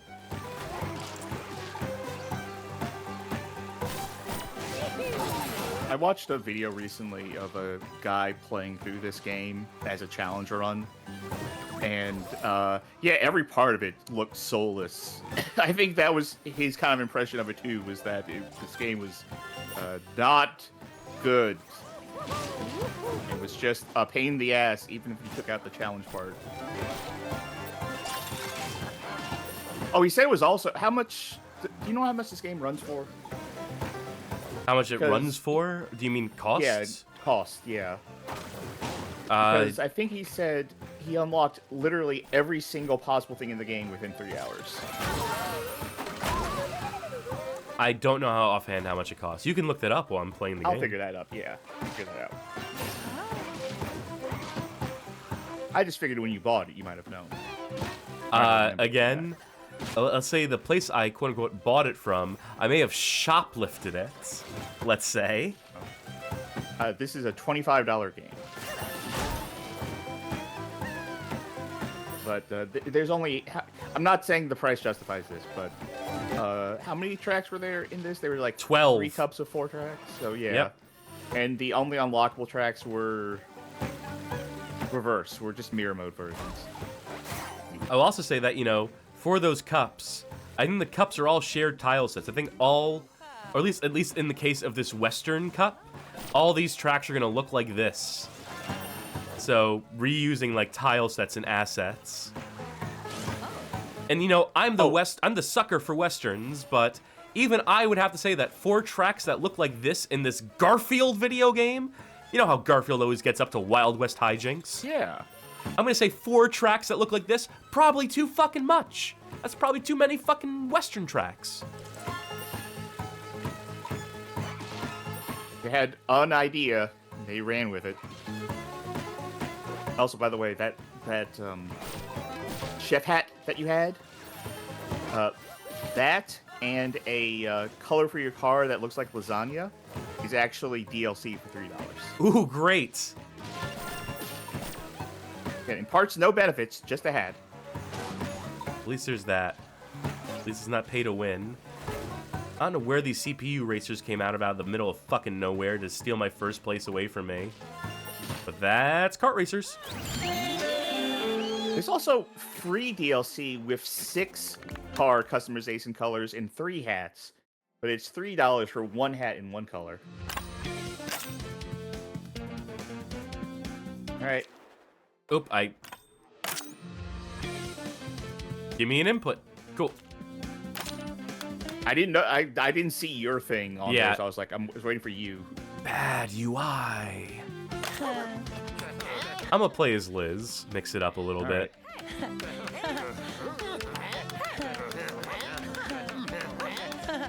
Just wanted to hear that.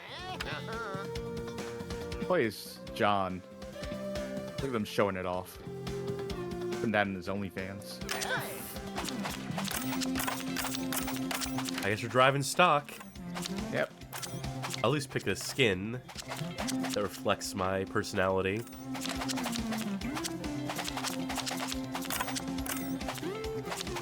Oh, be still my beating heart. I can recolor this one.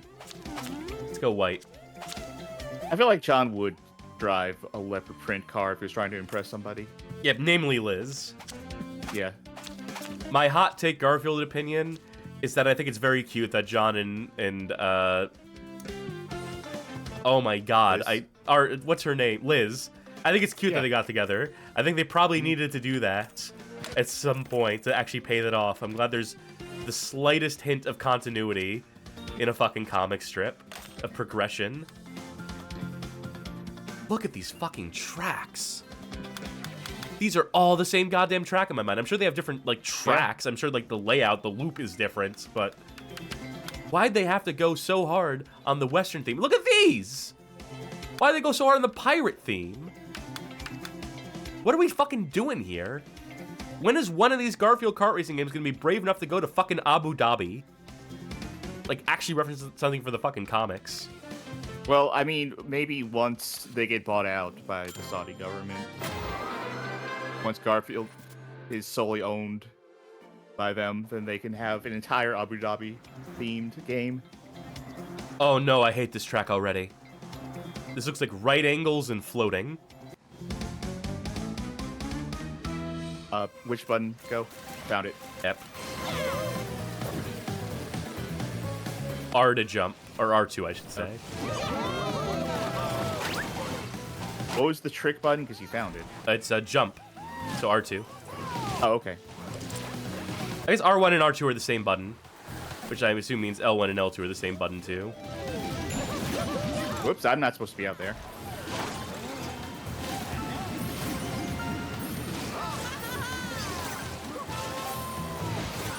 I feel like this camera's really zoomed in. Yeah. For split screen. And like, I think by volume, I might be taking up half of the screen on my side.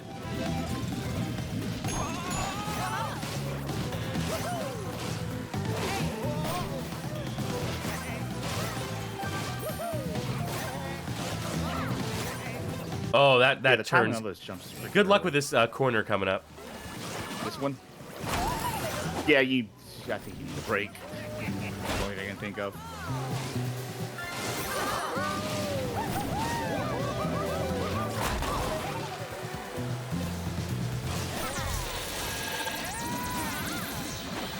Oh no, we're in a bad PS1 demake.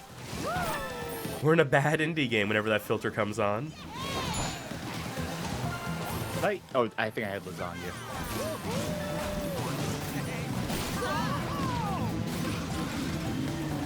See if I'm coming up to that hell turn again. Not yet. What is this, a sock? No, it's a newspaper. That's the famous cum sock from Garfield issue 10,962. It's a panel where John says, "I'm using the cum sock." And Garfield says, Okay. "Big deal, so do I." What? Did I just knock myself silly? By the way, I've been in first place this whole time, and I have not felt the thing. I'm not even paying attention to the race. I'm not paying attention to the race either. I'm in 6th place, so maybe I should. Oh, I start now. I couldn't recover that completely. Still first. You'll be happy to know there's no battle mode in this. Oh, good. I also know our last game of the night does not have a battle mode either.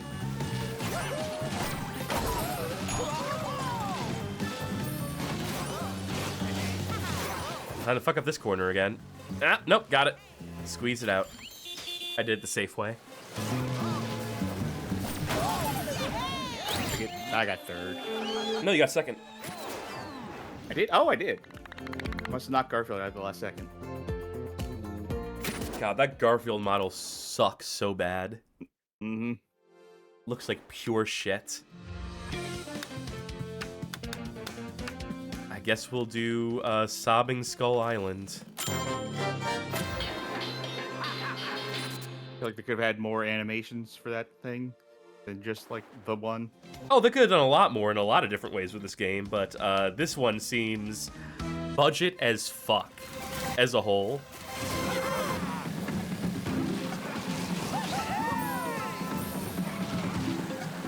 It's a shame because besides having a dog shit PC version, Furious Karting is probably like the best of these Garfield kart games. Yeah.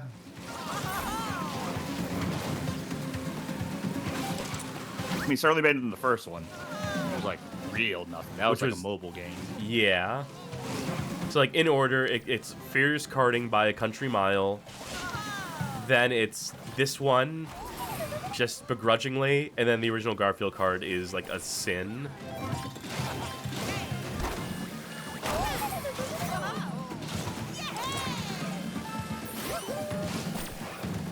that? I hate this track. The verticality thing they're trying to do here doesn't work in a game where you barely have jumps. And when it's also this fucking claustrophobic with the camera. Yeah, it's weird how close this camera is.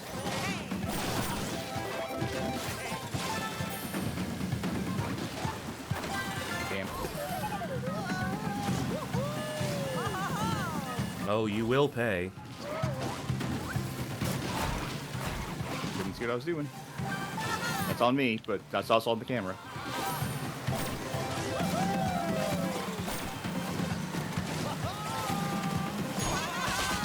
Surprised I got out of that one.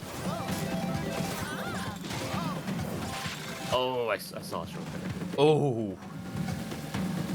You can't have a blind landing after a jump like that. After you do, like, you know, the scripted ramp sequence. You can't then have it be, like, in the landing zone. You have the potential to land in geometry. You have to space that shit apart. You know what game figured that out? Mario Kart 64.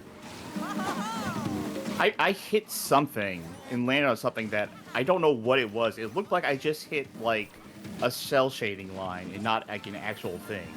I believe it. This game is ugly as sin.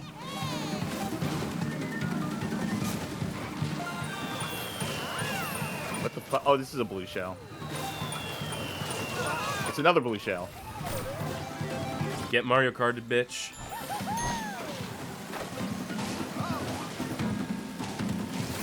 Yeah, you're gonna win this one. I got knocked silly. Oh, what a victory. I will celebrate. I'll really rub this one in. Winning this. Oh, yeah, I see the seams. I see the straight-up seams in the ground texture here. Man, this is low rent as fuck. Yeah, it's weird that I think Garfield Kart Furious, like, looked better. It's all credit to that one incredibly obnoxious developer that we don't like. That one guy on the team. He may be unfunny and have a shitty gimmick going for him, but by God, he can program those fucking carts. I've played all I need to play of this. Ooh, new element unlocked. Argon! That'll do it for Garfield Kart 2. All you can drift. It's weird to say I'm actually not looking forward to this next one. Well, I was gonna do a bit to introduce but this you do next your one. bit. Yeah. I'm so over the kart racer. Mm-hmm. This is such a fundamentally rotten genre to me at this point. It's so forever tainted, poisoned. It's just, I don't care if you present me like the best game that's ever been made in the genre. I've just suffered so much. I just can't see anything putting any sort of joy back into this soulless, soul-sucking fucking genre. Garfield Kart 2, we're playing it again! All right, I've been missing this one. No. Oh, well, I fucked up my bit. Anyway, the bit was supposed to be that I was supposed to do this, and it's going to be Sonic Racing CrossWorlds. Released 2025, developed by Sonic Team, published by Sega, and it's supposed to be the, setting this up to be the hero of the night. But so, you already undercut me by saying that you weren't looking forward to this, even though I know you like this game. So tell me, explain. Because this is one of my favorite games of last year. This is, personally, I'm just going to say, this is my favorite kart racer. You're going to hate it. So I'm going to get to play a game I love and have you be like, this fucking sucks. Yeah, but, you know, you don't have to take me seriously. You are allowed to not take me seriously. You, if anyone, the audience is forced to take me seriously. You are allowed, you and Johnny are the two that are allowed to, like, write me off and write off my opinions. The audience needs to wait with bated breath for every word I say. But you get the pass on this. I'll also, not to bury the lead here, Charky, not to disappoint you here, but I did play a little bit of this because I needed to make sure it ran. And not to bury the bit here, but no, this game's pretty great. Oh, you like it? Really? Yeah, no, I really liked it. Oh. No, yeah, Oh, no, it was okay. pretty. No, it was pretty good. So, All right. no, I get it. I have my flaws with it. There are things I don't like about this. We'll get into them. I have some complaints I could levy at this stage, as much as I played this. But I think just fundamentally, I think just at its core, it's a pretty solid racing game that doesn't do too much fucking bullshit. There is some bullshit, but it's not too much of it. So it's fine. Is it my favorite kart racing game? I don't know if I could go that far. But I'm not going to be miserable for this next segment. And that's the Christmas miracle we've all been waiting for. Oh, I'm surprised. Slime Junior says legit plot twist for me.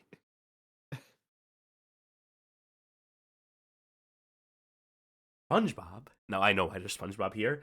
I will say that when I first launched this, got it started, and I had to sit through 5 uninterrupted minutes, what it felt like, of it showing all the DLC characters you can't skip, that was like go away heat for me for a minute. I'm just like, okay, fuck off. Just let me skip this. I know what's here. Does not need the fanfare. You're playing off of my copy, which has the season pass and everything, so you had to go through all the unlocks. Dialing this volume in. I think that's good enough. This song fucking sucks. Yeah. Wait till we get to the triplet flow, though. Fast like whoa.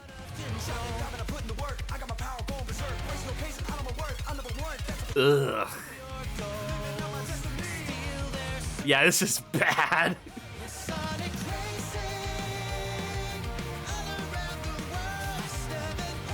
Oh, there's the leitmotif.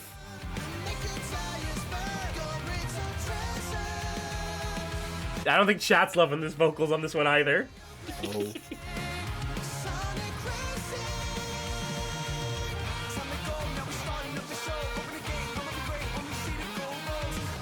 This is embarrassing. You get to hear the full lyrics in the credits, and it's one of those things where the lyrics are like super literal to the game. So there's lines like, gadgets everywhere, this race on land or sea or air, I'll give myself a break. If the T-Rex escapes, with a stroke of luck, you might become a monster truck.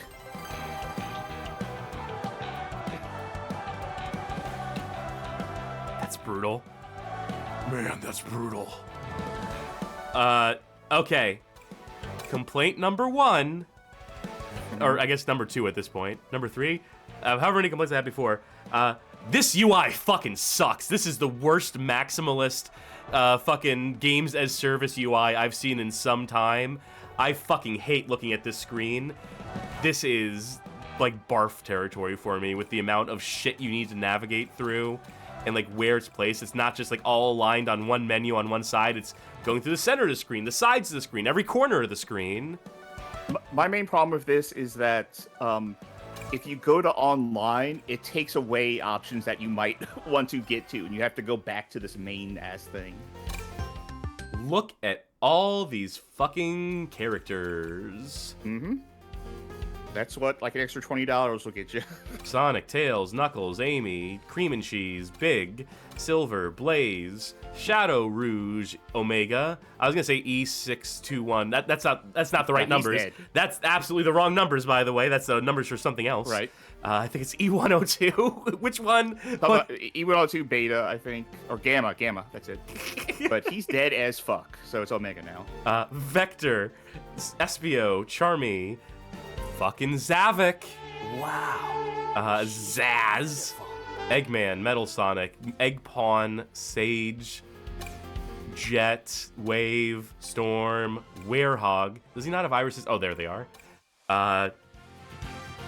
9. From Sonic Prime. It's 9. Yeah, that show didn't seem particularly good. I was not compelled to watch that. Dread, Rusty Rose. Get this shit off my fucking screen. Joker, Ichiban Kasuga, Hatsune Miku, Minecraft Steve, Minecraft Alex, Minecraft Creeper, SpongeBob, Patrick, Pac-Man, Blinky, Lesbian number 1, Lesbian number 2, and II, whose release is expected in January. Also, if you were to select Blinky, then it would also let you pick any other ghost you wanted. Okay. Very good. I was gonna say, just to have one ghost. Selim Tenembre says, wow, a Knights hater? Yeah, there's many of us. And our voices deserve to be heard. Okay. Race Park, I think, lets you do the free races, right? I don't want to necessarily do a cup. Have you done one cup at least to unlock everything? Yes, I did. That's... yeah. All right, let's take off. I don't think I love the board in this. I don't think I like the board in most of these games. I like playing the board in this, but it's a very specific playstyle. I do appreciate that... hold on. These do all have different stats. Never mind, I thought these were all flat. I actually hate this. They have different stats, but they're very minimal. Yeah, okay. Yeah, some of these are a little more minimal than others. I don't know. I think it would be nice if it was just the class of vehicle, and then the stats are flat across that build. And so it's just like, do you want acceleration? Do you want power? Do you want boost? Do you want speed? That's the way this should be done in my mind. Then the skins are just skins, and it's just A. Yeah. That's how I want it. I'm not going to win that fight ever. Honestly, when I made a specific... the one time I went for a very specific car build that I was like, I want to get the right stats exactly where I want them, it was just a default car. I didn't have to do shit to it. It was perfect for me. So. Hey, look, they have the team elements from Sonic Team Racing. Mm-hmm. But they work a little different here. I would say we don't need to do those, because those are just races with, like, extra points that you can get for doing one, this, that, or the other. They're not really like arena modes. I'm going to do this on just high speed. Okay, so the last 2 cups you need to unlock there. Yeah, that parses. Let's do the E Stadium for starters. I also need to remember how to play this game. So I figure you would not like the gadget system. I like it because it lets you, like, change how you play. It lets you, like, try out different things and like, approach races different ways. In a way that I enjoy, but I understand that you wouldn't enjoy it. You could also just set up that gadget system, though, to be like, give me good stats. Yeah, I just want passives. If you're going to give me shit, just give me passives. Okay, is this a X to accelerate or R2 to accelerate? I already forget. By default, I don't know. X. Okay, cool. You know what? It's still too loud. This is a loud-ass game. And good. Magic Meow says, yeah, this game generally gets crazy fast at higher speeds. Yeah, the fastest speed is like playing a different game. You have to, like, adjust for that.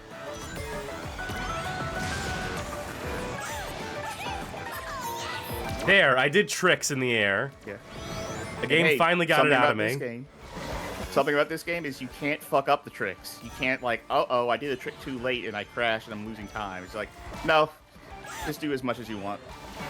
It's the fact that you can just do it with the left stick that makes it, like, easy enough to do it and not feel like... Mm-hmm.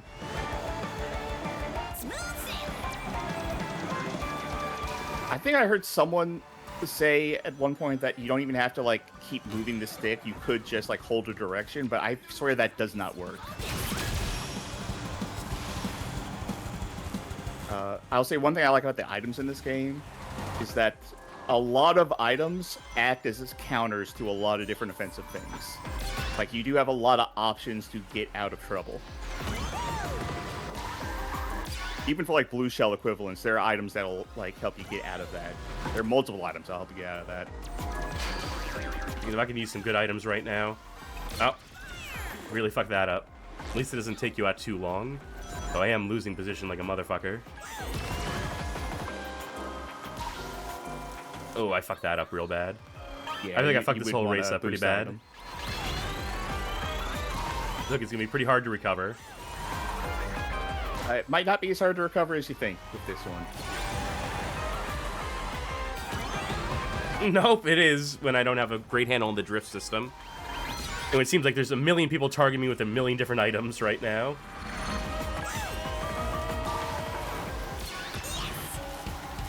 But I will say this is a very item-heavy game. Where items make a lot of the difference, which is ultimately what I want to be the difference maker. This is a specific thing that pops me, but I love that there's a different track for the third lap, and it's almost always adds vocals.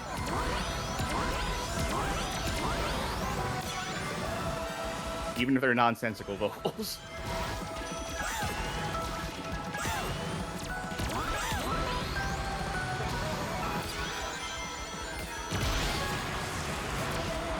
$1,000M, whatever that means.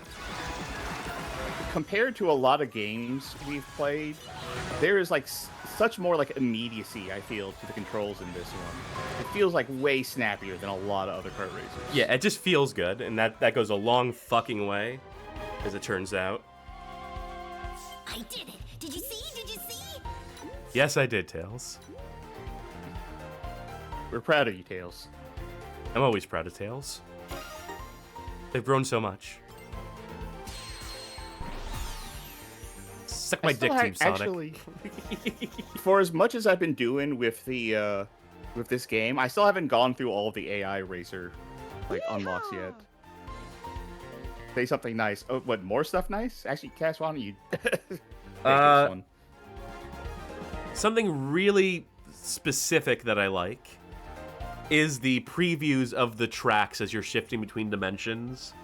Because I still don't love the switching tracks mid-track. I get that that's like, you know, ultimately the hook of this game is crossing between worlds and not knowing what to expect.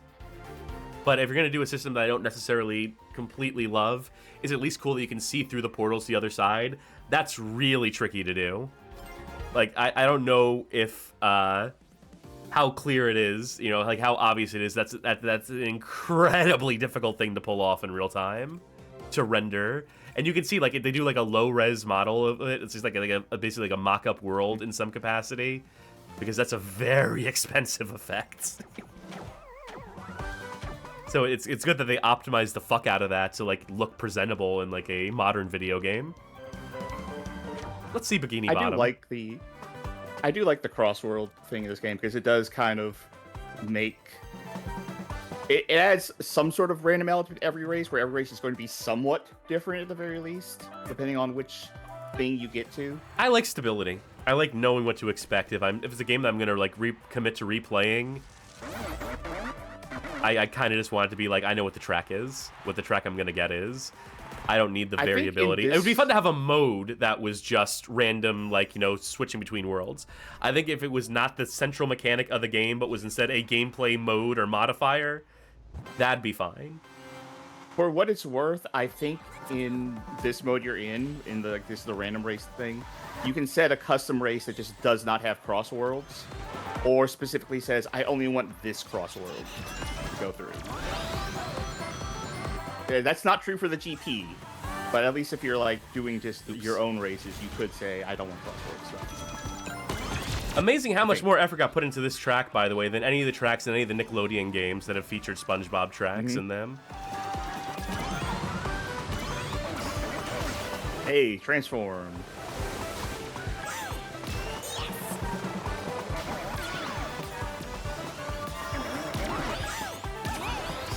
I forgot that boosting works completely differently. The boost button does completely different things when you're in the boat mode or plane mode. Yeah. I would say it's not the least useful, but it is the least useful when you're in air, I would say, because of how it affects your controls.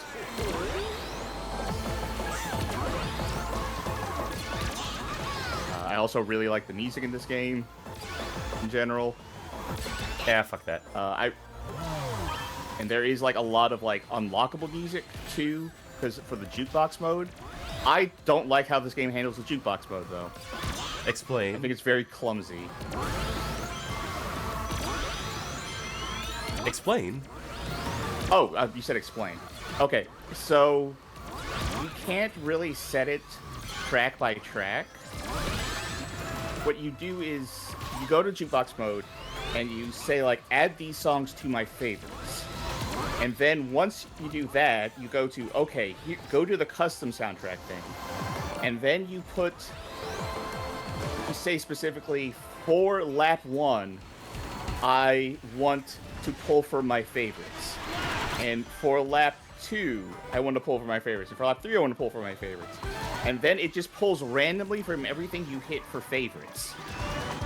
It sounds convoluted when I'm saying it, because it is convoluted. So yeah, it seems like between the UI and the way they're handling elements like that, they got a little too convoluted for their own good, kind of across the board. Yeah, because it's not like I can say I want I want the laps to be the Persona song. You have to add the Persona songs in, only the ones that fit together, into favorites, and then loop those in, and it'll say, okay, for track 3 will be the ending song, and track 1 will be the starting song. But if you want like the CrossWorlds thing to happen, then you have to put nothing for track 2 so it knows to do that. And also, custom soundtrack doesn't work in GP or online. It's so weird. They could have done that so much better. Got it. Last minute item. Last second item. Yeah, victory! So clearly I know what I'm doing in this one. Yeah. Am I the best racer of all time? Sure. No, absolutely not. But, you know, at least it makes me feel like I know what I'm doing. It makes me feel like I'm winning. It feels like I'm earning them. And that I'm able to overcome bad luck. It could just be a very generous system of, like, rubber banding where they're willing to give me a lot to let me catch up and do stuff. Where they really just want to empower you and make you feel like you're better than you are. That those give you the win. It also feels really good if you get, like, a really close win. Like, this game feels real good when it's like, oh, I just got that.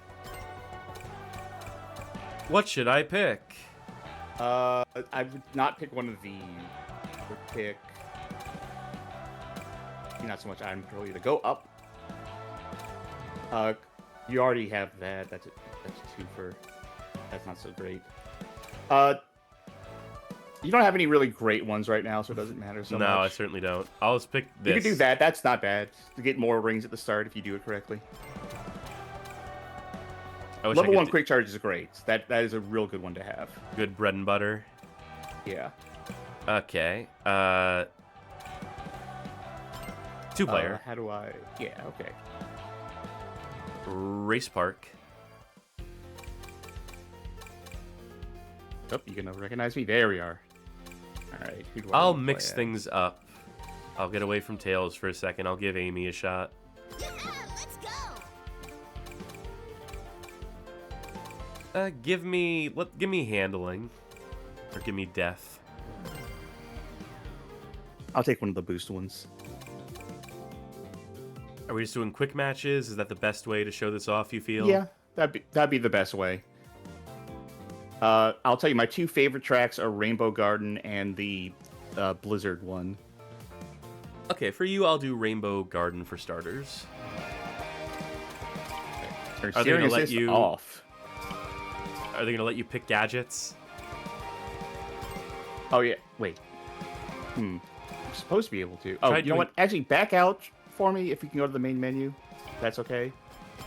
Brutal. I want to see if I can set my controls to be something specific. Not. Oh yeah, it is. Never mind. Good God. Yes. Have me scroll down. Have me set to input type. Yeah, I want that on trigger. R1. Yeah. Yes. Okay, that's actually. Wait, not that. Never mind. I'm sorry. I had a complete. Okay, so leave it there. Yeah, that's fine. Everything's fine. Okay.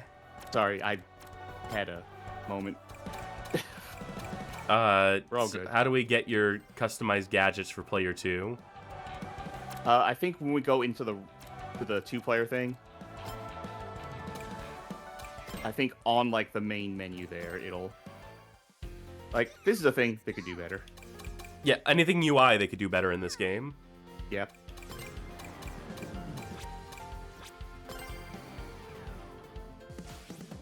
So here, yes. L1. Hit L1. Now I can do this. Okay. I don't know why it can't just be like the default ones you would normally have. Alright, I'm good. Okay. Hit back, I think. Oh, yep. Quick match. Rainbow Garden. Rainbow Garden.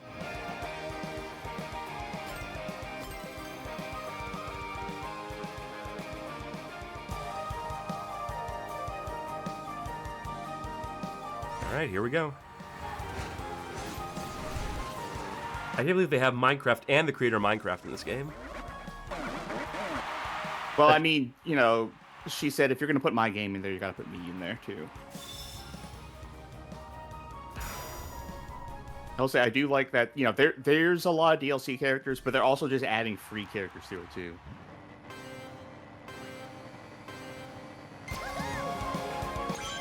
Got my 30.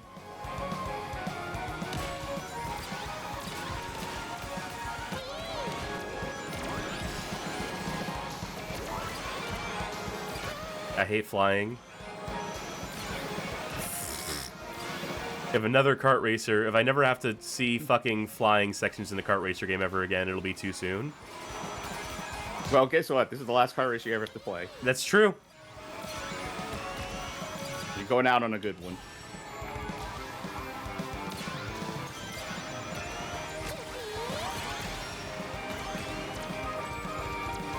Also, I'll consider this a win for me if either of us beats the rivals.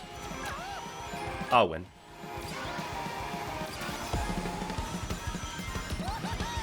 Pick which one we want to go to. I'll take the enemy I know. Frenzy, too. What's this frenzy mode? How do you... I know I keep pressing L1 and I keep getting boost.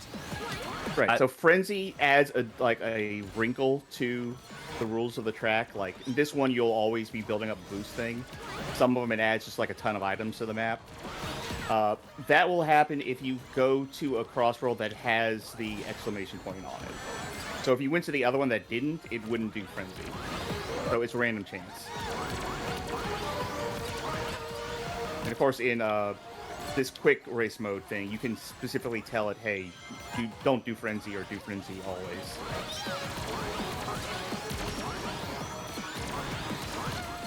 Oh, is this a remix of Amy's theme? I'm only just now flagging onto that. Alright, get me out of there. I did not like that CrossWorlds.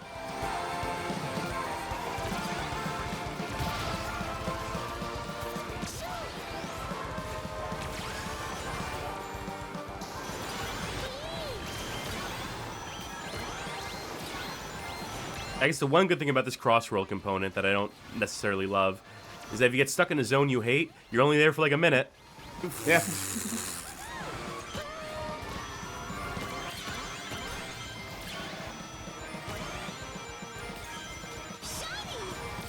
I think this game ultimately does a lot of stuff I fucking hate, but the fundamentals are just so solid in a way that so many fucking dog shit games we've played in this fucking dog shit series have not felt good, that it's just like more forgivable. It feels just like good to play. It feels just good to like make the thing happen on a basic level. Congrats on your first place. Thank you. I mean, I knew I was gonna win. Maybe I don't have the right gear set for Hatsune Miku to be comfortable yet.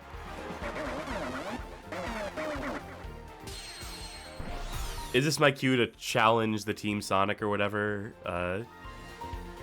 Or do I just get the reward? You get the reward. And then next it's going to give you another rival team.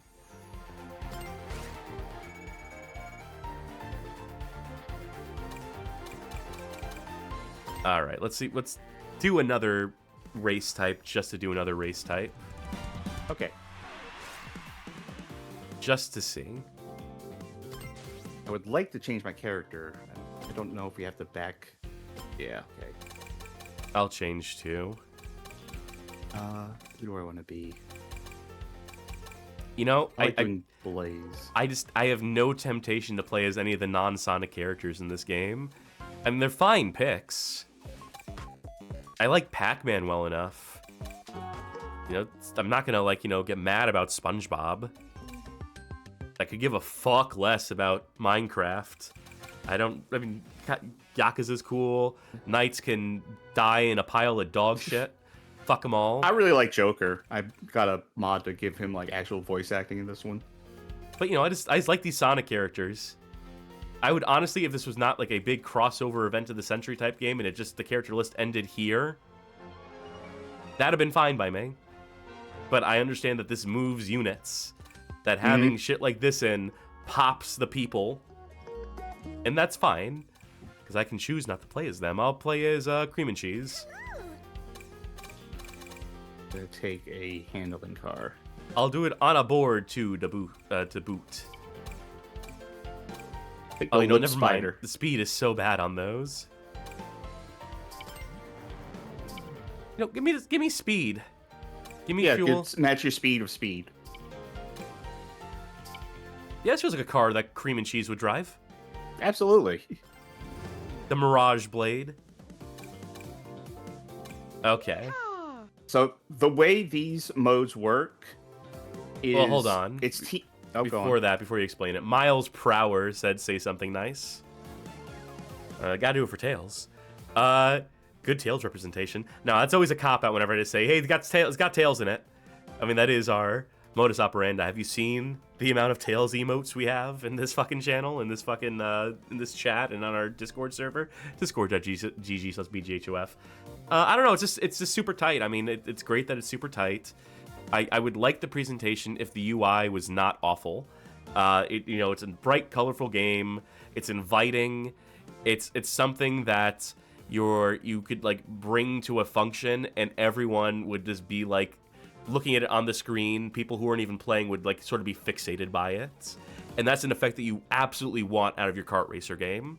Like, this is my design tip as the non-game designer, but someone who's played a lot of games, and almost every kart racing game at this point, having played nearly 200 of them, is that some of those successful ones are the ones that understand that these are party games fundamentally, and that a great party game commands attention just from looking at it.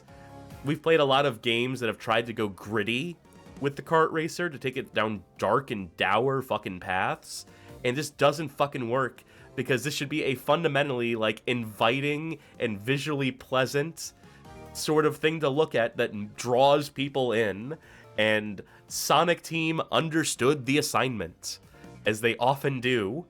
They may not always nail the gameplay, Sonic Team, when it comes to some of their platforming endeavors, but they know how to make a fucking looker, a game that just visually arrests you.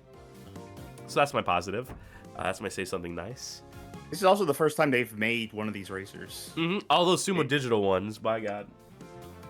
Anyway, so these team modes, it's kind of works like in Team Sonic, where the winner is whatever team has the most at the end of it, the most points, which is partially dependent on how you place. But each of these modes also has, like, an extra objective that whichever team does the most of that thing gets a bonus 10 points at the end. So, like, for Team Tap, that is whichever team touches each other the most during a race gets an extra 10 points. For rings, whoever collects the most rings gets extra 10 points. And this one seems the closest to a battle mode. One-on-one shootout, yeah. I'll also say that, unlike Team Sonic Racing, where that boost mode was drifting in that one little lane to get a boost that you push off or whatever, in this one, if you just tap one of your teammates, you both get a boost. That's it. Infinitely better.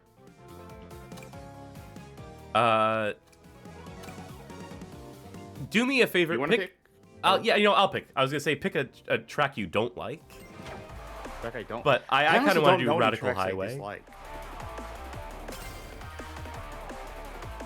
This seems like it could be a fun one. I don't think I have any tracks I dislike in this game, per se.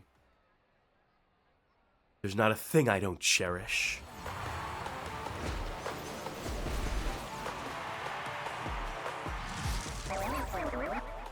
We're also not getting it here, but if you do, like, normal GPs, the character you pick will have banter back and forth at the start.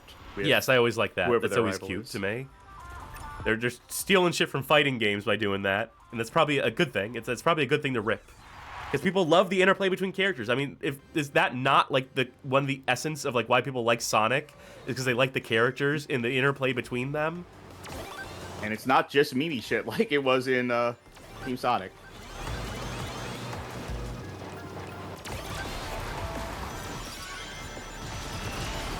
I'm assuming we're in the same polycule here with our linked up stuff. I think so. Yeah, we're both blue. Don't ignore the way I phrased that, by the way. No, it's appropriate. It's fine. I shouldn't. Oh, God. Okay.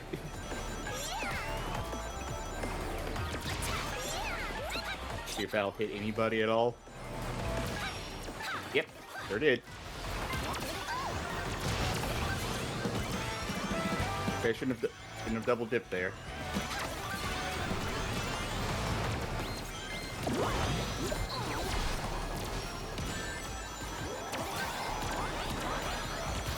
Oh, that's Knuckles. I thought I was drifting into an attack stance against a, Is this Space Harrier? No, they're all... If it's base game stuff, it's all Sonic. I don't know what Sonic game this is from, specifically.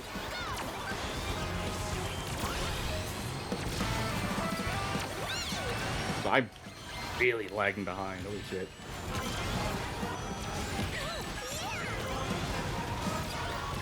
I'm not seeing enough enemies to be, like, making a difference on the score counter, I feel. Yeah, I've gotten a grand total of 2 hits.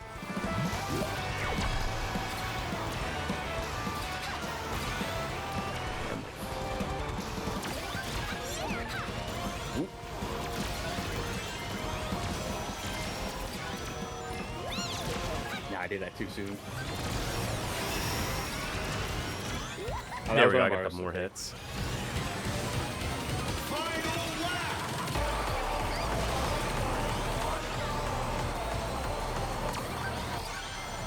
I think we're ahead of the pack now. I'm in first, so... Oh, you're in first. That means the enemy is behind us, which means they're more, like, probably likely to hit us with shit, right? Yeah. That was the ghost. Yeah, I crashed into the wall rather than get hit by that to deny them the point.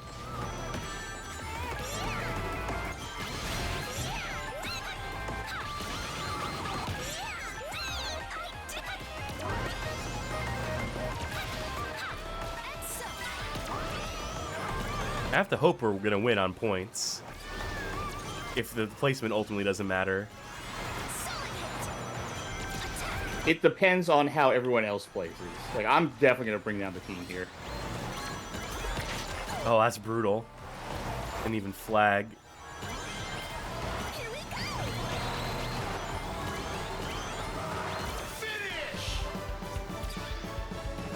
It was big fight with us, terrible. Or... Oh, he did some shit at the end where he just, like, fast-forwarded to the front. I think we lost. Despite my best efforts. So one of my complaints with this game, especially when you get into multiplayer, is that Mario Karting can definitely happen in this. Yeah, we got the bonus, but we just lost on overall placement points. Return to the race park. Unless you want to also change characters again. No, I'm fine. Okay. I don't know what Extreme Match is off the top of my head. It's just a quick match, but with heavy hitter items. Right. So that's not a team thing. That's just like all the items are like the hardest item or the most crazy items. 3 teams, 1 mission. Get those rings. I want to try this. I want to see what this, how this compares to the dog shit that was Sonic Team Racing that we played at the beginning of the show. to see how this changes things, to have a infinitely more intuitive mechanic. Because again, I think I made a pretty clear case for why the slingshot system is a fundamentally fucking stupid, wretched, counterintuitive, just system that should not exist in these video games, that it adds nothing and ultimately detracts in every instance it's ever been implemented in, because it's just a fundamentally stupid idea. Now, tapping other cards to get a boost, I can see this being fine. Yeah. And also has these lines up there to show you at any given time, like, hey, this is who, and this is where they're coming up. There's another say something nice. This game recognized that slingshot and drafting systems are bad, objectively, as per me, the arbiter of these truths. This does still have flip streaming. And you can play with that if you want, or you can play around it.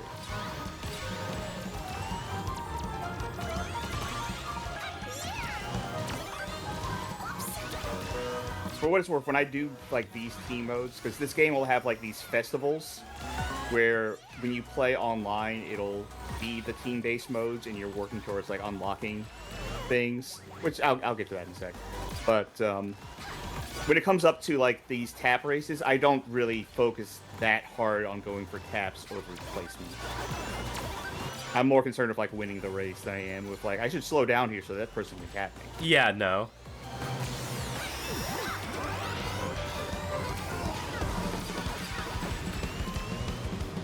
Left. Since I'm first and I get to decide.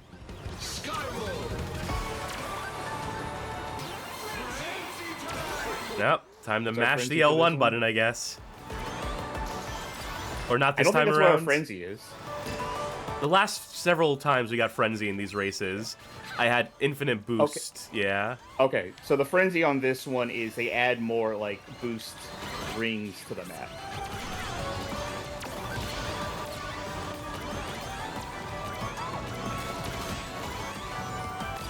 Oh, save myself only to doom myself. Now I have to come back from last place again. Will I do it? Probably not.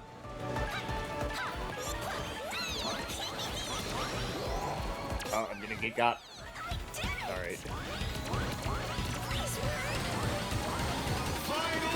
I can't do it in Pac-Land. No one can.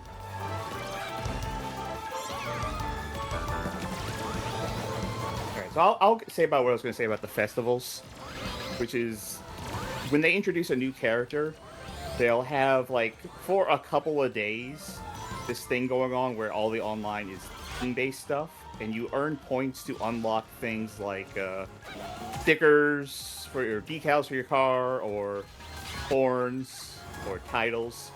The thing is, they also have unlocks for gadgets. And sometimes those are like good gadgets, and I don't like the FOMO nature of those online events. That's games as live service, baby. That's just the reality we exist in now. Yeah. It sucks. It objectively worsens games, but it makes the number go up. Mm-hmm.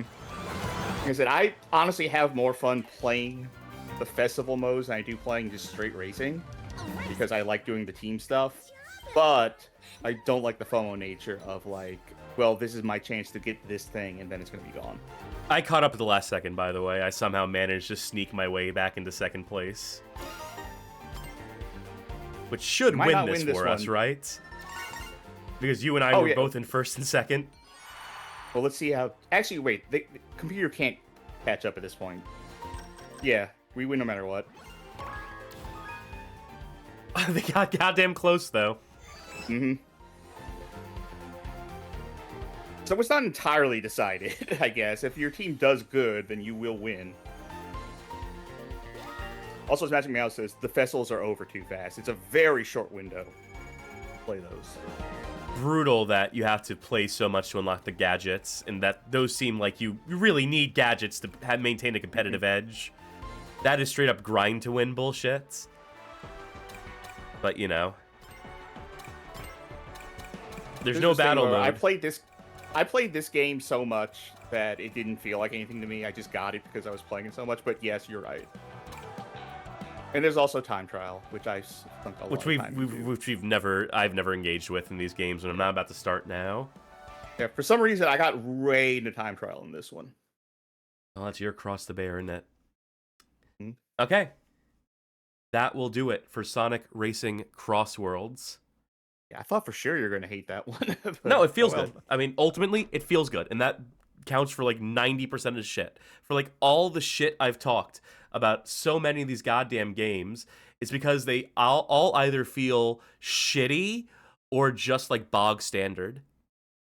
It takes a game that actually fucking feels good, and it turns out you can fuck up so much of the stuff surrounding the game. You can include a bunch of features I don't like, as long as it fucking feels good.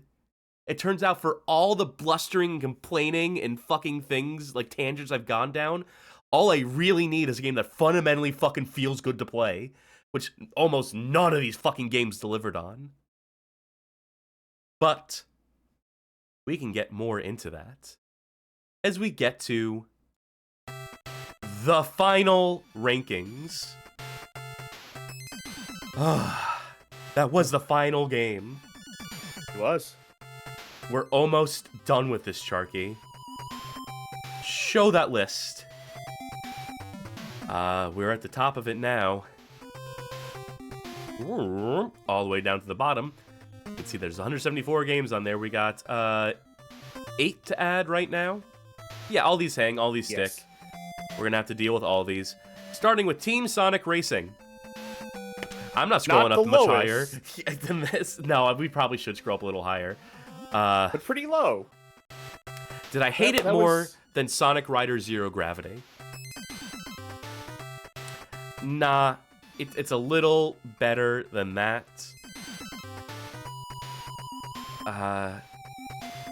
I'm surprised at how much I disliked playing that game. No, this was truly fucking wretched. Zero fun. I'm already getting into stuff that's too good. I'm not putting it above Gubble Buggy Racer. Yeah, I was up in the 120s. I'm thinking that's too high. Scroll it back down. You know, it's better than the Flintstones and Viva Rock Vegas for the PlayStation 2. Exactly what I was going to say, yeah. Is it better than Ben 10? No. For all the fucking versions of Ben 10 we had to play, for all the interchangeable fucking games, I would still take that above Sonic Team Racing. You thinking 136? I'm thinking 136. Yeah. Fucking horrible. Roll back down. Pick another one off the list. Garfield Kart Furious Racing. Now, where was the other Garfield Kart? Let's find it. Let's find that game. Number 90. So it's got to be above that. Oh, now, yeah. PC and bearing version, in mind, dog shit. Oh, yes. PC version, broken in terms of controller implementation and getting the multiplayer to work. So that's got to count against it somewhat. But still, as far as like this fundamentals, it feels okay. It's not particularly aesthetically inspired, but probably better than a Star Wars Super Bombad Racing. Probably better than Ants. Is it better than Woody Woodpecker? I'm looking at Jack X. I'm thinking better than Jack X. You know, Jack X at least had a unique angle. If you really liked car combat, if you really liked battle, that's the game for you. It's unique. We didn't love it, either of us, but I can at least see a world in which that is someone's go-to kart racer because it is all about that attack, all about that battling. So I don't know. I'm thinking in terms of like gameplay. It was like the Garfield one, Furious Kart, was like fine enough to play to an extent that I think would put it above Jack X. I'm not sure if I would put it any higher than above Jack X. We're gonna put it below all the Game Boy Color and Game Boy Advance games. I understand that is a risk I'm willing to take. I think I want to put it here. I think I would rather play Jack X. Okay, I disagree a little bit, but sure. I'm only disagreeing by one spot. Nickelodeon Kart Racers 2 Grand Prix. Where was original? The best of those that we've played. Yeah, for sure. So it's got to go above Nickelodeon Kart Racers. I'd put it above Pokeo, put it above Hot Wheels, put it above Mario Kart Arcade GP2. I think I'd put it above NASCAR kart racing. I would put it above Wacky Races. Put it above Pokeo again.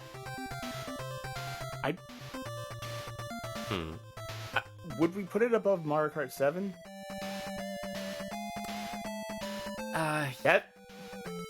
That one wasn't great, but obviously it wasn't bad. I think I could see to putting it above that. I mean, I would also put it above Mario Kart Double Dash, personally. Yeah, now that I'm seeing that Double Dash is right next to it, I'm wondering. Yeah, I would put it below Crash Team Racing, but above Double Dash. I'd personally put it above Crash Tag Team Racing, but I think, in the spirit of fairness, that you get one that I disagree with after I gave you one that... Actually, I just realized that it's Crash Tag Team Racing, so no, never mind. I'm with you. It was the wrong Crash game. Yeah, you were thinking about... yeah, a much higher one. Yeah, which I fundamentally disagree with. That's my cross to bear. Anyway, that's fairly high for it. That's still pretty good. I think that game shaped up pretty well. It may not have the voices that 3 had, but that might be a blessing in fucking disguise. Which brings us to number 3. Speaking of... And where did we put the first Nickelodeon? Yeah, because number below 35. That. Below that.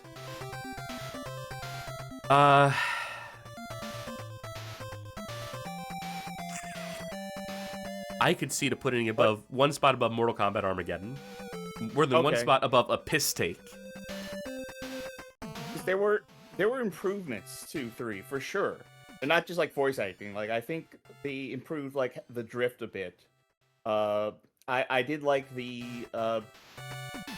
little mini game thing for those shortcuts. That was kind of fun. Yeah, you're but right. There were so many other things though that were sloppy and like a step back.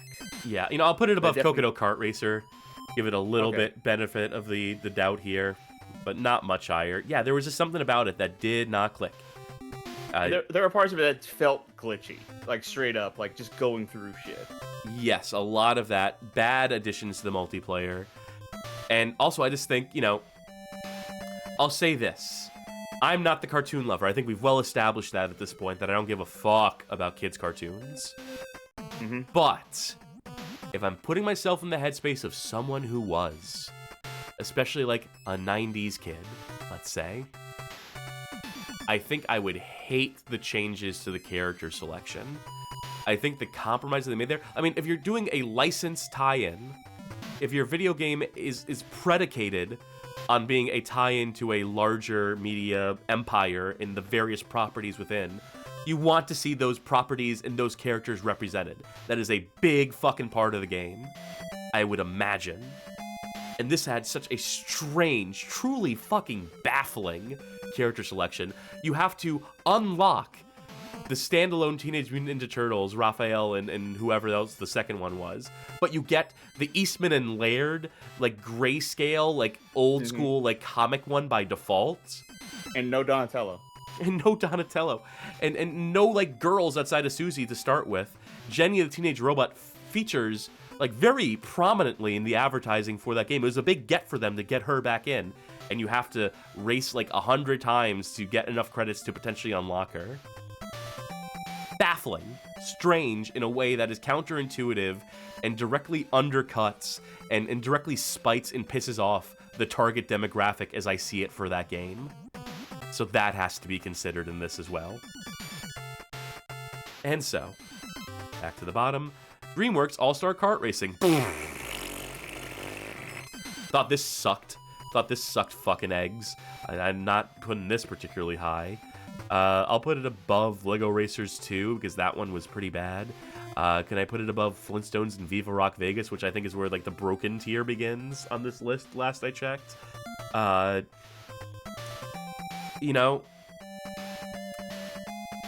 Yeah, one spot above. I'll put it fucking below Wild Animal Racing. Yeah, it was a true I don't feel anything kind of game. It's within a stone's throw of Team Sonic Racing, as it all shaped up to be, and I think that's fair. So, yeah, that was pretty bad, wasn't it? Nightmare Karts. And so it begins. Yeah, I mean, I don't think it's one of the worst. I don't like it. And I don't think I can really. I can't count like. Well, I think the spirit is cool. People rating for how I think a game is because like I don't enjoy playing it, but it's still not even near like the bottom of the list. Yeah. I'm already getting the games I would rather play than it. I would put it above Action Girls. I think maybe, at least. Well, yeah. I mean, yeah. That's way down here. That's number 95. Yeah. That is. I was into the 70s here. I mean, fuck. Oh, okay. I'd rather play. I wouldn't rather play Garfield Kart on PC. I think I'd rather play Cartoon Network Racing. I think I'd rather play like, a lot of this stuff. I mean, I wouldn't willingly. I don't want to play any of these games really. But okay. How about where does it stand in comparison to Race for Ryan? It's better than that. Where is Race for Ryan number 68? 68.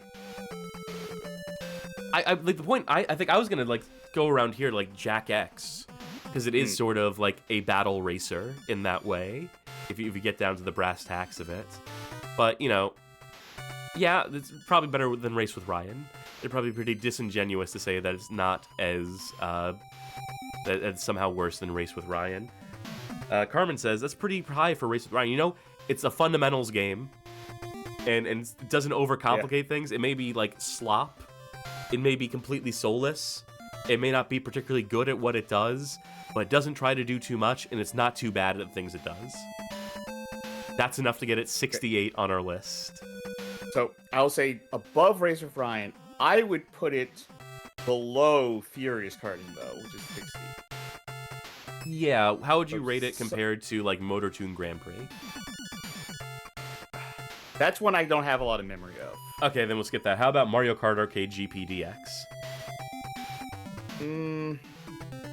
I think fundamentally that was kart fundamentals that would have been better, but the way it was piecemealed, like the items, the stinginess of it, and like the real lack of variety on tracks.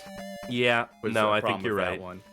Like at least Nightmare Kart does have like a greater variety in terms of tracks and like what they're doing. We didn't see a lot of them, but they do get creative with it. Yeah, I think number 62 is fine for it. I think putting it a spot below an actual PS1 game illustrates the point that I would make, which is that, like, you know, there was no shortage of kart racers on the PS1, and most of those function in a way that Nightmare Kart at times failed to function. It's great that it was all the vision of one woman, and it's great that it came together in the way it did, that it was able to pivot, all these things. You can say all the nice things about, like, ooh, it's a game that really tried, and, you know, it really accomplished a lot for what it is. But, like, at the end of the day, is it fun? Not to us. And this is our, like, personal opinion. Sharky didn't like it necessarily. You can appreciate aspects of it. I was really underwhelmed by it, but I can appreciate some facets of it from a design standpoint. Putting aside, like, you know, the admiration for the creator or whatever, I could see what it was cooking. I could see the recipe. I can see the end product in my mind, but I just think it's undercooked. I think it falls short in some ways that are fundamentally, to me, would just keep it from ascending any higher than that. And that's as fair as you're going to get out of me for a game that completely fucking broke in a very embarrassing way, I feel, on stream. So, Garfield Kart 2, All You Can Drift. Sauceless. Fucking sauceless. I don't even need to see where Garfield Kart is on here, because I'm willing to go very low with this. How does it compare to Super Indy Karts? That's the one I was going to point out, which I think it's better than Super Indy Karts. Yes, but I don't think it's better than Pulse Racer on the Xbox. Sure. Is that necessarily fair? I'm looking at some of these games. No, it was bad. It was real dour. Yeah, you know, fuck it. Pulse Racer wins again. Pulse Racer stays winning. You know, that's the lowest rated game on the Xbox, right? You know, that's the lowest rated aggregate. That still better than so many goddamn games on the list, at least 60 of them. And finally, this is where the debate might heat up for Sonic Racing CrossWorlds. Okay, so we're scrolling to the top. Here's my opinion. My opinion is, I this is straight up personally my favorite kart racer. I can see the argument for Mario Kart DS being better, but I also think that this is better than Sonic and All-Stars Racing Transform. I think this nails a lot of things that I think it does things better than Transform did. So personally, if this was only my list, I would put it at number 1. But I could concede if you were to say that Mario Kart DS is better, because that is like a classic. That is like a more simple thing. It has some real fun the mission mode stuff in it. It is the best Mario Kart has ever been for Mario Kart DS. Like I said, personally, I just think in terms of game feel, I enjoy the act playing CrossWorlds more. It would be my number 1. But what are you thinking? Okay, I think it rates above All Stars Racing Transformed, so it's a matter of number 2 or number 1. That's the zone. And personally, I would still put Mario Kart 64 like even closer to the top of this list. I think in my mind, my list would be like Mario Kart DS, or no, it would be Mario Kart 64 or Mario Kart DS, and then Sonic Racing All Stars Transformed, or not All Stars Racing Transformed, but fucking CrossWorlds. Sorry, too many games. Yeah, I'm getting game overwhelmed here. So ultimately, though, I'm going to rank it at number 2, and I want to explain it. I want to describe it. I want to... And you know, it feels fucking great. Yeah. It presents itself during the races so well. I think the UI is a fucking crime. I think all the live service hooks are, like, very much FOMO in a way that I don't respect or appreciate, that I find kind of despicable. I think it has a lot of things that it absolutely does not fucking need in terms of layers of granularity, of mechanics, of customization that just, like, that shouldn't need to be there. They could streamline and simplify so goddamn much, and it'd be so much better. It still wouldn't beat Mario Kart 64 in my mind, just because at the end of the day, the thing I'm always going to appreciate is simplicity. I can appreciate that CrossWorlds is mechanically this rock solid to play, but like, even if Mario Kart DS is pretty objectively, like, you know, it's tight, it's good, it plays solid, but even if it doesn't have the flash pizzazz, or like, you know, I'll even admit, like, doesn't play as well as a CrossWorlds does probably at the end of the day. If you were to put them side by side and say which one like felt better to play in the hand, it's probably going to be the one that benefits from modern controllers and doesn't play on a fucking Nintendo DS. Which is why Mario Kart 64 is still my gold standard, because, you know, even with that dog shit controller, it still feels like exactly as tight and as loose as it needs to be. But we're putting that conversation aside for now. I think CrossWorlds is the best modern kart racer, is the best we're going to get from a modern kart racer, is as good as the genre can be right now, given the circumstances of the market, against all odds, in the face of publisher mandates that actively fuck with it, in the face of all the dog shit live service hooks, they still accidentally made a really good, fundamentally solid game that is just fun to play at its core. And so, like, bearing all those bugaboos and layers and conversations we could be having about it in mind, I think getting up as high as number 2 should still be seen as just, like, a great honor for it. I think there's no shame in being in this top 10. Sorry to El Chavo Kart, which did ultimately get pushed out of the top 10. We're sorry to kill the dream for so many folk in chat who were rooting for it. But hold on. I will say though that I was thinking about this earlier today, because I knew at the end it was going to come down to CrossWorlds and DS. And like I've said this multiple times in the past couple of minutes, this is my favorite kart racer, CrossWorlds. Like, it's my most fun to play. But, you know, thinking it over, it's like Mario Kart DS though is super solid. It is super, like, refined. It is the difference between a game that is a personal favorite and what the platonic ideal is. Yeah. Like, it really is, like, such a, like, kind of... I guess if it's number 1, I could say pinnacle. Kind of pinnacle of what you want out of a kart racer, out of how it plays. Because it's still real fun, too. It still holds up. And it's so focused. without a lot of extraneous things. And to content it. rich. There is extraneous Yeah. stuff, but it's all stuff that is in service of the game, like the challenge mode and like the little like mini Yeah. levels and scenarios. Is like a good feature, a genuinely good like expansion and way to utilize the underlying mechanics in a way that is not just kart racing content. Yeah, so like I said, in the hands, CrossWorlds is still my favorite, and it's the one that I'll just in general go back to.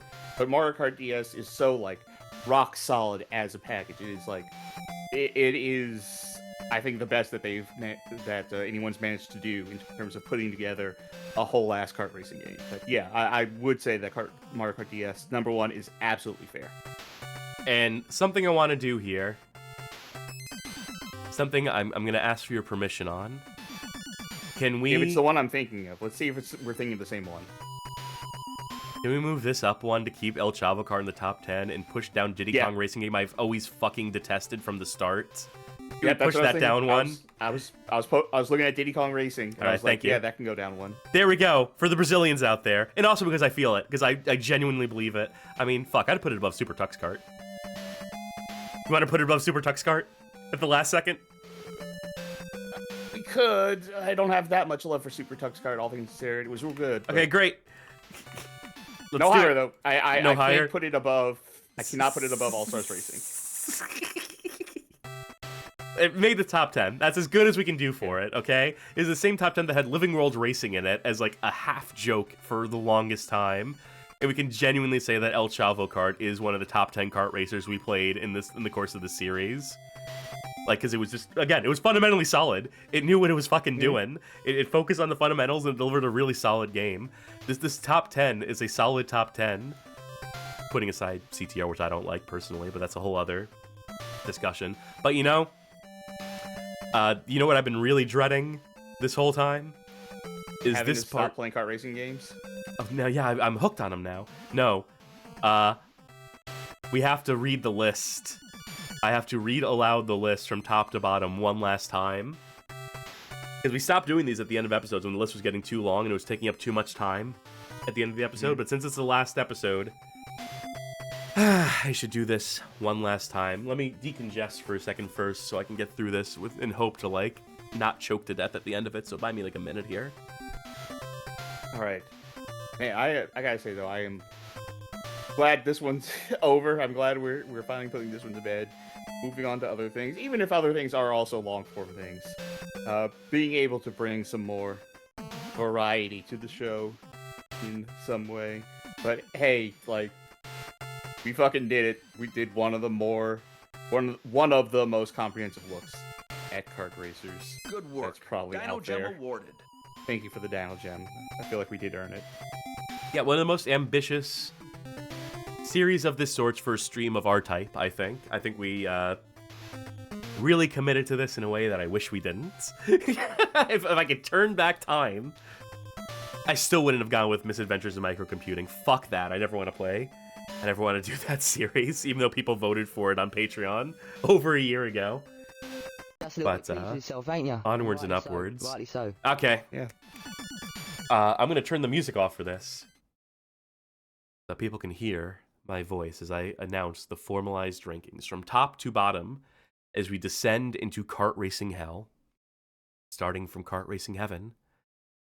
Mario Kart DS, Sonic Racing CrossWorlds, Sonic and Sega All-Star Racing Transformed, CTR Crash Team Racing, Mario Kart Wii, Mario Kart 64, Kirby Air Ride, Sonic and Sega All-Stars Racing, El Chavo Kart, Super Tux Kart, Diddy Kong Racing, Lego Racers, Crash Nitro Kart, Living World Racing, Chocobo GP, NASCAR Rumble, Speed Punks, Looney Tunes Racing, Mario Kart 8 Deluxe, Mario Kart 8, Pac-Man World Rally, Chocobo Racing, Crash Tag Team Racing, Nickelodeon Kart Racers 2 Grand Prix, Mario Kart Double Dash, Mario Kart 7, Little Big Planet Karting, My Sims Racing, Sonic and Sega All-Stars Racing, Pokio Racing, Wacky Races for the arcade, NASCAR Kart Racing, Mario Kart Arcade GP2, Hot Wheels Beat That, Pokio Racing, Nickelodeon Kart Racers, Meow Motors, Kokoto Kart Racers, Sonic and All-Star Racing Transformed for the 3DS, Super Mario Kart, Nicktoons Racing for the GBA, Sonic Drift 2, Sonic Drift, Mega Man Battle and Chase, Bomberman Fantasy Race, Nickelodeon Kart Racers 3, Slime, Speedway, Kokoto Kart Racer for the Wii, Kokoto Kart Racer for the PS2, Kokoto Kart Racer 2 for the Wii, Mario Kart, Mortal Kombat Armageddon, Wacky Races for the Game Boy Color, Penny Racers Party, Turbo Q Speedway, S.C.A.R.S, Scars, Wacky Wheels, Super Karts, Konami Crazy Karts, or Crazy Racers even, Walt Disney World Quest Magical Racing Tour for the PS1, Lego Racers for the Game Boy Color, Looney Tunes Space Race, Mario Kart Super Circuit, Furious Karting, Motor Toon Grand Prix 2, Nightmare Kart, Mario Kart Arcade GP DX, Cartoon Network Racing for the Nintendo DS, Crash Nitro Kart for the PS2, Kokodo Kart Racer for the Nintendo DS, Mario Kart Arcade GP, Skylander Superchargers Racing for the Wii, Race with Ryan, Crazy Frog Arcade Racer for the PS2, Nicktoons Racing for the Game Boy Color, Cartoon Network Speedway for the GBA, Looney Tunes Racing for the Game Boy Color, Horde Henry's Crazy Karts, Toy Story Racer for the Game Boy Color, Woody Woodpecker Racing for the Game Boy Color, Nicktoons Racing, Jack X Combat Racing, Garfield Kart Furious Racing, Walt Disney World Quest Magical Racing Tour for the Game Boy Color, Mickey Speedway USA for the N64, Street Racer for the PS1, Woody Woodpecker Racing for the PS1, Ants Extreme Racing for the PS2, Star Wars Super Bombad Racing, Crazy Frog Racer for the PS2, DreamWorks Superstar Karts for the Nintendo DS, DreamWorks Madagascar Karts for the Wii, DreamWorks Madagascar Karts for the Nintendo DS, DreamWorks Superstar Karts for the Wii, Jakers Kart Racing, Wacky Races for the PS1, Cartoon Network Racing for the PS2, Garfield Kart, Mickey's Racing Adventure, Action Girls Racing for the PS2, Crazy Frog Racer for the GBA, F1 Race Stars for the Xbox 360, All-Star Fruit Racing, BC Racers for the 32X, Scunny Kart, Ants Racing for the GBC, Wacky Races for the SDC, Sega Dreamcast that is, Smurf Racer, Crash Nitro Kart for the Nokia N-Gage, Bomberman Kart, Earache Extreme Metal Racing, Hot Wheels, Beat That for the Nintendo DS, My Sims Racing for the Wii, Sharinko Hero, Pokosuka Racing, Mod Nation Racers for the PS3, Doraemon Kart, Street Racer Game Boy Edition, Family Go-Kart Racing, Puffin's Island Adventure, Atari Karts, Muppet Race Mania, Pulse Racer, Garfield Kart 2, All You Can Drift, Super Indy Karts, Nicktoons Nitro, Crash Bandicoot Nitro Kart 3D for the Zebo, Crazy Frog Racer for the Nintendo DS, Shrek Smash and Crash Racing for the DS, Nikita Speedy Pirates, Diddy Kong Racing DS, Digimon Racing, Inspector Gadget Racing, Calvin Tucker's Farm Animal Racing for the Wii, Supersonic Racer for the Wii, Merlin Racing Derivative, that's a whole bunch of games rolled into one there, Scubble Buggy Racing, or Racer even, Extreme Go-Kart Racing, Kororo Gunso Taiketsu, Kororo Kart, etc., etc., etc. for the GBA, Ants Extreme Racing for the GBA, Shrek Smash and Crash Racing for the GameCube, Morhun Fun Kart 2008, Ben 10 Galactic Racing for the PS3, Ben 10 Galactic Racing for the Wii, Team Sonic Racing for the PC, Heracles Chariot Racing, Monster Racer, Wild Animal Racing, DreamWorks All-Star Kart Racing, The Flintstones and Viva Rock Vegas, Shrek Smash and Crash Racing for the GBA, Toy Story Racer for the PS1, Pocket Bike Racer, Calvin Tucker's Redneck Farm Animal Racing Tournament for the Nintendo DS, Shrek Swamp Kart Speedway, Morhun Kart, Kart Kings, Lego Racers 2 for the PS2, Jumpstart Crazy Karts, Spogs Racing, Homie Rollers, Jimmy Johnson's Anything with an Engine for the Wii, Sonic Riders, Zero Gravity, Pet Racer, Hello Kitty Cruisers, Bud Ugly Martians, Zoom or Doom, M&M's Kart Racing for the DS, Ben 10 Galactic Racing for the DS, Heathcliff the Fast and the Furious, Jungle Karts, Renegade Racers, Crazy Chicken Star Karts Nintendo DS Edition, Racers Island Crazy Racers, Monster High Skulltimate Roller Maze for the DS, Monster High Skulltimate Roller Maze for the Wii, Monster High Skulltimate Roller Maze for the 3DS, M&M's Kart Racing for the Wii, Yu-Gi-Oh! 5Ds, Wheelie Breakers, Mad Tracks, Racers Island Crazy Arenas, the fifth worst kart racer of all time, at number 178, is Nicktoon Winners' Cup Racing. The fourth worst, at 179, is Mythmakers Superkart GP.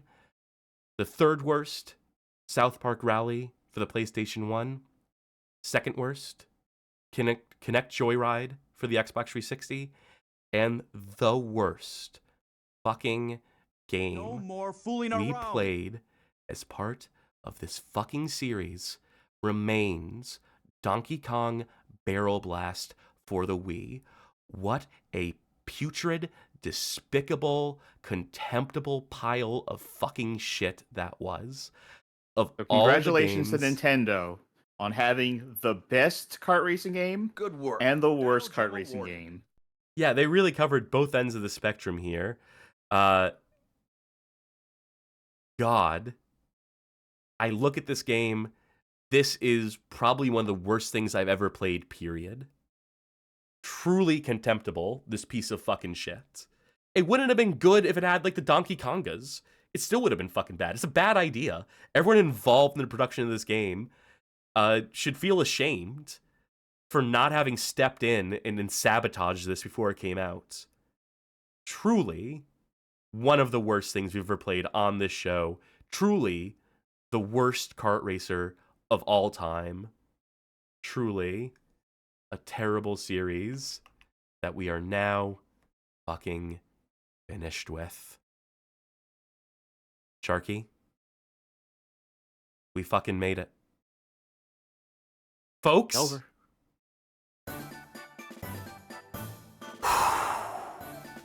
Yeah, that music sounds right now, doesn't it? Finally earned it. We finally did it. We're finally fucking done with Cursed Kart Racers. It took more than a year.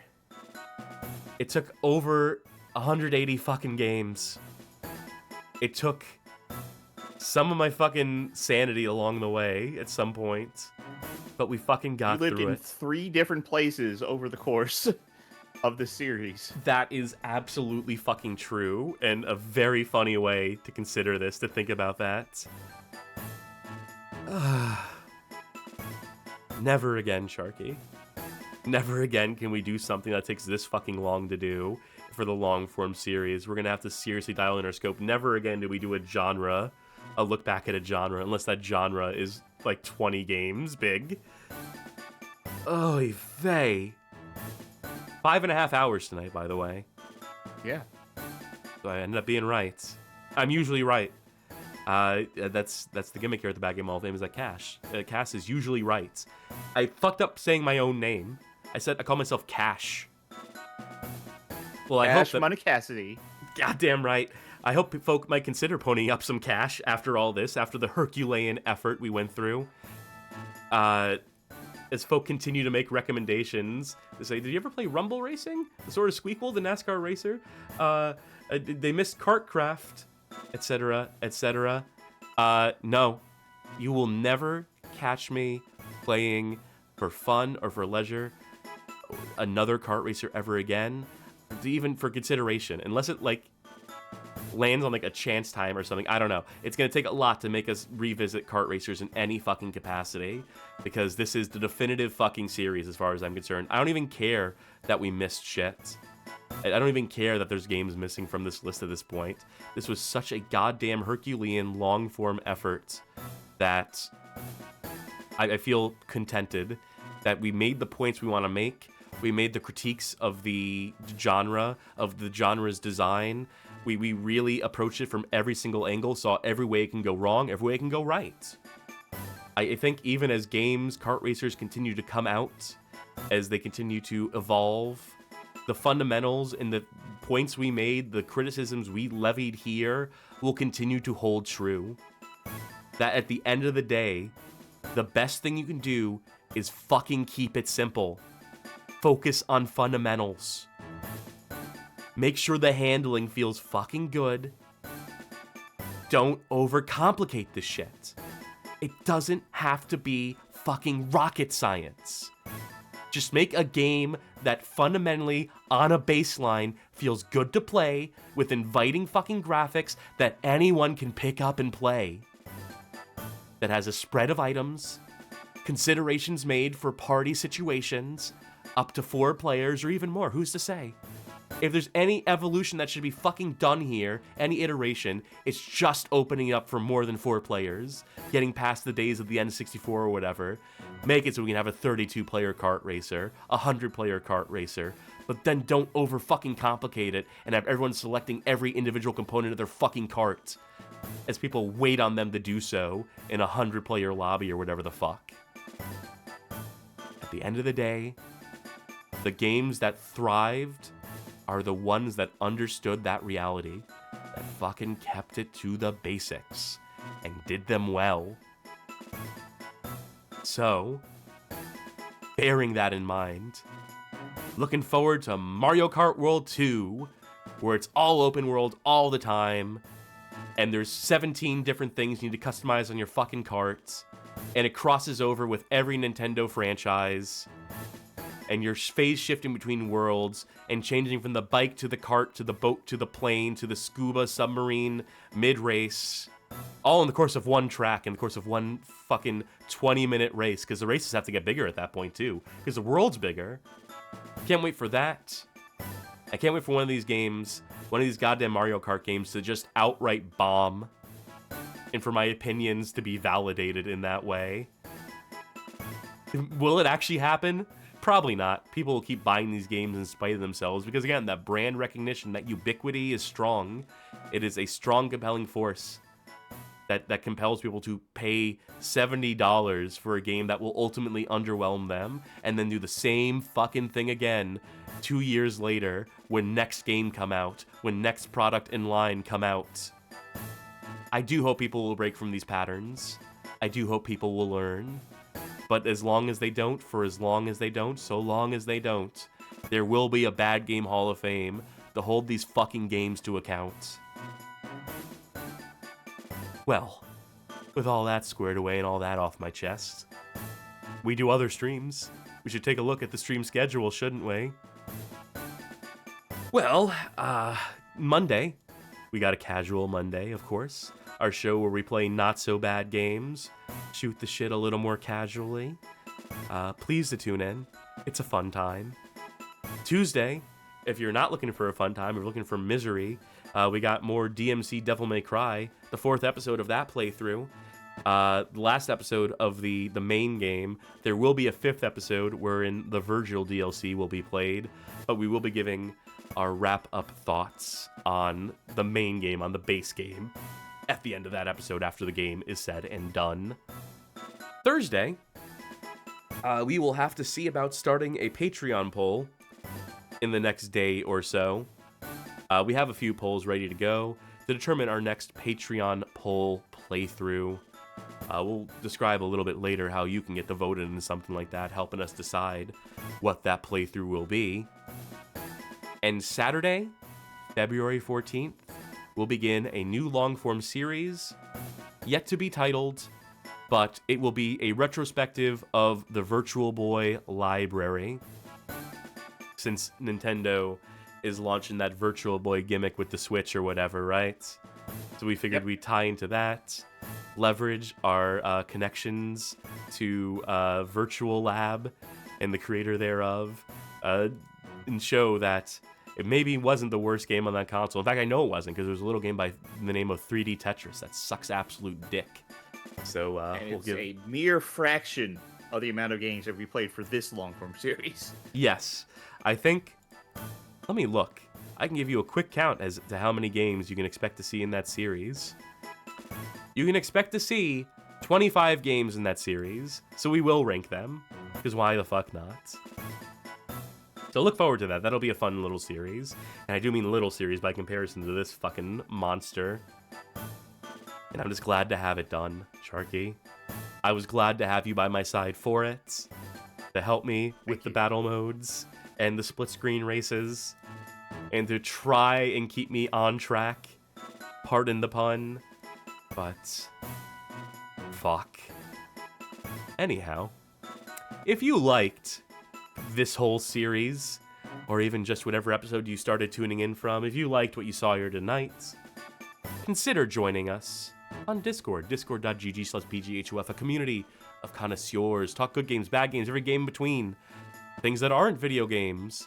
Join our Bad Game Club, where every month we pick out a new bad game for the community to play and commiserate over. This month it is Duke Nukem Land of the Babes.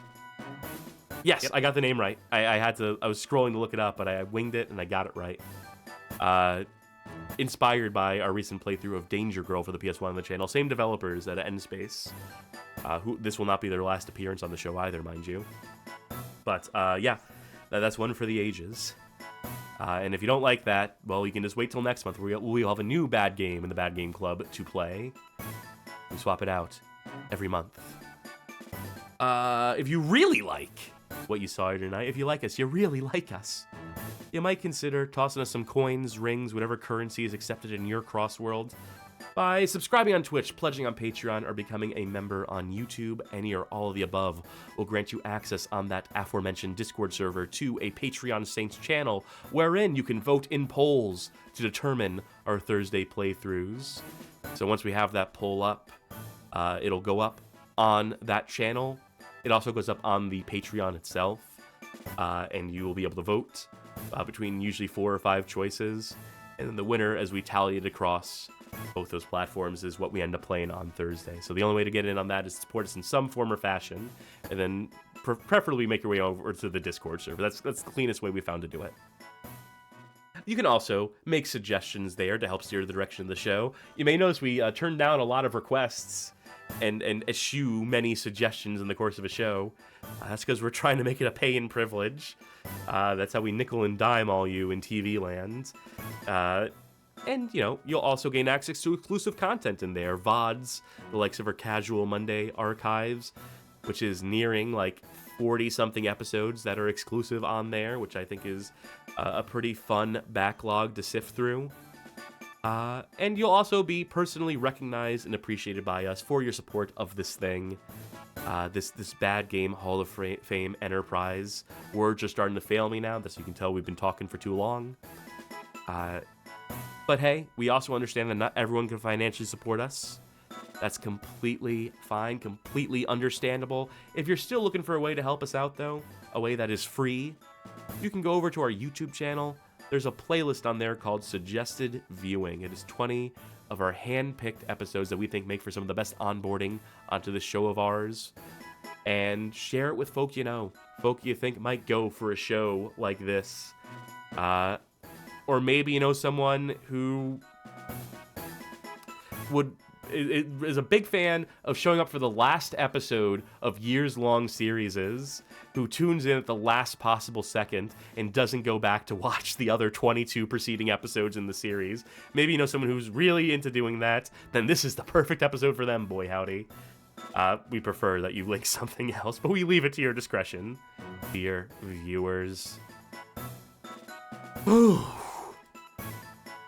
That's all the plugging done. Who are we following that is a streamin'? Humbug. Oh, you know, Titus is streaming. Western Style Guy, I should call them, as per their gimmick. They're playing MechWarrior 3, which is not a bad game, but it's certainly a fun one to play, to talk over. And you can let them know the Bad Game Hall of Fame and Cassidy sent you. So we'll send folk over that way. I'm also curious to see what version of MechWarrior 3 they're playing. The DOS version, are they playing with 3D effects, Voodoo? I'll have to tune in to find out. But for the Bad Game Hall of Fame, that will do it for the Bad Game Hall of Fame. I have been crashing Cassidy. I've been CrossWorlds Turkey. Very good. Thank you, everyone, for tuning in, for sticking with this series, for showing up, for all your supports, for all the enduring you've done of my takes and complaints and tirades, as this series has especially brought out of me. We thank you for sticking through, finding it amusing, whatever kept you in the game. We appreciate you. Bye. Good night, everybody.